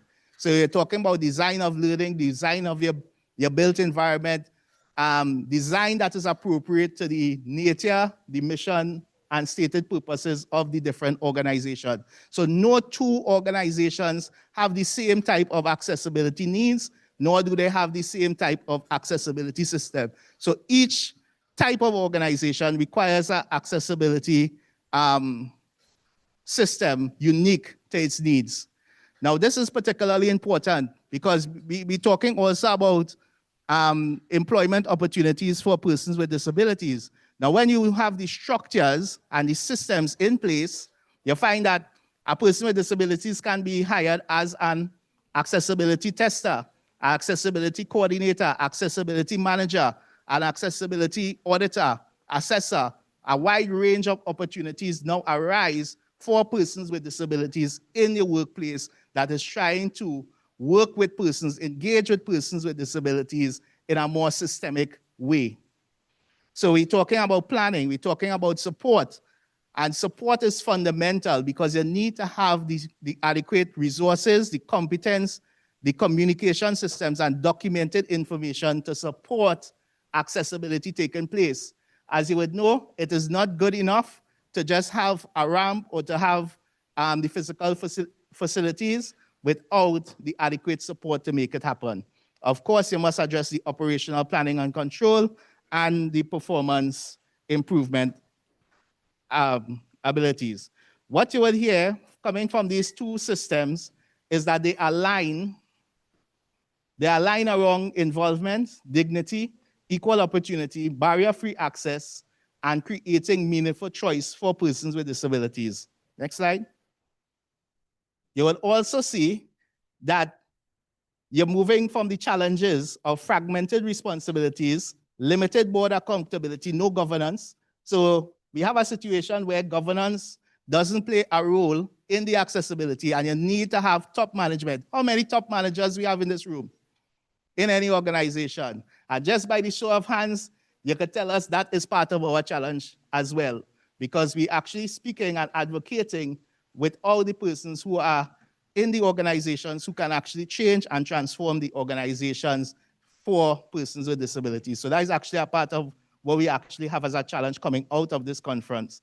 We have inconsistent procurement, facility gaps, employment barriers, and emergency exclusion. All of these, I propose, can be addressed if we address our management system approach, and that really and truly is my provocation. And I wanted to actually say that, you know, we have started here. We need to stop actually just reacting to barriers and build systems that prevents them. And you find that Annex SL and the business accessibility criteria provides a framework to do just that. And we also recognize that our accessibility management system is not just about being nice, it's about being competent, it's about effectiveness, it's about efficiency, it's about people. It's about allowing persons to contribute to the best of their potential. And I'll leave with just the provocation as I came in that, you know, we need to now go forward and change the world. So we have a tool and a criteria in terms of the business accessibility criteria to use as a means to advocate for more accessible workplaces, use it along with your Annex SL systems, and you can find that you will have a more integrated approach to addressing the issue of accessibility. And I'll leave with this, with a line from Ms. McLean's song, we must have full access. So if you all just join me as I leave the podium by saying full access. Thank you so much, Mr. Chinapu. And what came out of Mr. Chinapu's presentation, and this will always stick with me, is good design enables and bad design disables. And so we know that the power movers in society, they're not here today, but what you can do is make an action plan about what you need in your organizations to have accessible management system. And so we have about 15 minutes for questions. And so I would like persons to raise their hand and our volunteers to please assist me with getting the mic to them. And I see one hand up. Adrian, would you like to? Hold on.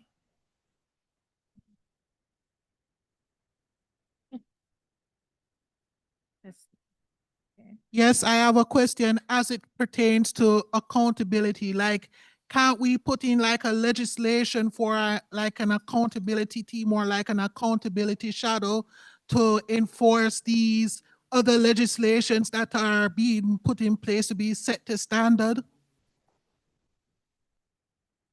So again, accountability is a critical part of what standards are about, is about one, developing a system, but also you need to audit those systems. You need to assure that you're actually maintaining compliance with the systems. Right. So that is actually integrated, but it also takes place internally and externally. So on the organization side, the organization also has to have agency in establishing its systems to audit and enforce its own accessibility policies and criteria and systems. And then on the external side, you have external regimes for conformity assessment, right, to enforce that sort of accountability. Again, a lot of this accountability also depends on the governance of the organization, your top management in terms of your board, your executive directors, your CEOs, and it should be built. When it goes into a management system, it goes into your job descriptions and your performance management framework. So then it becomes part of the culture. It becomes part of what you are measured on and how you develop and improve. So accountability is fundamental to the success of any management system. Okay, thank you. Any other questions from the floor?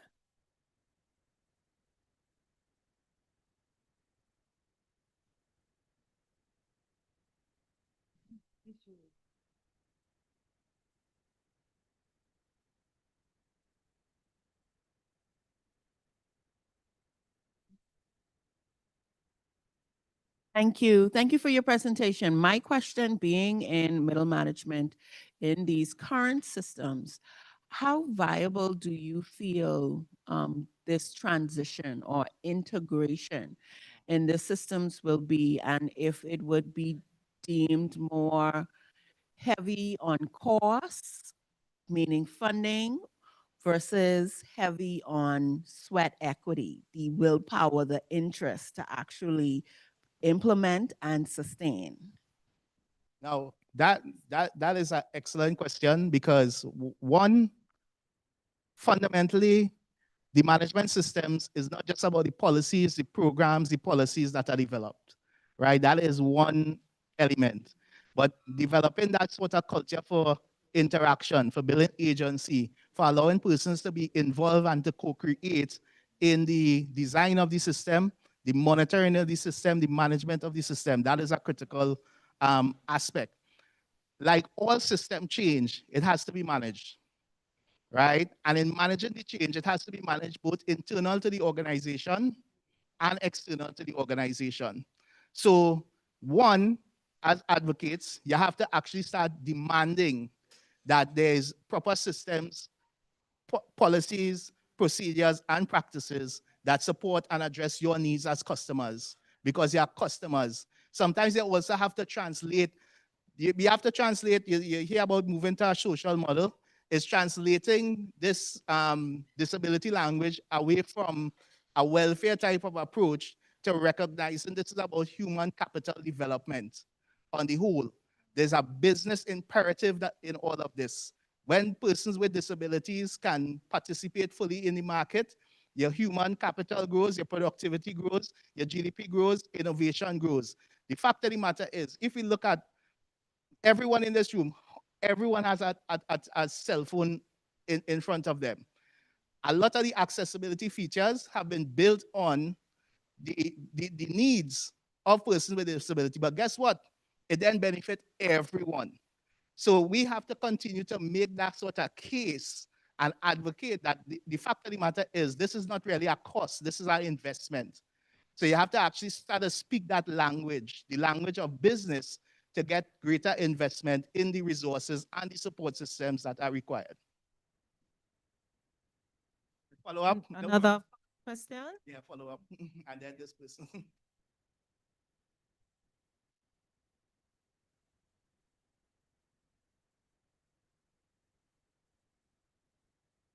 Okay, sir. It's a volunteer. Then Mike. Yeah. Go ahead. The follow-up question? Yes. It was you. I had one. Oh, you had one as well. All right. You want him? Let me take and then.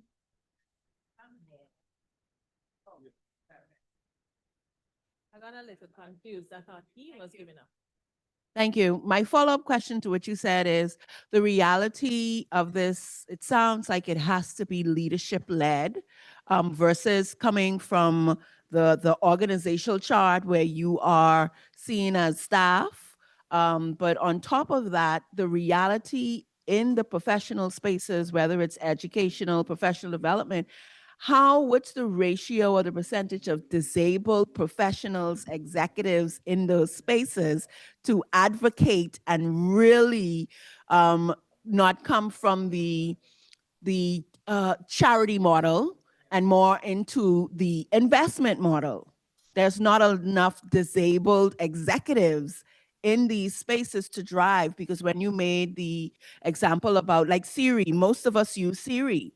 Fidget spinners, a lot of us use fidget spinners, but they were literally created for and by disabled inventors.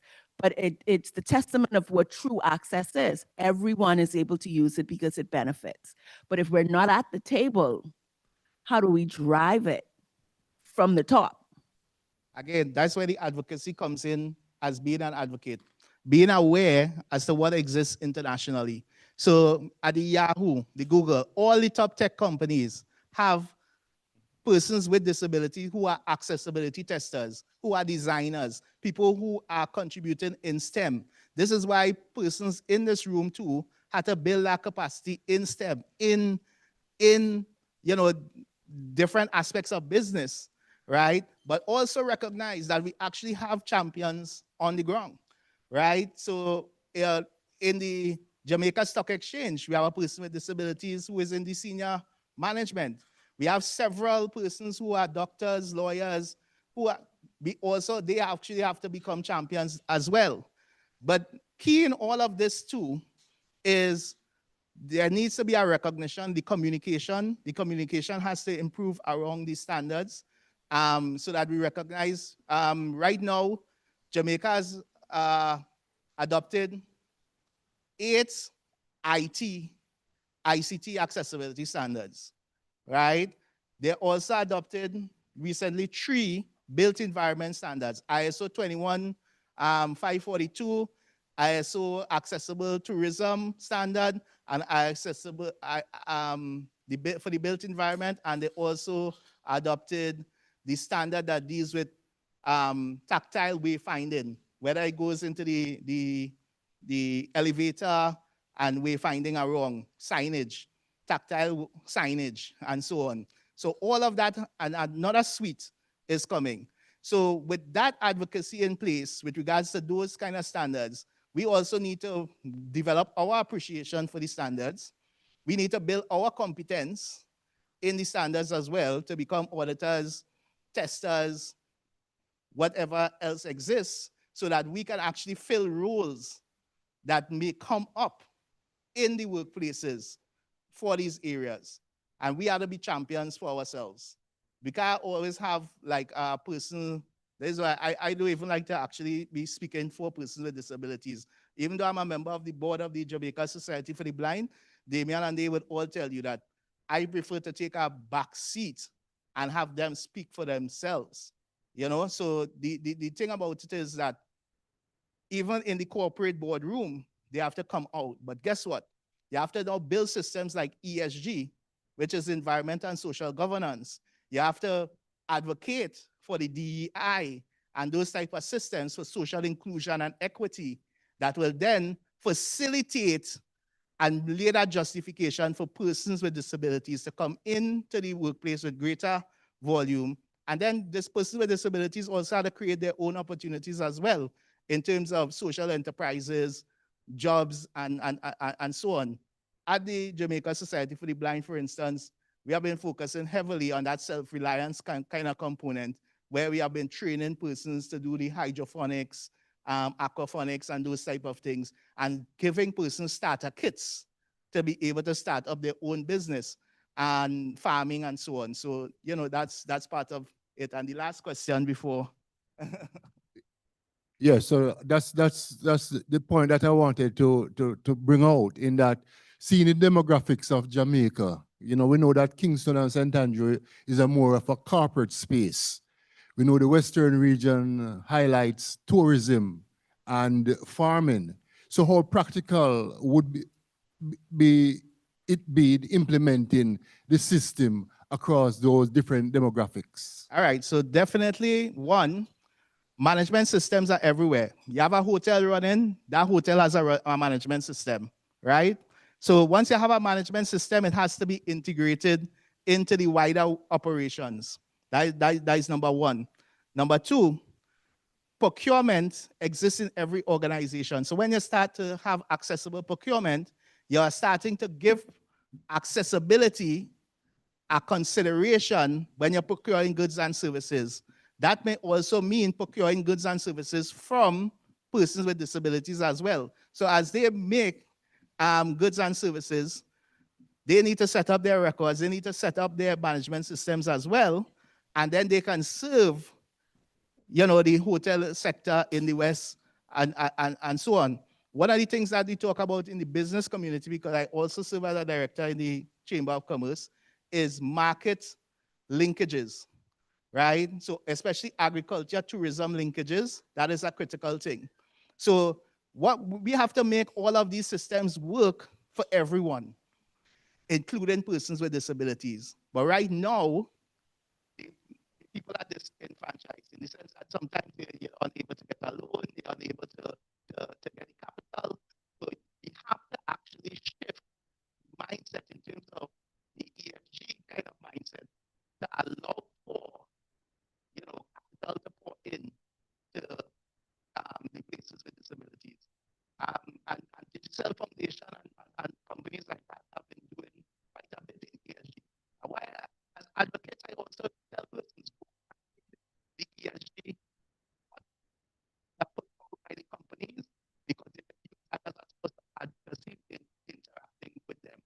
and you will understand what the company is actually looking for. Okay, we have 2 minutes left, so one last question. I smiled as you responded because persons who are like myself, not, let's put it like this, there'll be persons who will be watching the YouTube video after this event. And as I sat here, much of what was being said sounded like a foreign language. DIUECG, and no explanation for what those mean. So for those in the room who know what it is, good for you. But there are many of us who don't have a clue. And so as we seek to educate in a wider context, it's going to be so important that as we rattle off what is comfortable because you know it, you tell the rest of us who are ignorant so we can learn. All right, for ignorant people like me who didn't take that into account, so DEI stands for diversity, equity, and inclusion. And as we speak about diversity, equity, and inclusion, it should also include disabilities, right? And persons with disabilities, both from a gender lens, a disability lens, whatever lens you want to take on. When we talk about ESG, basically a lot of companies have sustainability imperatives, and to help them measure those sustainability imperatives, they implement what we call environmental and social governance. 3 pillars, 3 integrated pillars that help companies to achieve the sustainable development goals, right? And targets and indicators, but basically help them to manage. Ultimately, the ESG major pillar is about governance. So the head of the organizations have commitments that include anti-corruption, that include anti-bribery, that include whistleblowing, and that include inclusion for persons with disabilities and vulnerable groups in the community. Yeah? Hope that helped. And as we come to the close, this was such a deep.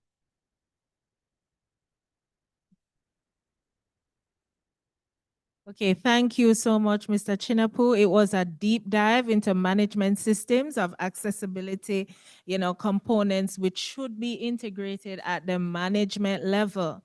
And so I leave you with just 2 things again that Mr. Chinapu said, and I'm going to, even bring it to my board, that good design enables and bad design disables. Thank you.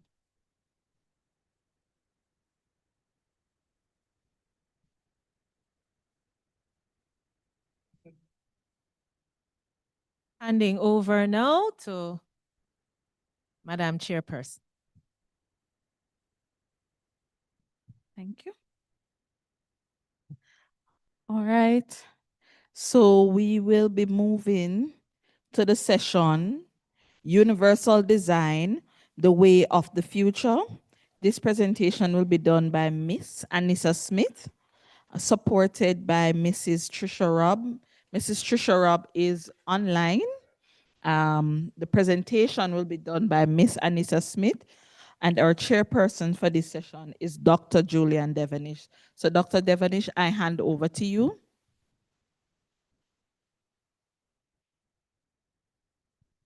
Thank you very much, and good afternoon. We promise not to keep you much longer than the time you had planned to spend. While the presenter gets ready, I'll give you a little icebreaker. Some years ago, in the late 1990s, I was an undergraduate student at Mona. During that time, you would be aware that Jamaica used to have frequent power outs, right? Every single evening, we could actually plan for a 2 or 3 hour power out. And we had a gentleman who lived on our hall who had a disability. He had a visual impairment.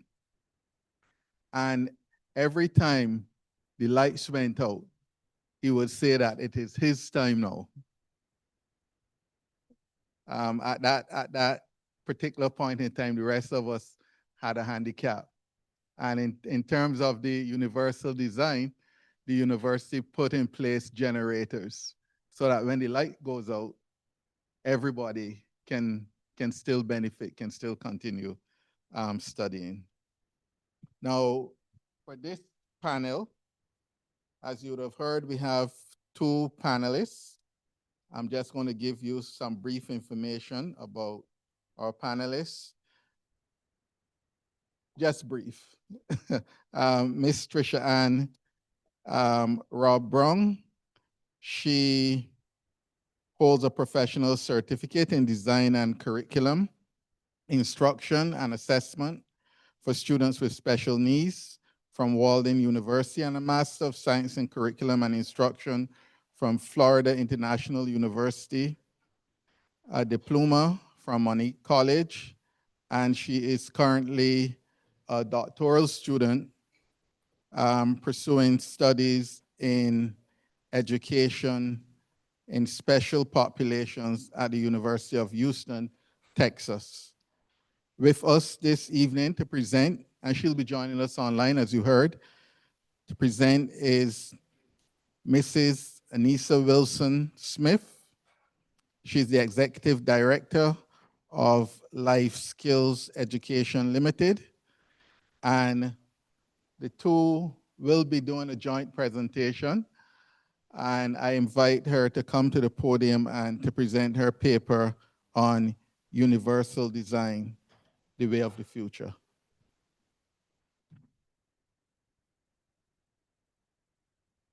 Thank you, Doc.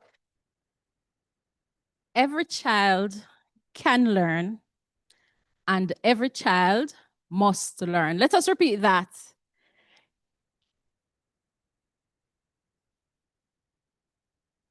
That's right. Now, at Life Skills Education, what we do, we create social and emotional learning programs for our teachers, our parents, and our students. Some of the programs that we create includes behavior and trauma management. It includes safety and security education programs. It includes career education programs, character education programs, among others. Now, this presentation is actually a desk review that will inform a survey that we plan to carry out. So I'll be sharing with you briefly the findings from the desk review and to say what action we will be taking, because we are about action. It's about what can I do with the resources that I have to make a change. So I invite you to share, observe. All right, I'm seeing my clicker is not working, so I'm going to ask you to move it for me. So we have been learning this from morning. We understand that the universal design for learning, it promotes accessibility. Yes? And so our topic has to do with the awareness of our educators as it relates to universal design for learning. Is it being implemented in the classroom? That is what we want to know, right? But in doing the desk review, we found there's a gap. As we have been saying from morning, we have these policies, but in terms of implementation, we are not seeing the action. Yes? So you can move to the next slide. So the purpose, as I said before, this desk review is to help us to create our survey that we will be implementing in the classroom. Move on, please. Wasting no time. All right, so we looked at different sources. We looked at peer-reviewed journals, government policies, reports, etc. And of course, we're focusing on Jamaica. We're focusing on the Caribbean. So we would have looked at the data for that. Continuing forward. All right, so the first we chose three major themes to look on. And the first one is awareness, because everything starts with awareness. What you don't know, you just don't know, and you don't take any action. So we want to know, are educators aware about the universal design for learning? That's the first question.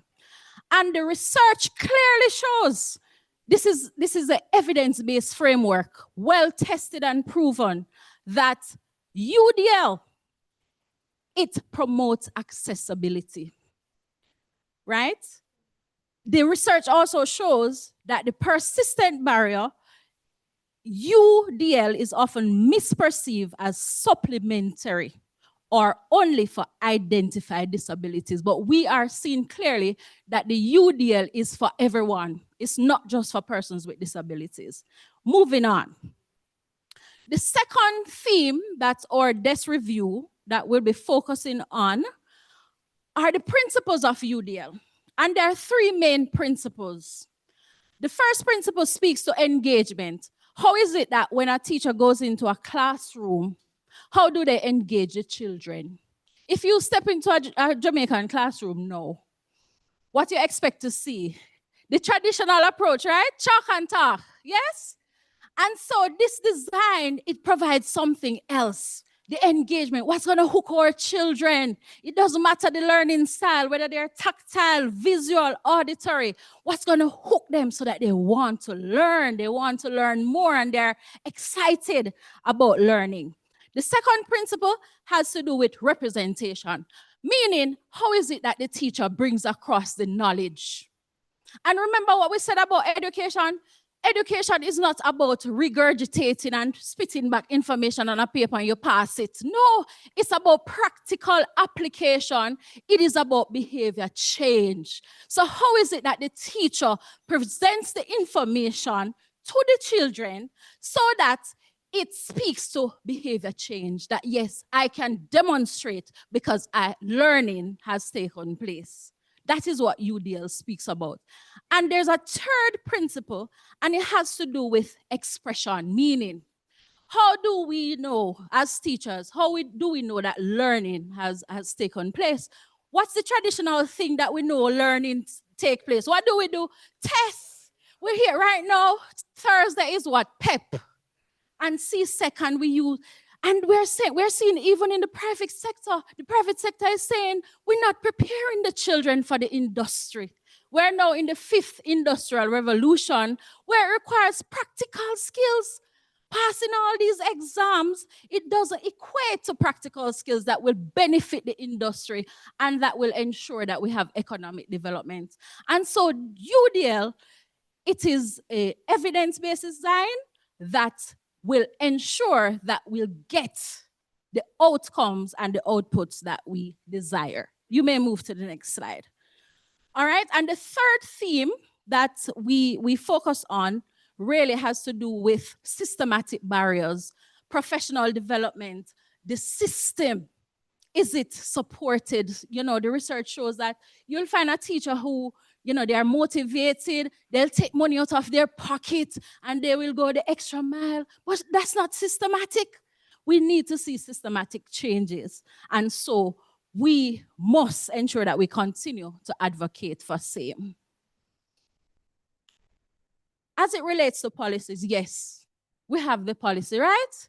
We have all the policies on bookshelves, you know, but action speaks louder than words. Action speaks louder than words. And so the gap is there, the challenge is there. And final slide, and I'll close by saying that let us not leave here without taking individual action. At Life Skills Education, we have trained over 10,000 children, over 1,000 teachers across the island. And so we will be utilizing, we will be reaching out to those schools that we service to ensure that the awareness is provided to ensure that the implementation in the classroom in terms of creating resources, because our company, we create resource material, to ensure that we create the resources for standardization, standardized practices in the classroom. We will be doing what we can in our locus of control. And so the question or the challenge to you is, ask yourself, what is one thing that you can do, whether for yourself or for somebody else, that this conference will not go to waste? What is one action that I can take to ensure that change happens? Remember, when I change, everything and everyone around me changes. Thank you and God bless you.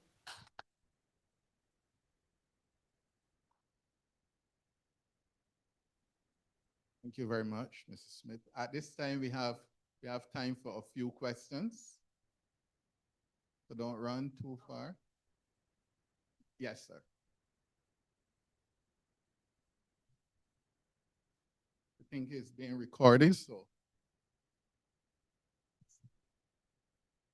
Oh, thank you. Good afternoon. I'm Michael Murphy from St. Thomas.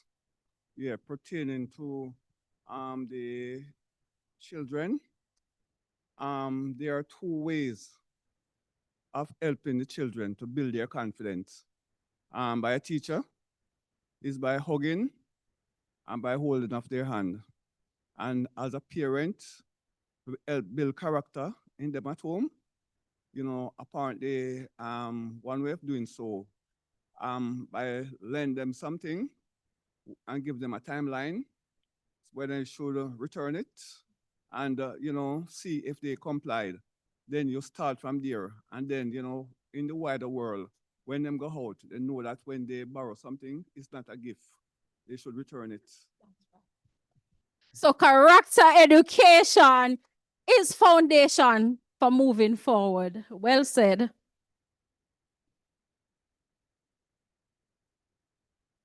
Please just state your name. Good evening. I am Celine from Hanover. I come with the Hanover disability. I am going. I go to and Hartos NTA.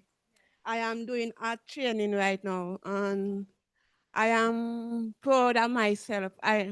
I couldn't read, but I can help myself. I am doing computer because I do many things in.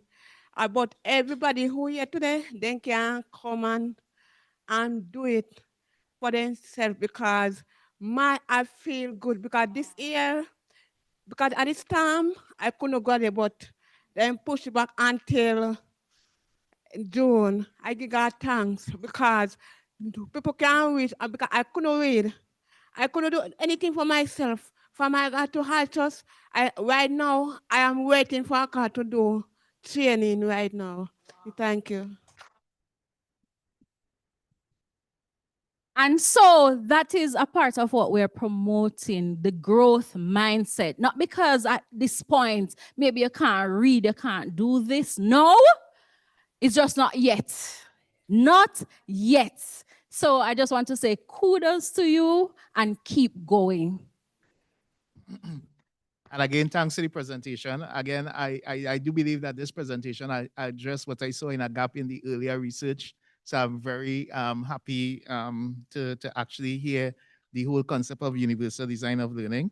And because I wanted to also inquire on, we talk about ableism and ableist mindsets, and how is ableism and the perpetuation of ableist mindsets in terms of assessments and standardized assessments constraining your universal design of learning concept, and what could be done to help to address that? Because I'm speaking especially in relation to the standardized testing and inflexibility in design and what people see as reliable and valid assessments.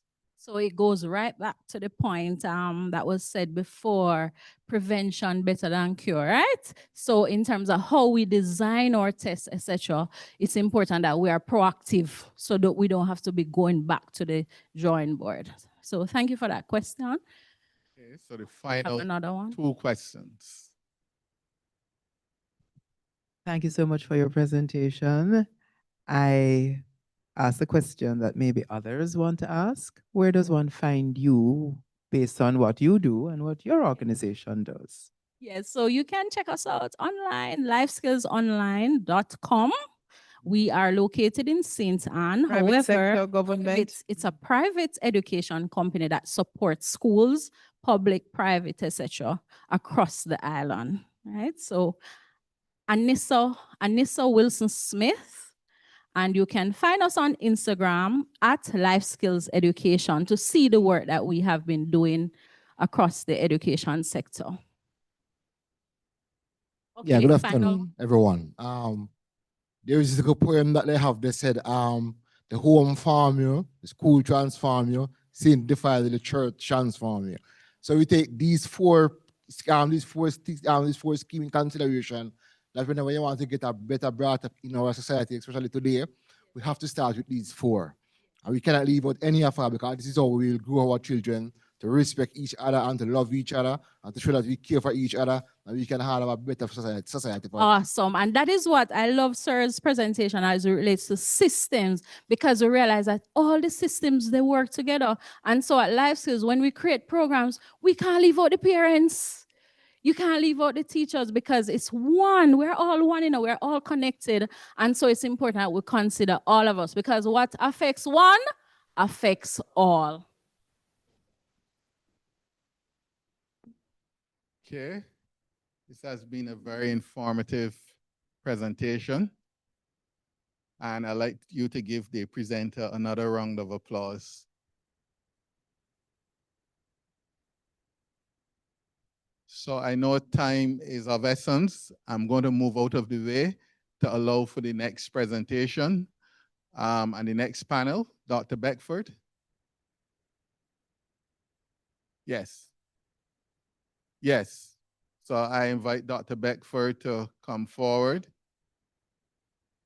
as he introduces the next panelists, which would be the final session for today. Once again, thank Mrs. Smith and Ms. Robb for educating us on the universal design, the way of the future.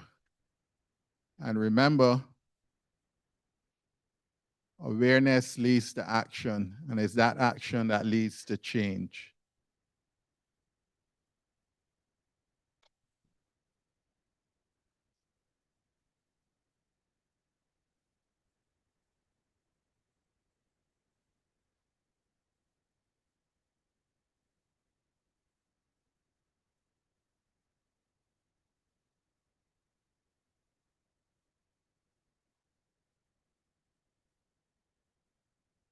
Oh, there's one person. Yes. For this session, the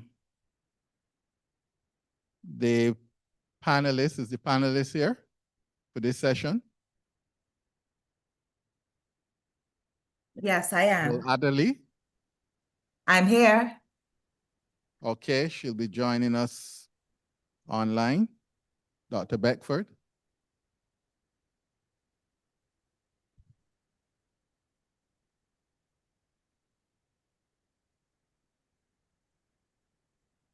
You're gonna sit here.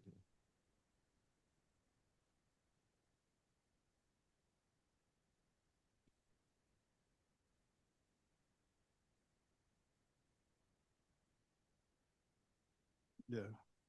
Welcome, everyone. This session deals with building accessible smart homes for persons with disabilities in the era of climate change. So this has a number of things in it. Building accessible homes. At the time when Senator Morrison asked me, he did not know that I used to build homes, that I was a contractor, believe it or not, before I started teaching at the university. And it just never crossed my mind, the issue of building accessible homes. You just build a house, and the house might have some steps to go up, and it just never crossed your mind. Crossed my mind at that time, until when I became disabled and find out how many homes are built not for disabled people, but just for the general public. And so this is a very, very topical one, buildings, because we see a lot of homes being built right across Jamaica. How many of them have things for disabled persons and accessibility? And when I say accessibility, not just to get into the house, but also to the amenities, to the pipe outside, to to the wash stand and issues like those. So I figure we look at things like those. And then climate change make it worse now because it means we have to build a concrete roof everywhere. Is it possible? No, cash-wise, no. So our panelists will deal with such issues. So we welcome you, Miss. Oh, she's online. Person's online. So you can introduce yourself. Good afternoon. I'm Dr. Kitty Roll Adley, physiotherapist. Good afternoon. Hello and welcome. Thank you so much. Would I have permission to share my screen? Go ahead.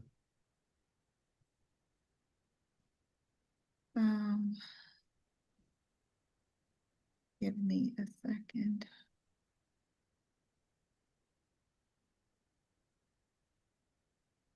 So we are seeing you, but we're not seeing the screen share. Technician.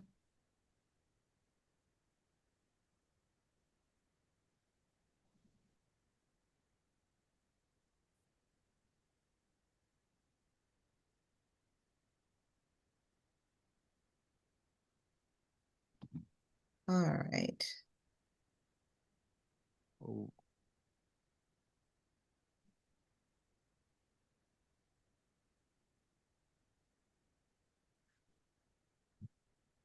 Oh. Oh. Are you able to see it now? Yes. Yes, yes. Okay.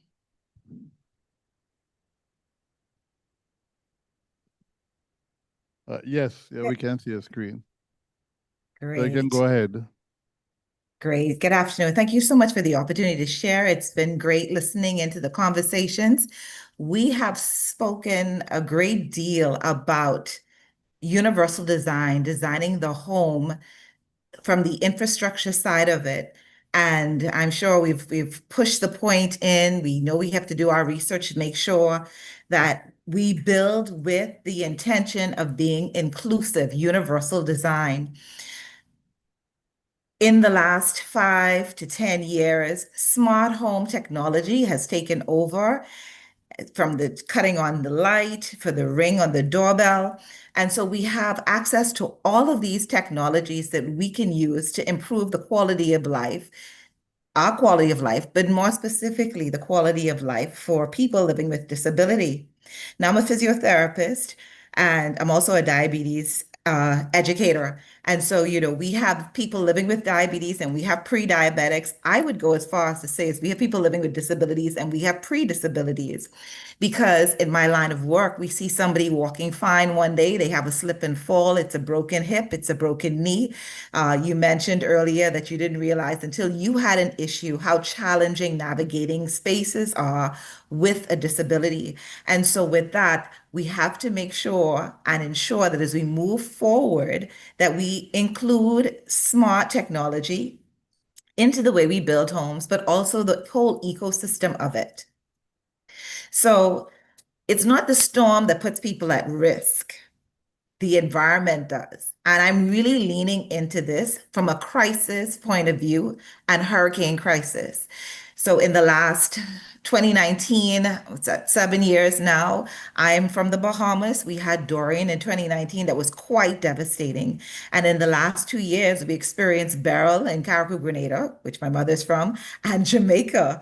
And we realized just how traumatic these storms are and how often ill-prepared we are, not only from an emergency standpoint or a rescue standpoint, but like you mentioned before, having the good infrastructure, the strong roofs, the concrete roofs. What about getting them in and getting them out? And I say them as in the rescue, the first responders, but also people living with disability. And so when we talk about designing the homes, the inclusive design, yes, we're talking about the ramps, the accessible pathways, the unsafe housing, the loss of power and services. But what can we do to get ahead of this? We know that we have this population has an increased vulnerability, and we want to be ahead of this. And again, we can use technology for this. The reality is that climate change is here, like I mentioned. Look at the ferocity of the storms that we've had in the last 7 years. And we have hurricanes, but there's also the probability of tsunamis. You have underwater volcanoes in Grenada. You had the volcano in Montserrat. So you have the heat waves. But I think for this focus, for this paper, I focused more on hurricanes. And hurricanes is such that we can monitor the storm coming in. We have the hurricane watch, we have the hurricane warnings. So there's time for us to put things in place and to action how we are going to intervene and make sure we secure and safeguard everybody, but especially people living with disabilities.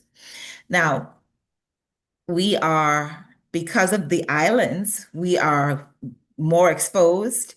We lack maybe infrastructure, we lack manpower sometimes. And so this is something we need to address and we need to get in front of it. So don't look at accessibility, or we don't want to look at accessibility as a convenience. We're looking at it as a determinant of survival. And as I talk about accessibility, I want you to think not only about the physical structure, but also the technology that we can employ that makes life more accessible for people living with disabilities. It can protect the health and well-being. We definitely want independence and dignity and empowerment. We want to make sure we have equal access, especially to life-saving information and services. And this is where the technology is so important, because we can do this very easily with technology, and it's being done. And we want it integrated into all disaster and risk reduction and response efforts. Far too often, we're playing catch up after the disaster, but there are ways that we can get ahead of it. And that's what we want to address and highlight. We're going into a new hurricane season come June 1st. Maybe we won't get all of these things in place, but at least let's start having these conversations, because we realize how it's impacting from the Bahamas in the north, or dare I say Bermuda in the north, and straight down the chain to Grenada that was impacted in 2024. So when systems fail, we have loss of power. So we have to make sure that we put things in place. And what does that look like? Maybe power packs. And it's so detrimental to make sure that we have access to this accessory power. Right. So we need it for the medical equipment, refrigeration, lighting, but especially communication. Finding ways that we can communicate when the power goes down is essential, because we need to get the information out. We need to find out where people are and what they need. But more importantly, and I take this very dear to me because I am a healthcare professional showing up in this space, what does it look like in terms of delivering and access to care, as well as loss of medications and supplies if it needs to be refrigerated, or we need a machine like a CPAP machine or a ventilator? Clinically impact, rapid health deterioration. We already have the trauma of the storms or whatever crisis that presents, but then not having access to care is a big issue as well. We have infections and complications because sanitation may not be the best. We lose water supply, we lose access to clean bandages and wound care equipment, lack of clean water, hospitalizations. Maybe there's not a hospital to go to. The hospital in Caracou lost its roof, so it was not functional at the end of the crisis or during the crisis. And then we know that the facilities can get overwhelmed because there'll be multiple people across the breath trying to access this. So how do we get in front of this? We need to put things in place and make sure we have spaces designated specifically for our people with disability outside of the regular or the other population. And with all of these things, one can assume that, if we don't put these things in place, if these things aren't managed well, we will get an increased mortality rate. So redefining the home, we've talked about it today. We've talked about the ramp. We've talked about the clearance of the wheelchair. So that's the structure of the building. And now we need to make sure that we protect it. And protecting it means making sure that if we have to collect somebody, we can access it. And when I say we, the first responders or the emergency people that may be wanting to mobilize and move at-risk people out of their environment and move it into a safer environment before the storm. And so can we access that? How do we get in touch with them? How can we communicate with them? We have fantastic use of WhatsApp in the Caribbean.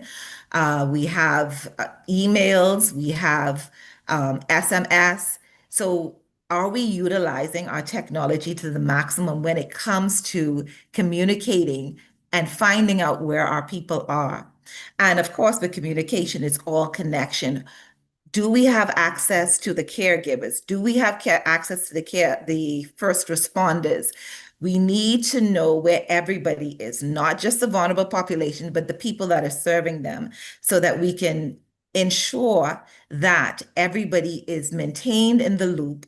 We're not duplicating services. We're not stressing out our services, because now we have an effective communication and connection going on with that. So technology is the lifeline, like I said. GPS-enabled registries. I can give a personal account of my brother who was in Abaco at the storm in Dorian in 2019. They had no communication. They were outside of the main city. The roads were down. Nobody could access them.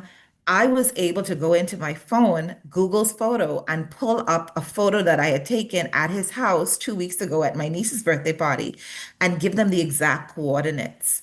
Now, I didn't know at the time, or I didn't think about it as being GPS, but imagine now us GPS pinning all of our vulnerable populations, our people with disabilities, before the storm, before the crisis. We know where they are. We're not guessing. And so if we need to go and do quick evacuations, we know the exact pinpoint of where that person is. And that's just how important having these GPS-enabled registries are. So once we have identified our person vulnerabilities, we want to make sure that we get them registered. We have their coordinates, we go in, we get out safely.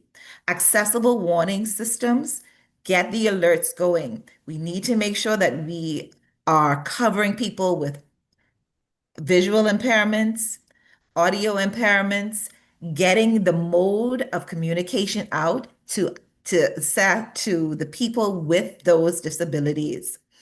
We can definitely do that with our technology.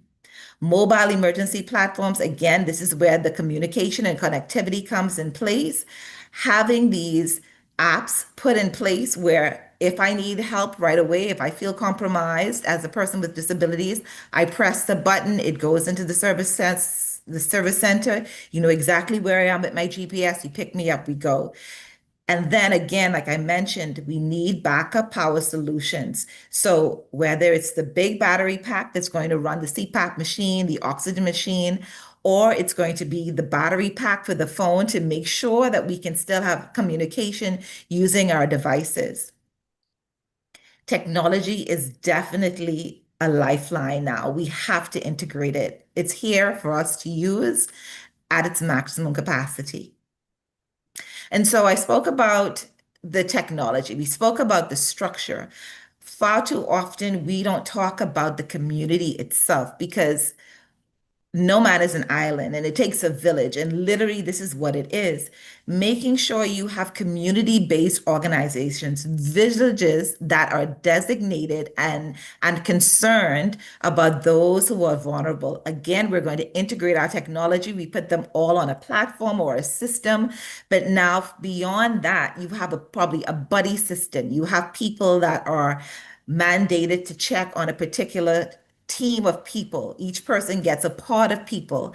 And that, again, creates a more intimate relationship and a more intimate interaction with ensuring that we get care to the people who need it. We get to follow their progress or how things are going for them, preparing for the storm or even during the storm. And that adds that human factor to it, because I know there's a lot of fear of technology. There's a lot of fear of AI. It's become too impersonal. It's too mechanical. But integrating a human community system with our technology system, we're working at both ends. So our success rate should be significantly higher when it comes to communication, identification, rescuing, and service providing.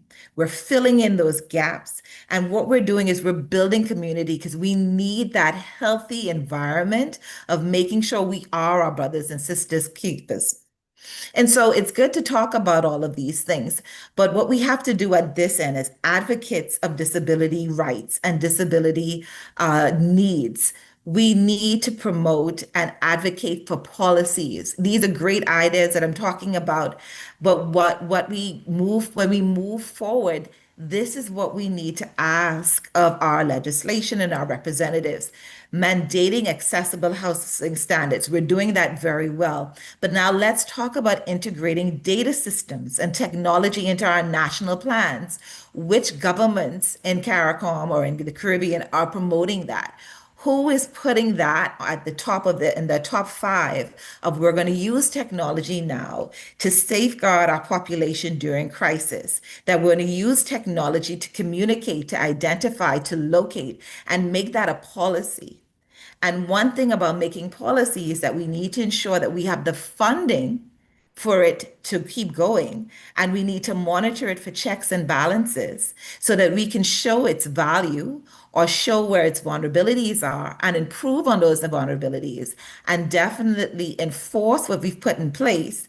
So the next time we come to a meeting such as this, we have great plans that we can refer and talk to and highlight and celebrate. And so as I talk about that right now in the Bahamas, we have accessibility, which is a similar platform, not as robust, but they do have a registry that people with disabilities can register on, and we can monitor and see where they are or know that they're there and probably reach out to them and identify it. I've not seen it in action as yet, but at least we know we have the bones there. There's GPS systems or GPS location platforms that are going up in the other Caribbean islands. And we're looking forward to hearing how these countries, these island nations, are utilizing this new technology, or maybe technology, because it's not new, and integrating it into crisis management and meeting the needs of people with disabilities during these times of crises. We want enforcement. We need enforcement, not just to come and sit at these forums, which is fantastic. We get to network and hear all these great ideas and feel the energy. But we want to make sure that we have the policy, the funding, the monitoring, and the enforcement in place. So we want strong communities, strong policy, so we have a resilient Caribbean and we're protecting our vulnerable population amongst us. So accessibility determines who survives, who recovers, and who is left behind. Accessibility is a social determinant. We need to make sure that not just saying the word accessibility, but actioning it. And using technology is a great way, a great focus point to make sure that we meet the needs of those who need it. A building does not make a house.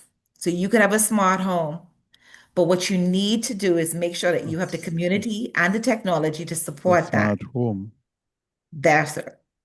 So if we want change, we must begin at home. We're using our smart home, we're using our technology. Let's integrate it. Thank you so much for your attention and time. I really appreciate it.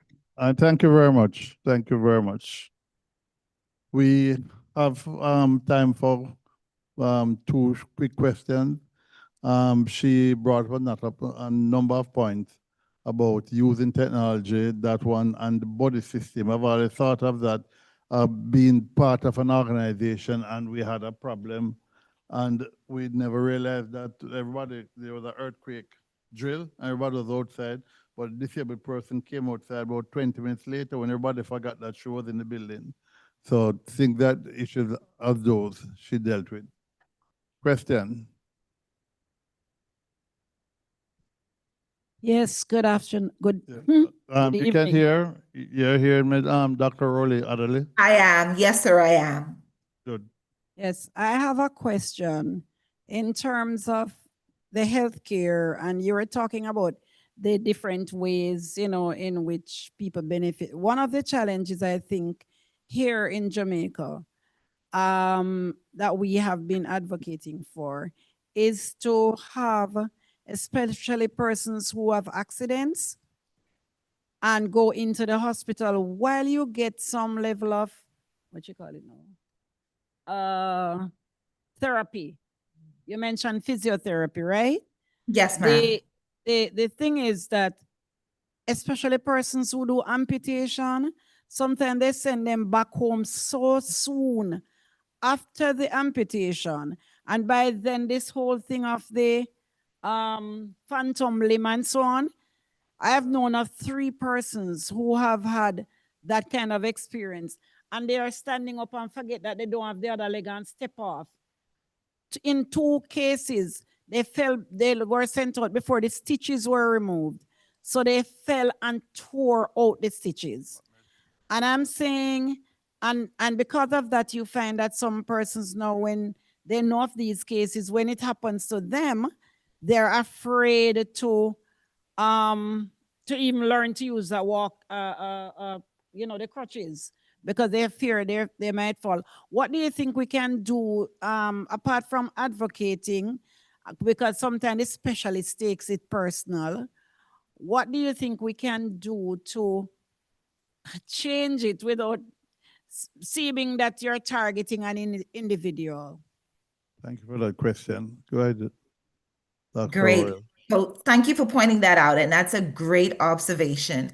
So, we all have our roles to play. The surgeon has done his job. He has removed the limb, the compromised limb.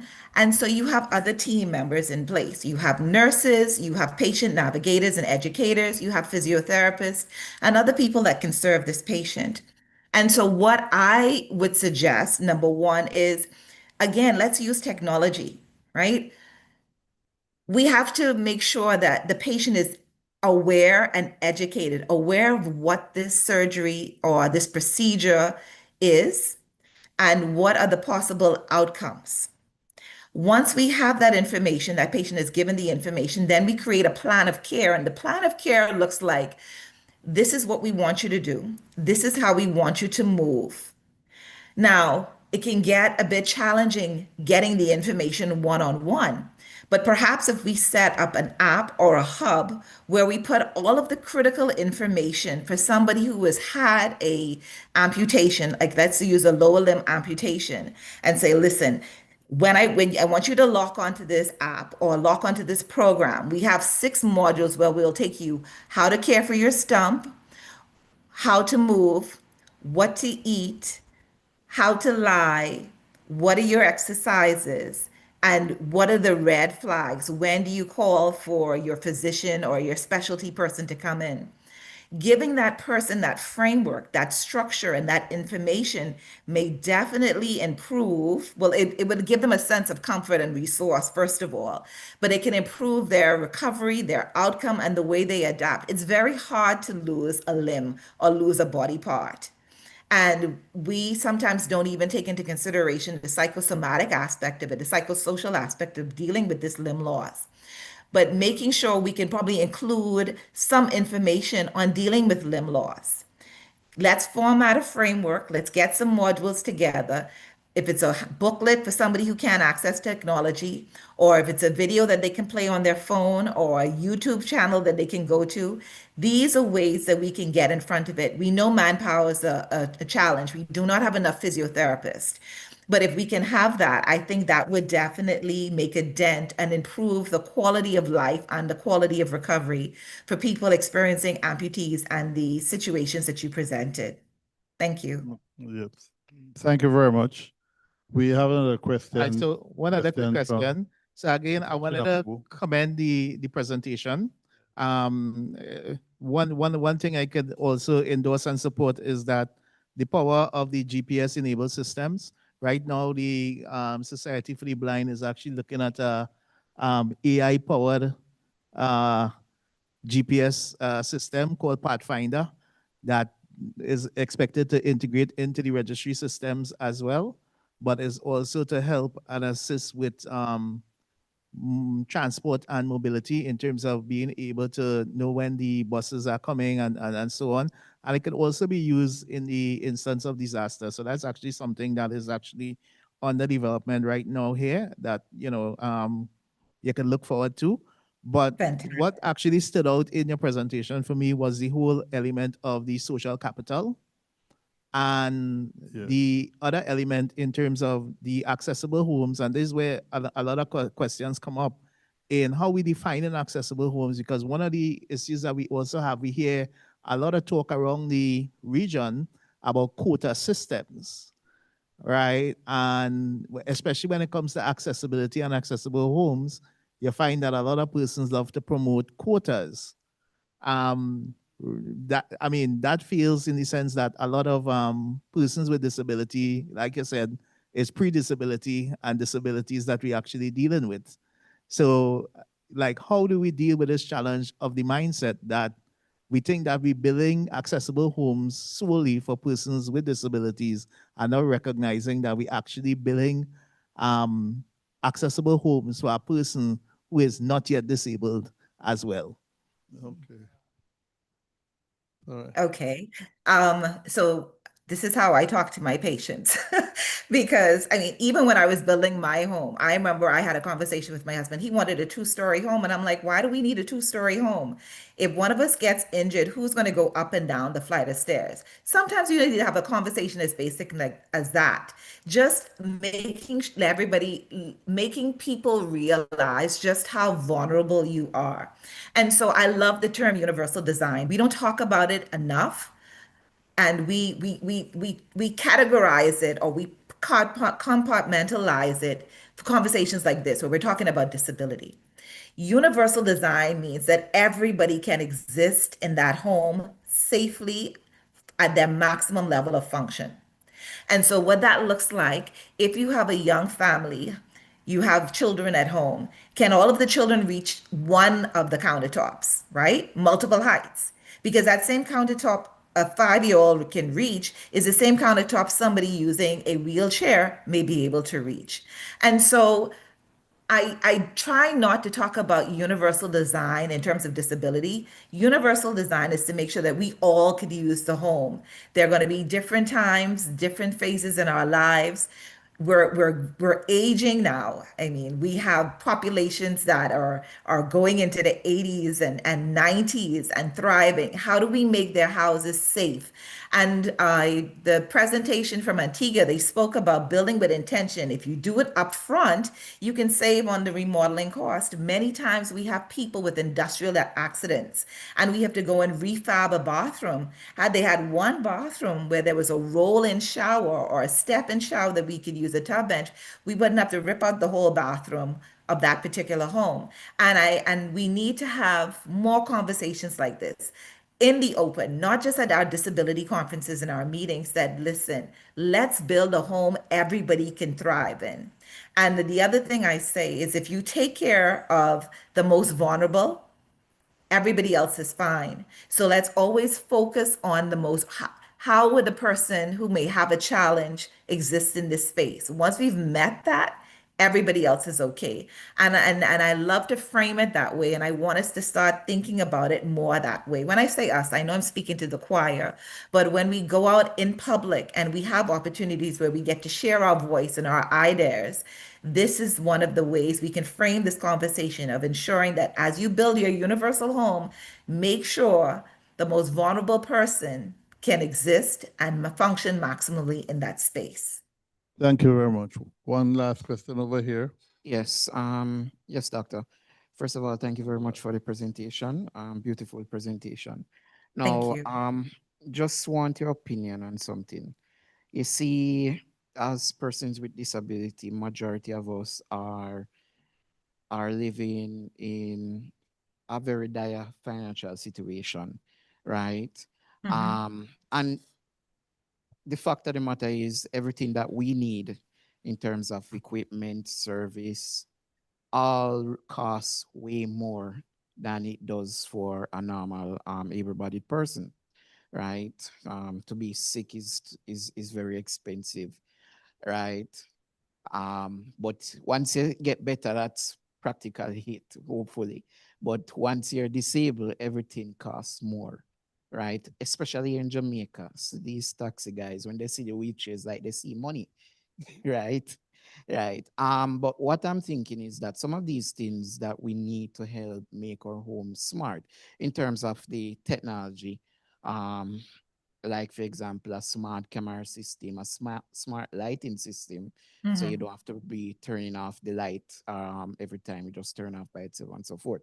Now, these smart technologies that are very helpful for persons with disability, irrespective of the type of disability, can be costly, right? And as such, not a lot of persons use them, are able to take advantage of the take advantage of them.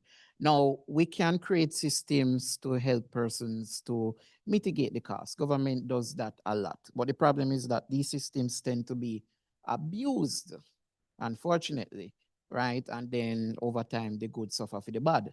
So if the government create a program, say, all right, if you're gonna buy a smart light bulb and you're certified as a person with physical disability, then okay, I'll give you a stipend or a discount on it. So when it's coming in custom, it's much cheaper. So it's much easier, right? As I said, these systems tend to be abused. Do you think it's possible to create something that can facilitate persons with disability to take advantage of these technology that are good for them, without the system being completely being abused over a period of time? Because that's always the problem.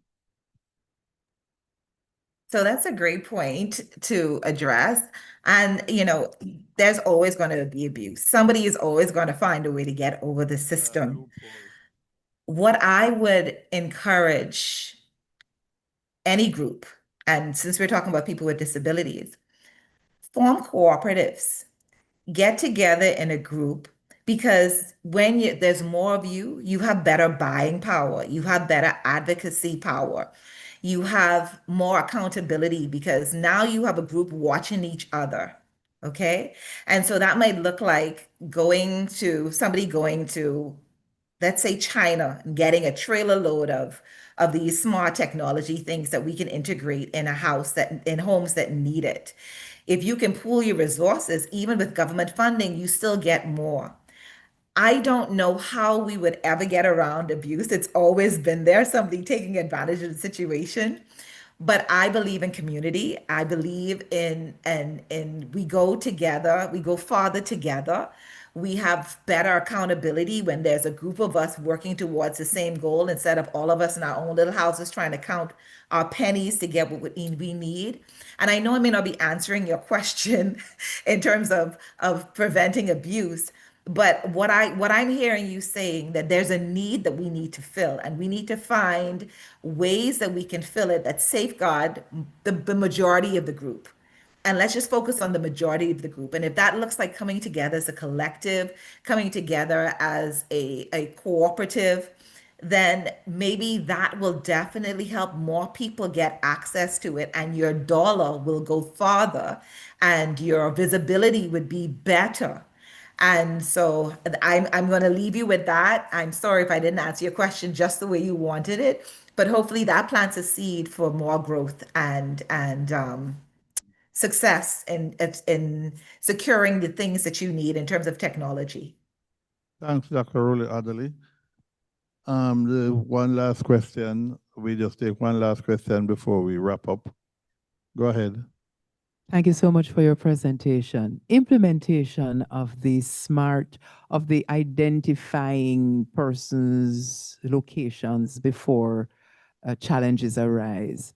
Would you recommend small community-based implementation, or a tiered approach where it's done at different levels, including the national disaster level, national disaster organizations, the community-based organization level?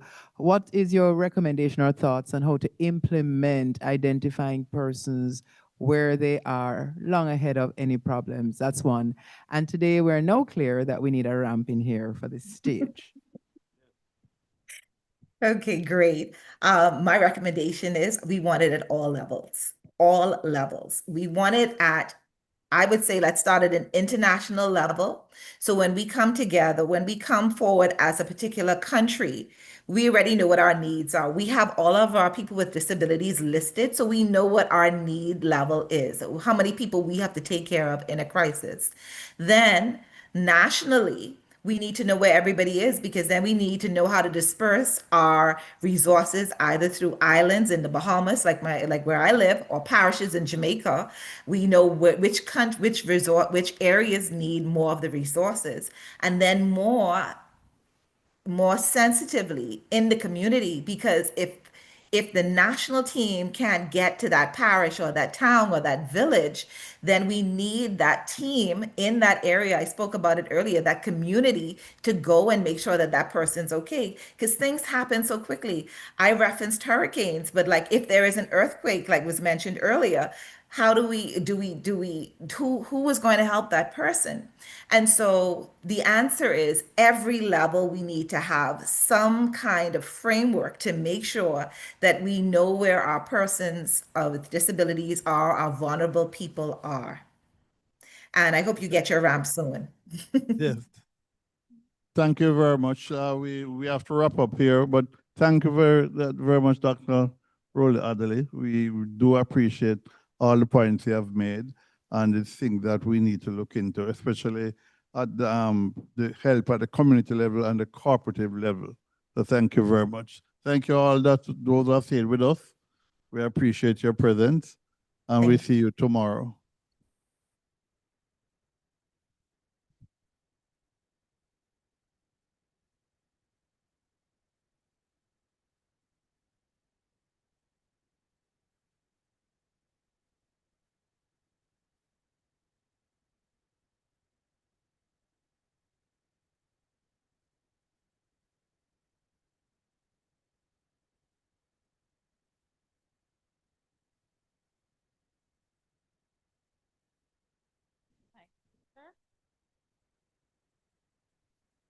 All right, ladies and gentlemen, we have whittled down in numbers, but we are at the end of the day's program. And I want to thank you all for staying and participating, and thanks to all the presenters who have made excellent presentations today. And I'm looking forward to doing the final reviews of the presentations to select for the peer-reviewed book. And I want to say that I look forward to the sessions tomorrow. Promises to be rich, promises to be very interesting dialogue, and we look forward to you all coming back here tomorrow, 9 o'clock sharp. And I want to say, I don't know if any of my Caribbean brothers outside of Jamaica, because Jamaica is a part of the Caribbean, but any of my Caribbean brothers who are here, or sisters, yes? Senator Odle. Senator Odle is still here. Dr. Perry is here.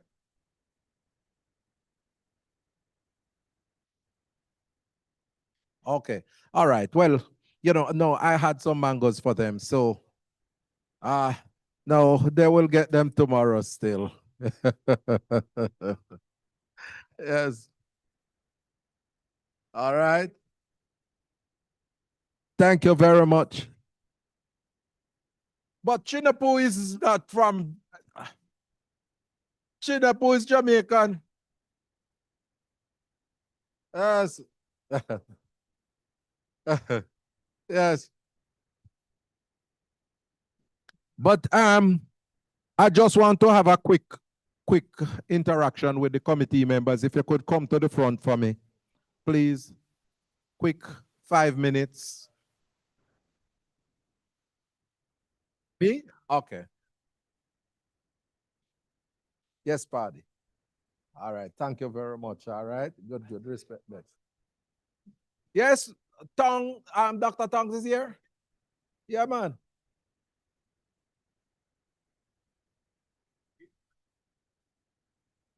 Greenaway is here. Yes, yes, man. So you're gonna see Tongs? Okay. All right. Yeah, Chevelle, let him have 3 of the mangoes. That you see that Jam Began want to take away what he has every day.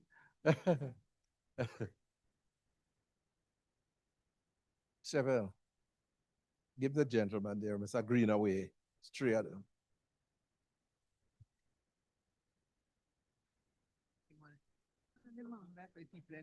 Where Jennifer then? She out there some. Okay, because mid line up for both I know. No? Yeah. Yeah. All right. Look. It's in here. You quick. going to the meeting? Yeah, man. Right here, stuff. Right here, stuff. 5 minutes. Dr. Hendricks gone though, you know that. Huh? Yeah, okay. Yeah. All right. So All right. thank you very much.